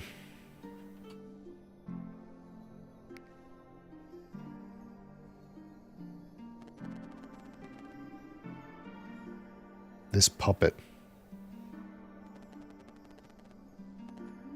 Yeah. He's fucking got emotional damage, dude.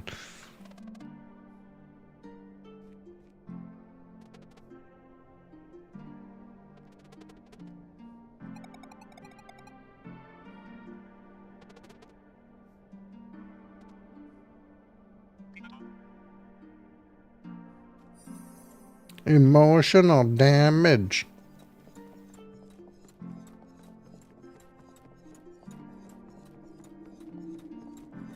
Okay, let's save the game. That's a chest. I already opened it.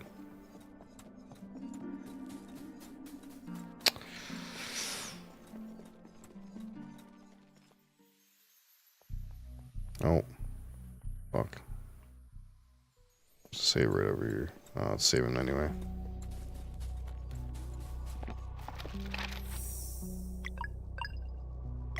Emotional damage. Okay. We did it. We did a boss. Ended on a boss note until next week.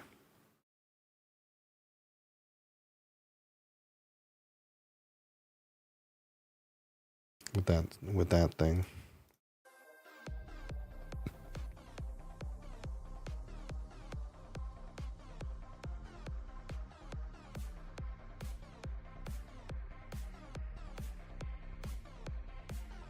Boom. It's my turn. What do you mean it's my turn? It's my turn on Azul. What's going on here? I look away and game's gone. Yeah. That is what happened. I need 2 reds or 3 yellows. Yellow is in very deep doo-doo. Very deep doo-doo.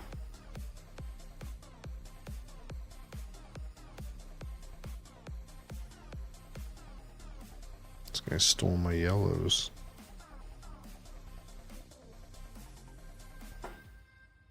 I want to be the first player, but I don't. I'll take this. To be first. We want to be first. Being first is good. We like to be first.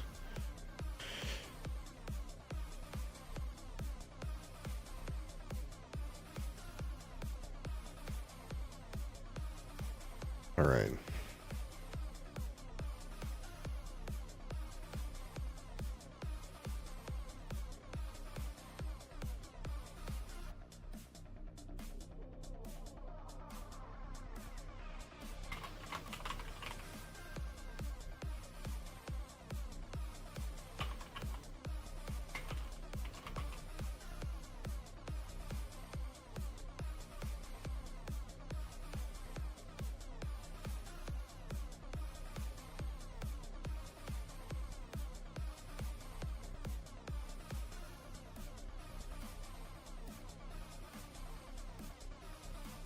That's up to date. What's not up to date?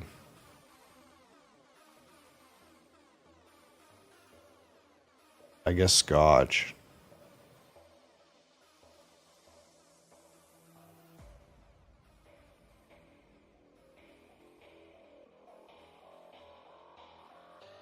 Did we ever drink out of that Scotch?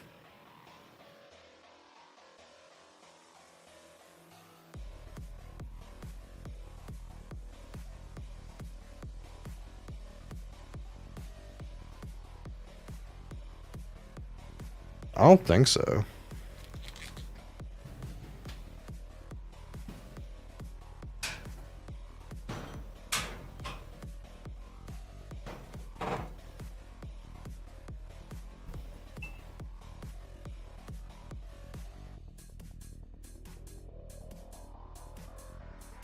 What's missing out of this?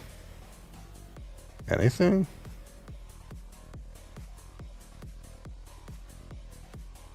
Balvenie 12.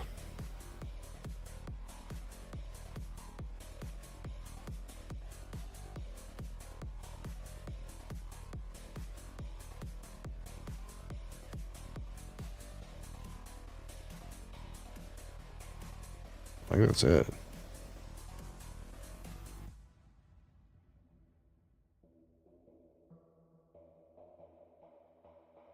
All right.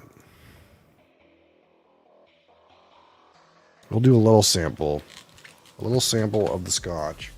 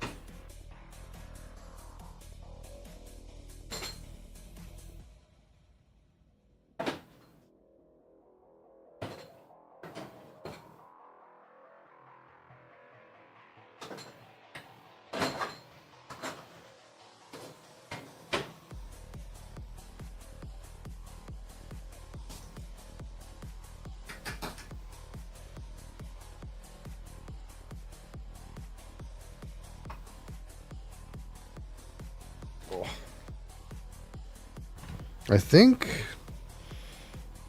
What else is not in here? Port Charlotte. Balvenie 12, Port Charlotte.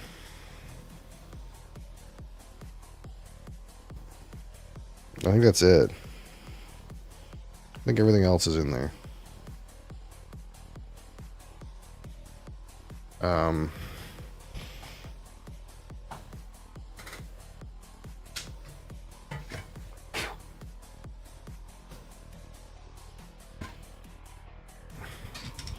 All right. So we'll just do a little bit of this.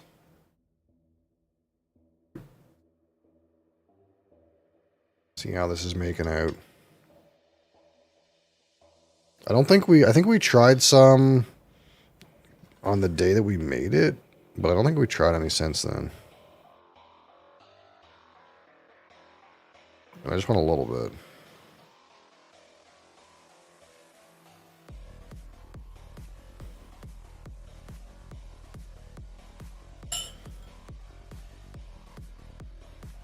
And we'll put some Balvenie in there. Some of the 12, which never made it in.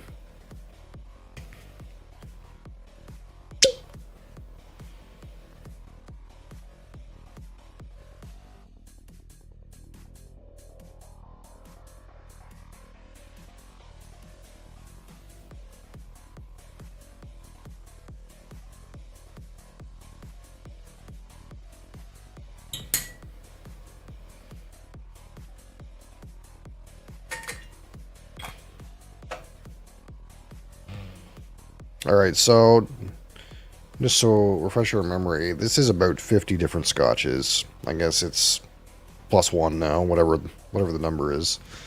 What does it say on the spreadsheet? 48 minus 1, 47. I guess it's 47 scotches in one bottle. It's peated, non-peated, sherry, bourbon, anything in between. And I don't think we actually tried it outright. It's all single malt too. It's none of it's grain. There's no blended scotch in here. It's a blend of malts. Is I guess how you would call it. A blend of malt scotches. And again, this is not natural color because some of these scotches are colored. But this is roughly 47% alcohol.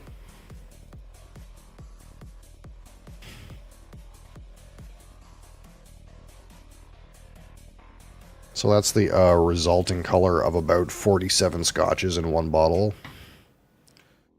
Can you taste the Lagavulin? We'll see. There is 3 Lagavulins in here. There's the 8, the 16, and the 11 Caribbean rum. So there will be at least 3 Lagavulins among the ones in here.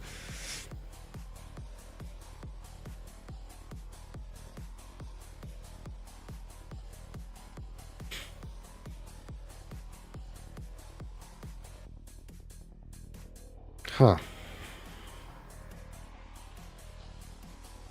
It's kind of mostly like fruity with like a whiff of smoke.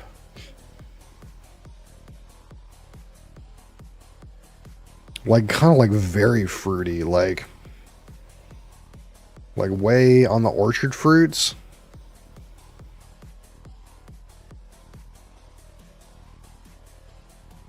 But some dried fruit and some baking spice is present. Siduru, how's it going? Welcome back. And it's really not that smoky. One of the things that's interesting is like every time I've read about people making Scotch Infinity bottles, they always say separate the peated and the unpeated ones, because if you put peated whiskey in an Infinity bottle, it's going to corrupt the whole thing and make the whole thing just smell like peat. And that's wrong, okay? I want you to understand that is fucking wrong. Because how many peated whiskeys are in here? 1, and these are mostly heavily peated whiskeys too. 1, 2, 3, 4, 5, 6, 7, 8, 9, 10, 11, 12, 13, 14, 15, 16, 17, 18, 19, 20, 21, 22, 23. So something about half of this bottle is peated whiskey, and it does not overrun the nose. In fact, I would say it's like an accent. The smoke is like an accent. Despite there's 5 different Ardbegs and Lafroigs and Lagavulins and Taliskers and Litchigs in here, Kaloman.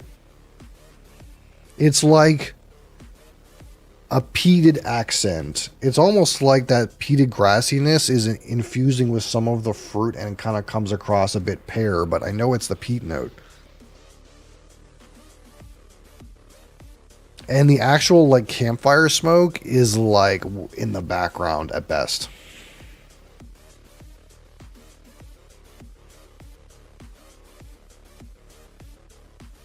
It definitely feels like salty and coastal. Orchard fruits, especially pear. Pear is the strong one, but I think there's like a green peat kind of character that's like adding to this orchard fruit note and making it kind of like come across as pear.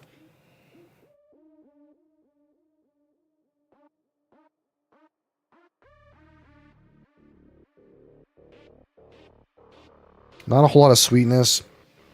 There is some spice to it. And there's like just enough of like a whisper that like I'm thinking, well, is there a sherry kind of like dried fruit raisin thing? And if I look for that sherry note, I feel like there's a little bit of it, but like maybe we're talking really low, 10%. Like that sherry note feels like it's in there. All right. 47 different scotches blended together on the palate. Slush.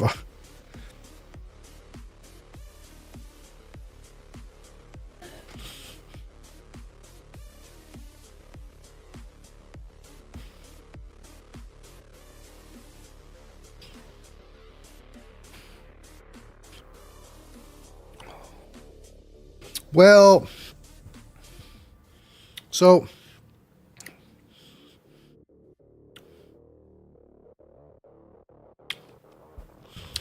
there was that thing that I was saying where I was like,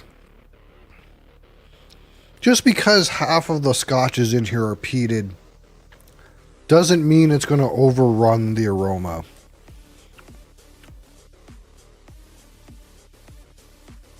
And that is true. But it does overrun the palate.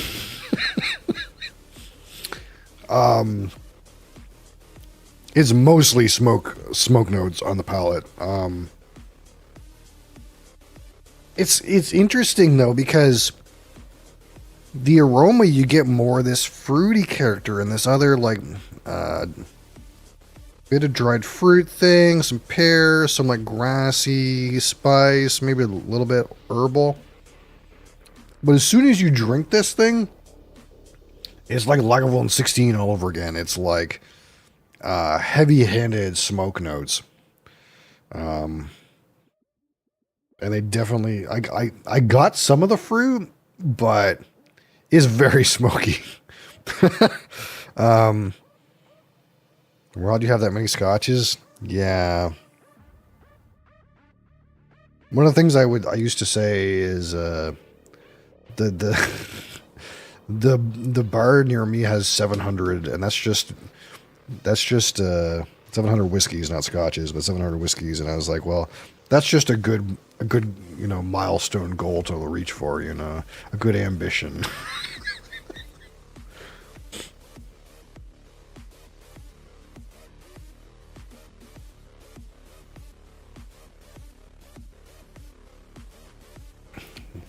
Because I don't know what my total is right now, but let's see, what does it say?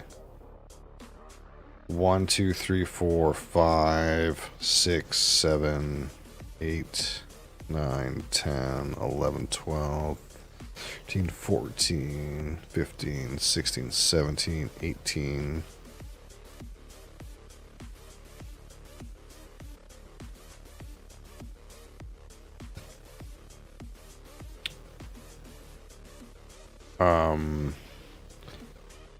I have 130 bottles of whiskey.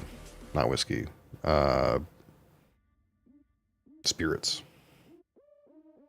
So, you know, we're about a sixth of the way there. We just keep it rolling, you know.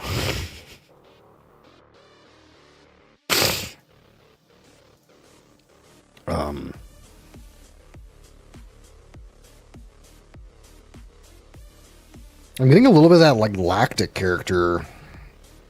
It's kind of funny.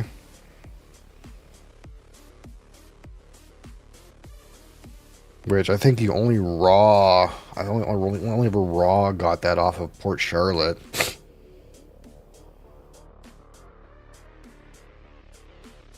Like a bit of a smoky lactic character. But the palette is, like, all smoke notes on this thing.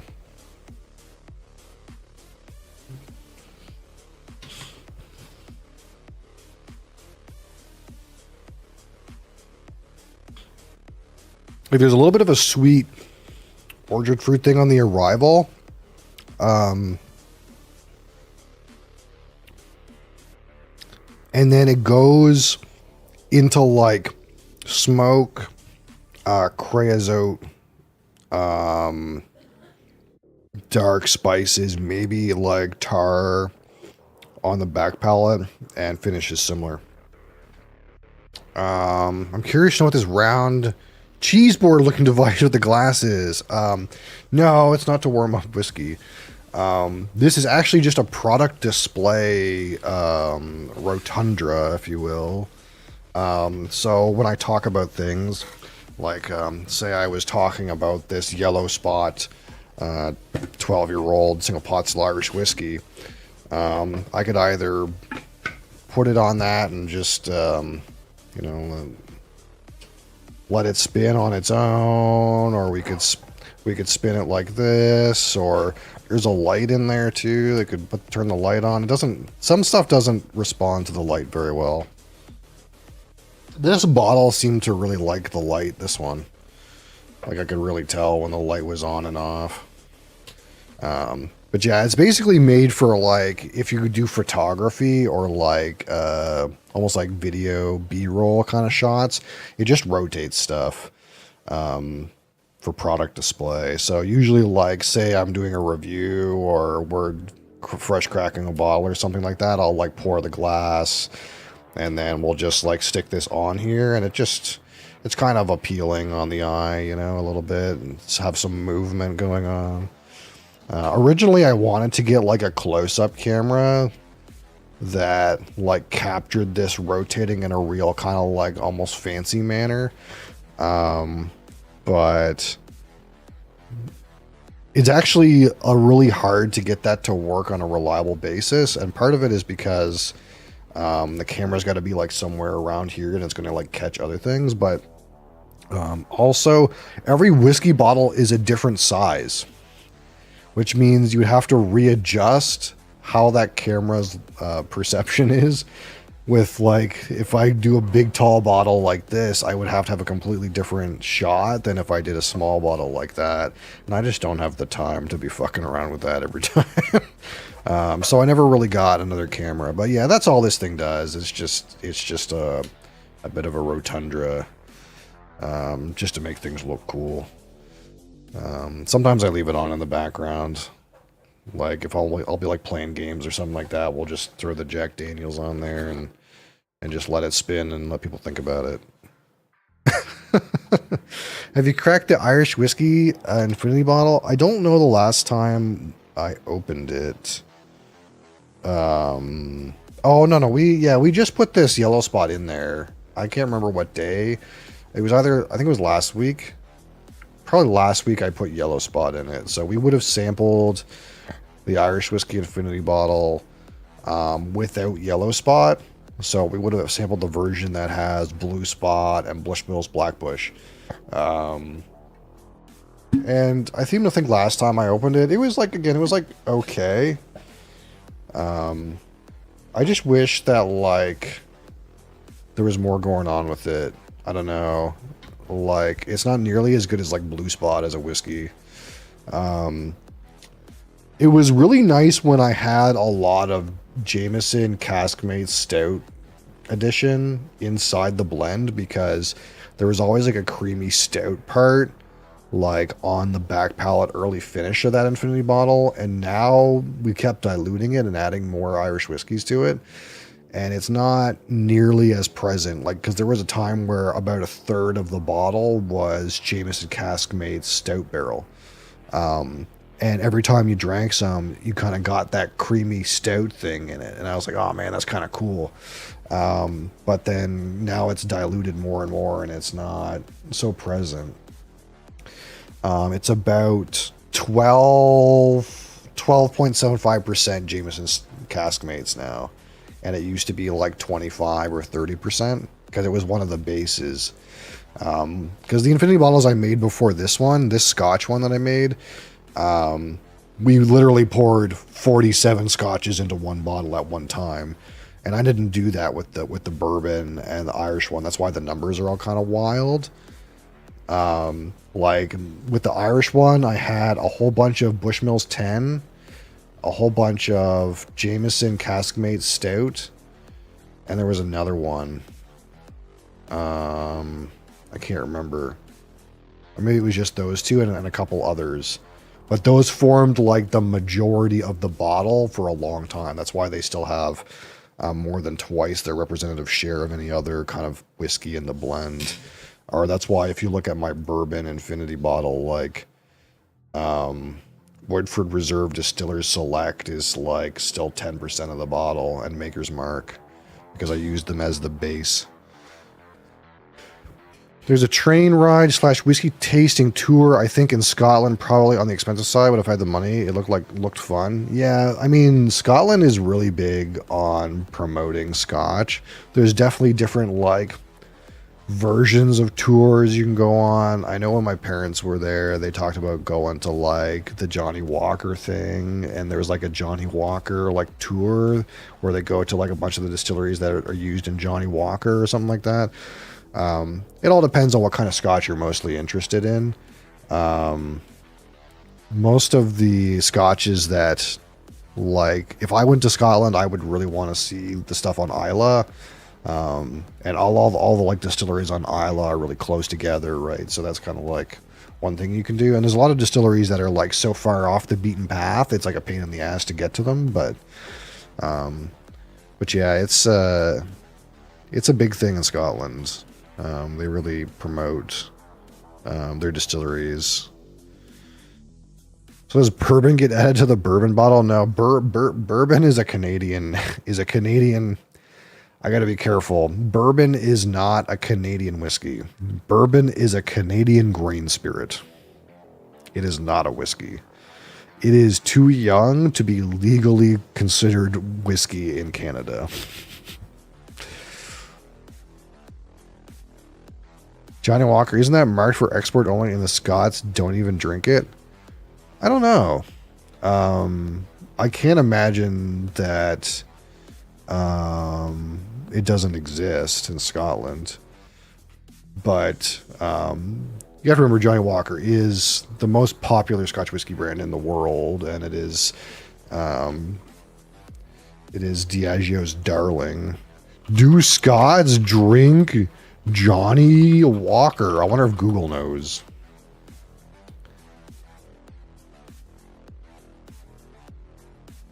What do people in Scotland drink? Johnny Walker. Okay.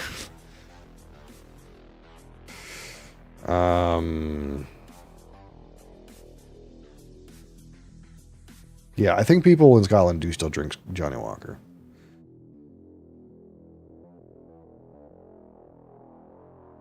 One of the things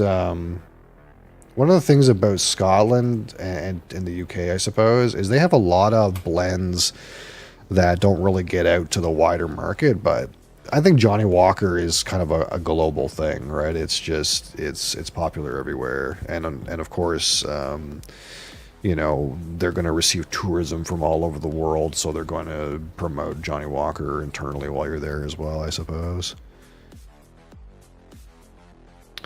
Try Gold Label was honestly not the best. I think bottles that cost 1/4 of the price can be better personally. Yeah, I think what you have to remember is that Johnny Walker is a blended Scotch. And when you think about that in your mind, it's like, well, what's blended Scotch? Why would I care if it's blended or not? And the reality of the situation is, blended Scotch can have grain whiskeys in it. So typically when we think about why people don't like blended Scotch and why people are so fond of, let's get out a fancy box, single malt, single malt whiskeys, is because single malt whiskeys is entirely made of malted barley, whereas blended Scotch can still be called Scotch. That grain whiskey is present. And I don't know the science behind it, but I do know that grain whiskeys just don't tend to mature as well as malt whiskeys do. Especially after, like, my understanding, and I don't know, this is kind of just what I've read and what I've kind of gleaned, is like malt or grain whiskeys after like 6 or 7 years old, they just don't take that well. They don't mature that well and they lose flavor. I don't know how true that is, but malt whiskeys are good for the ages. And a lot of malt whiskey, it's more, there's more complexity, there's more things to think about, there's more things you can explore with malt whiskeys. So anytime you have blended whiskeys, a lot of time they have a grainy kind of taste that you can kind of identify very similarly in almost all of them. They have a sort of certain graininess, and that's just from the grain whiskey component. So I've never had Gold Label, but my understanding is, like, if you're looking at Johnny Walker, like, Green Label is maybe like your best value. It has the most like malt in it, and it has a lot of like Caol Ila in it, which is a malt distillery on Islay. But I don't talk too much about blended Scotch simply because, again, it's made to be smooth, easily drinkable. It's not necessarily made to be explored and considered and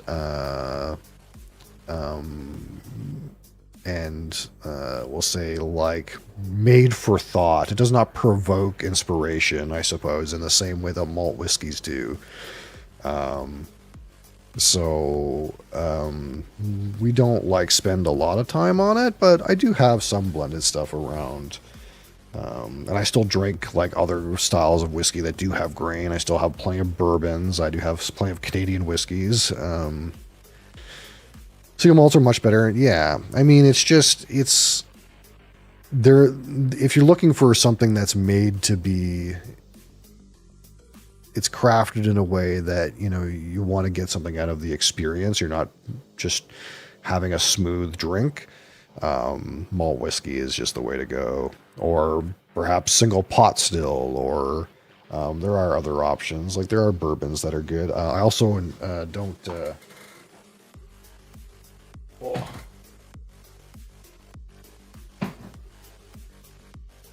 Again, we don't mind talking about rum from time to time, or perhaps cognac or gin.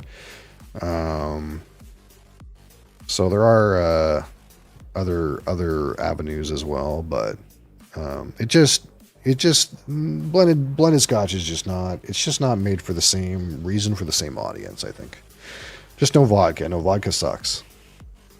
I'll be stalwart on that. Vodka sucks. You might as well buy Barton Naturals.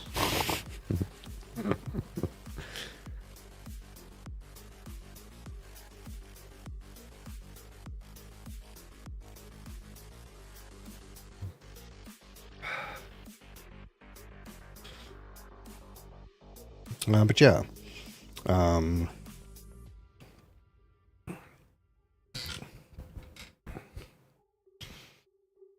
But I get into that mezcal and tequila. Yeah, like yeah, it's just a matter of money, man. It's just a matter of time and money.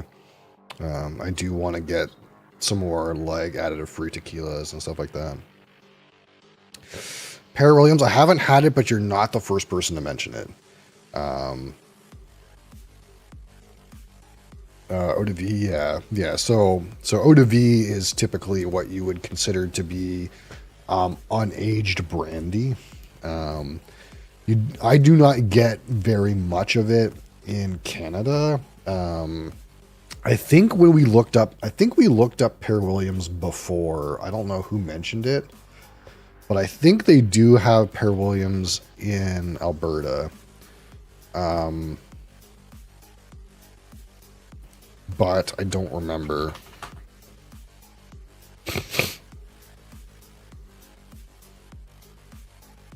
They have something called Etter Williams Pear Eau de Vie. This thing here, which they don't even have a bottle picture for. But typically, we don't get a lot of eau de vies up here. It's not very common. There is a distillery in the States called Clear Creek that makes a bunch of eau de vie that never makes it up to Canada. You can find it in Quebec? Okay, so you probably can get it at SAC.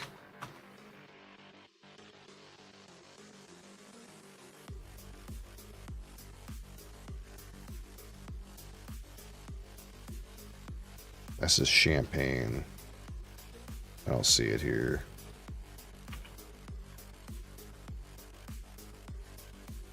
They have anything?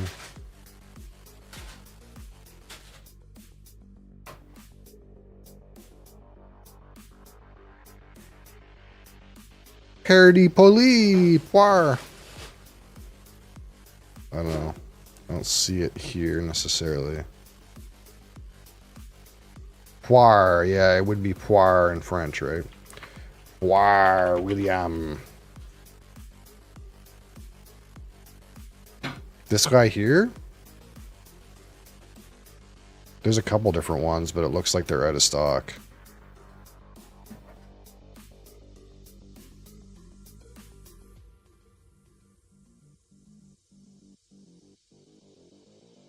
I can speak French? Yeah, sort of. Un peu, you know.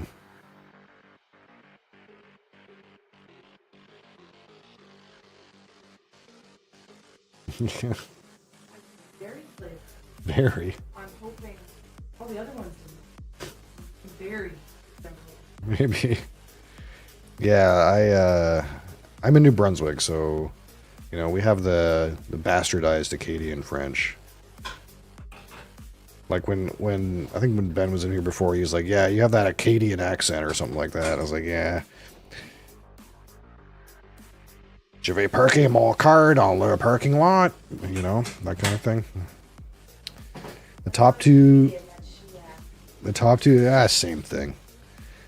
Top two are very good for the price. Oh, these two here, yeah, I've never seen these around here, but maybe if I'm up to Quebec at some point. What's this one? This one looks like it's aged. Is this aged?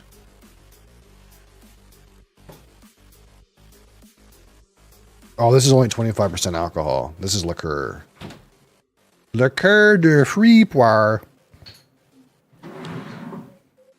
Yeah, I'd like to try some at some point. What percent alcohol are these?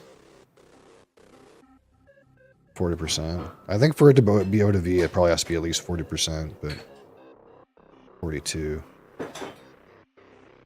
Yeah, I'd like to try some at some point. But kind of like what Cap was saying, I do want to try some tequilas and mezcals and stuff like that eventually. It's just a matter of money, man. Like, I already, in my brain, I'm like, I need to get a Japanese whiskey next. And there's already a bunch of scotches and other whiskeys that I wanted, like, I feel like I need to get on my shelf, you know? What do you mean by a bunch? A bunch. How much is a bunch? Well, I mean, Buy another, the Lunar Rogue has 700. and you don't. We Out of business. So we probably need at least that many. So you're gonna need more shelving. Yeah, I need like 6 of those. Okay, buy me a house and touch it. Product of Japan or made in Japan? No, like real Japanese whiskey. Unfortunately, when you go in here, you do have to be careful because not all of these are Japanese whiskey, but like for example, this stuff from Amahagan, But anything that's from Suntory or Nika, you can pretty much be clear. This Kaio stuff, it's like a maybe. We're like not right now. We're not sure if this is real Japanese whiskey or not. We're like, I think so, but I don't know. I'm not sure. So I kind of try to stay to the stuff that I know for sure. Like anything that's Nika brand. So I wanted to get one of these Nika products eventually, like either from the barrel or there's the single malt Yochi. This one I think is peated. This one, and this is their other single malt distillery, Miyagikyo or whatever. That's like not peated, and then they have this one over here, the Taketsuru Pure Malt. That's a blend of the two. So it's probably like somewhat peated, right? But like any of these like really fancy looking Shinobu things, like I don't know if that's real. You know, I have this bottle. I don't recommend. It's on sale, yeah. This website's kind of weird though. Some stuff is like always on sale. Like these Nika products are always around 10% off.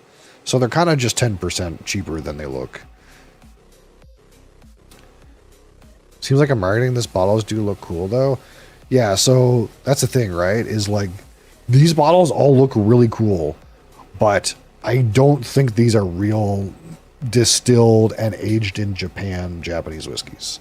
I'm not 100% sure because I haven't researched this Shinobu stuff very well. But the sad reality with Japanese whiskey is you need to make sure, if you care if it's real Japanese whiskey or not, you need to do your research to make sure they're part of what's the acronym they use? It's like Japanese Spirits and Liquor Manufacturers Association. Yeah, this thing, Japanese Spirits and Liquor Makers Association. You have to be sure that they are a part of this organization. Because basically what it is there's no legal rule. So for example, if you're in the United States and you put some water, some liquor in a bottle and write bourbon on it, and say the liquor was not made in the US, it was made in Canada, but you write bourbon on it, the government will come after you. That's the rule. Okay? The government will come after you. But in Japan, if you write Japanese whiskey on the label and it came from Scotland, the government does not care. Okay? There's no law. But everyone who's part of this Japanese Spirits and Liquor Makers Association have rules about what is considered Japanese whiskey and what is not. And this is endorsed by the government, but there's no law. So if it's a company that is reputable and conforms to the JSLMA standard and write Japanese whiskey, you can be assured that whatever's in the bottle meets the JSLMA standard. But if you're some other company and you want to write Japanese whiskey on some rice whiskey that you found from China and blah, blah, blah, then the government doesn't care. And that's different than the United States, where if you write bourbon on a bottle of liquid that came from Mexico, the government will be like, no, you can't do that. That's illegal. So that's why you have to be careful. Shinobu whiskey is indeed produced in Japan. I don't know. Here's one way we can find out. This particular website has a list. It's got a list. It's got a handy dandy list usually in here somewhere. And we can usually find out really quick. Where's the fake Japanese whiskey? No, this thing here. Boom. So the interesting special certificates, thing like Wagyu beef, but not whiskey. Exactly. There's no rules in Japan. So if we go to this infograph, this fine lad here is a guy who actually goes around Japan and makes sure things are real, basically, as far as I can tell. So if we look for our friend Shinobu Distillery, Shinobu, the name Shinobu, the Shinobu. I don't know if this is the same Shinobu as the other one, but this one says it's fake, so I don't know. Apparently, there is a quote distillery, but that's the thing is like you have to be very careful about the word produced. Okay, so sometimes they'll have a distillery. Okay, it's a distillery, and what they do is they import Scotch barrels to their distillery, and then they produce Japanese whiskey. Because just like for example, if I bought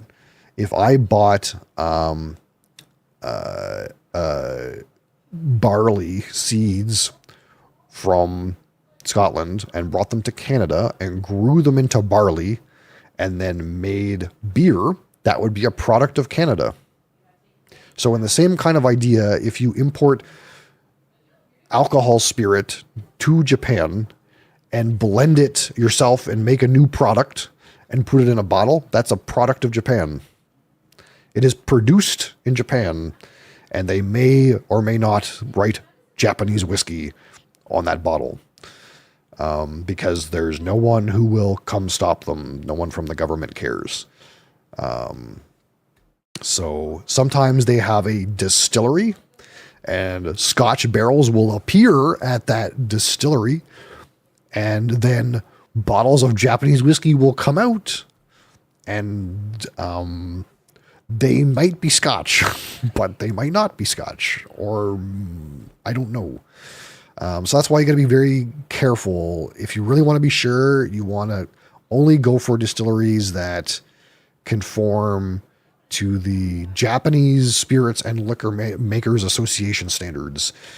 And they're not all on this list, but usually this list is fairly accurate as to like, okay, all these distilleries here, they're all real Japanese whiskey. All these distilleries here, all these brands here are not. Either they're partially Japanese and have Scotch blended in, so they're not Japanese, or they're completely Scotch or whatever. Some of them actually are rice whiskey. This stuff, sochu, which is like distilled sake, but they'll still age it and write whiskey on Japanese whiskey on there. But it's sochu, like it's distilled sake. Seems like more fakes than real. Yeah, because Japanese whiskey is very popular. Like there's been a boom in Japanese whiskey, and the normal distilleries that make Japanese whiskey, that are real Japanese whiskey distilleries, like ones that you would know, like Yamazaki. In order to get a bottle, like if you go to I think Lickbo actually has bottles, but they're expensive as hell. And you just want to get like Yamazaki. I just want Yamazaki. Look how much a 12-year-old Yamazaki is. $400. Macallan 12 is $150, and I would consider that overpriced by about 50%. Regular old 12-year-old Yamazaki is $400 in Canada because there's been such a crunch on Japanese whiskey. It's become so popular, they don't have any aged stock left. So what happens? A bunch of jokers come out of the woodwork. Hey, I got some Japanese whiskey and it's cheap. Get me. I really look. I got a Japanese looking bottle, and it's really Japanese looking, and it says Japanese whiskey. So that's what happens. Anyway, I'm over time. Thank you guys for being here. Thanks for watching. I'll be back tomorrow for some Final Fantasy, and we'll do live review tomorrow as well. Thank you guys for being here. More board games and stuff if you guys are into that. And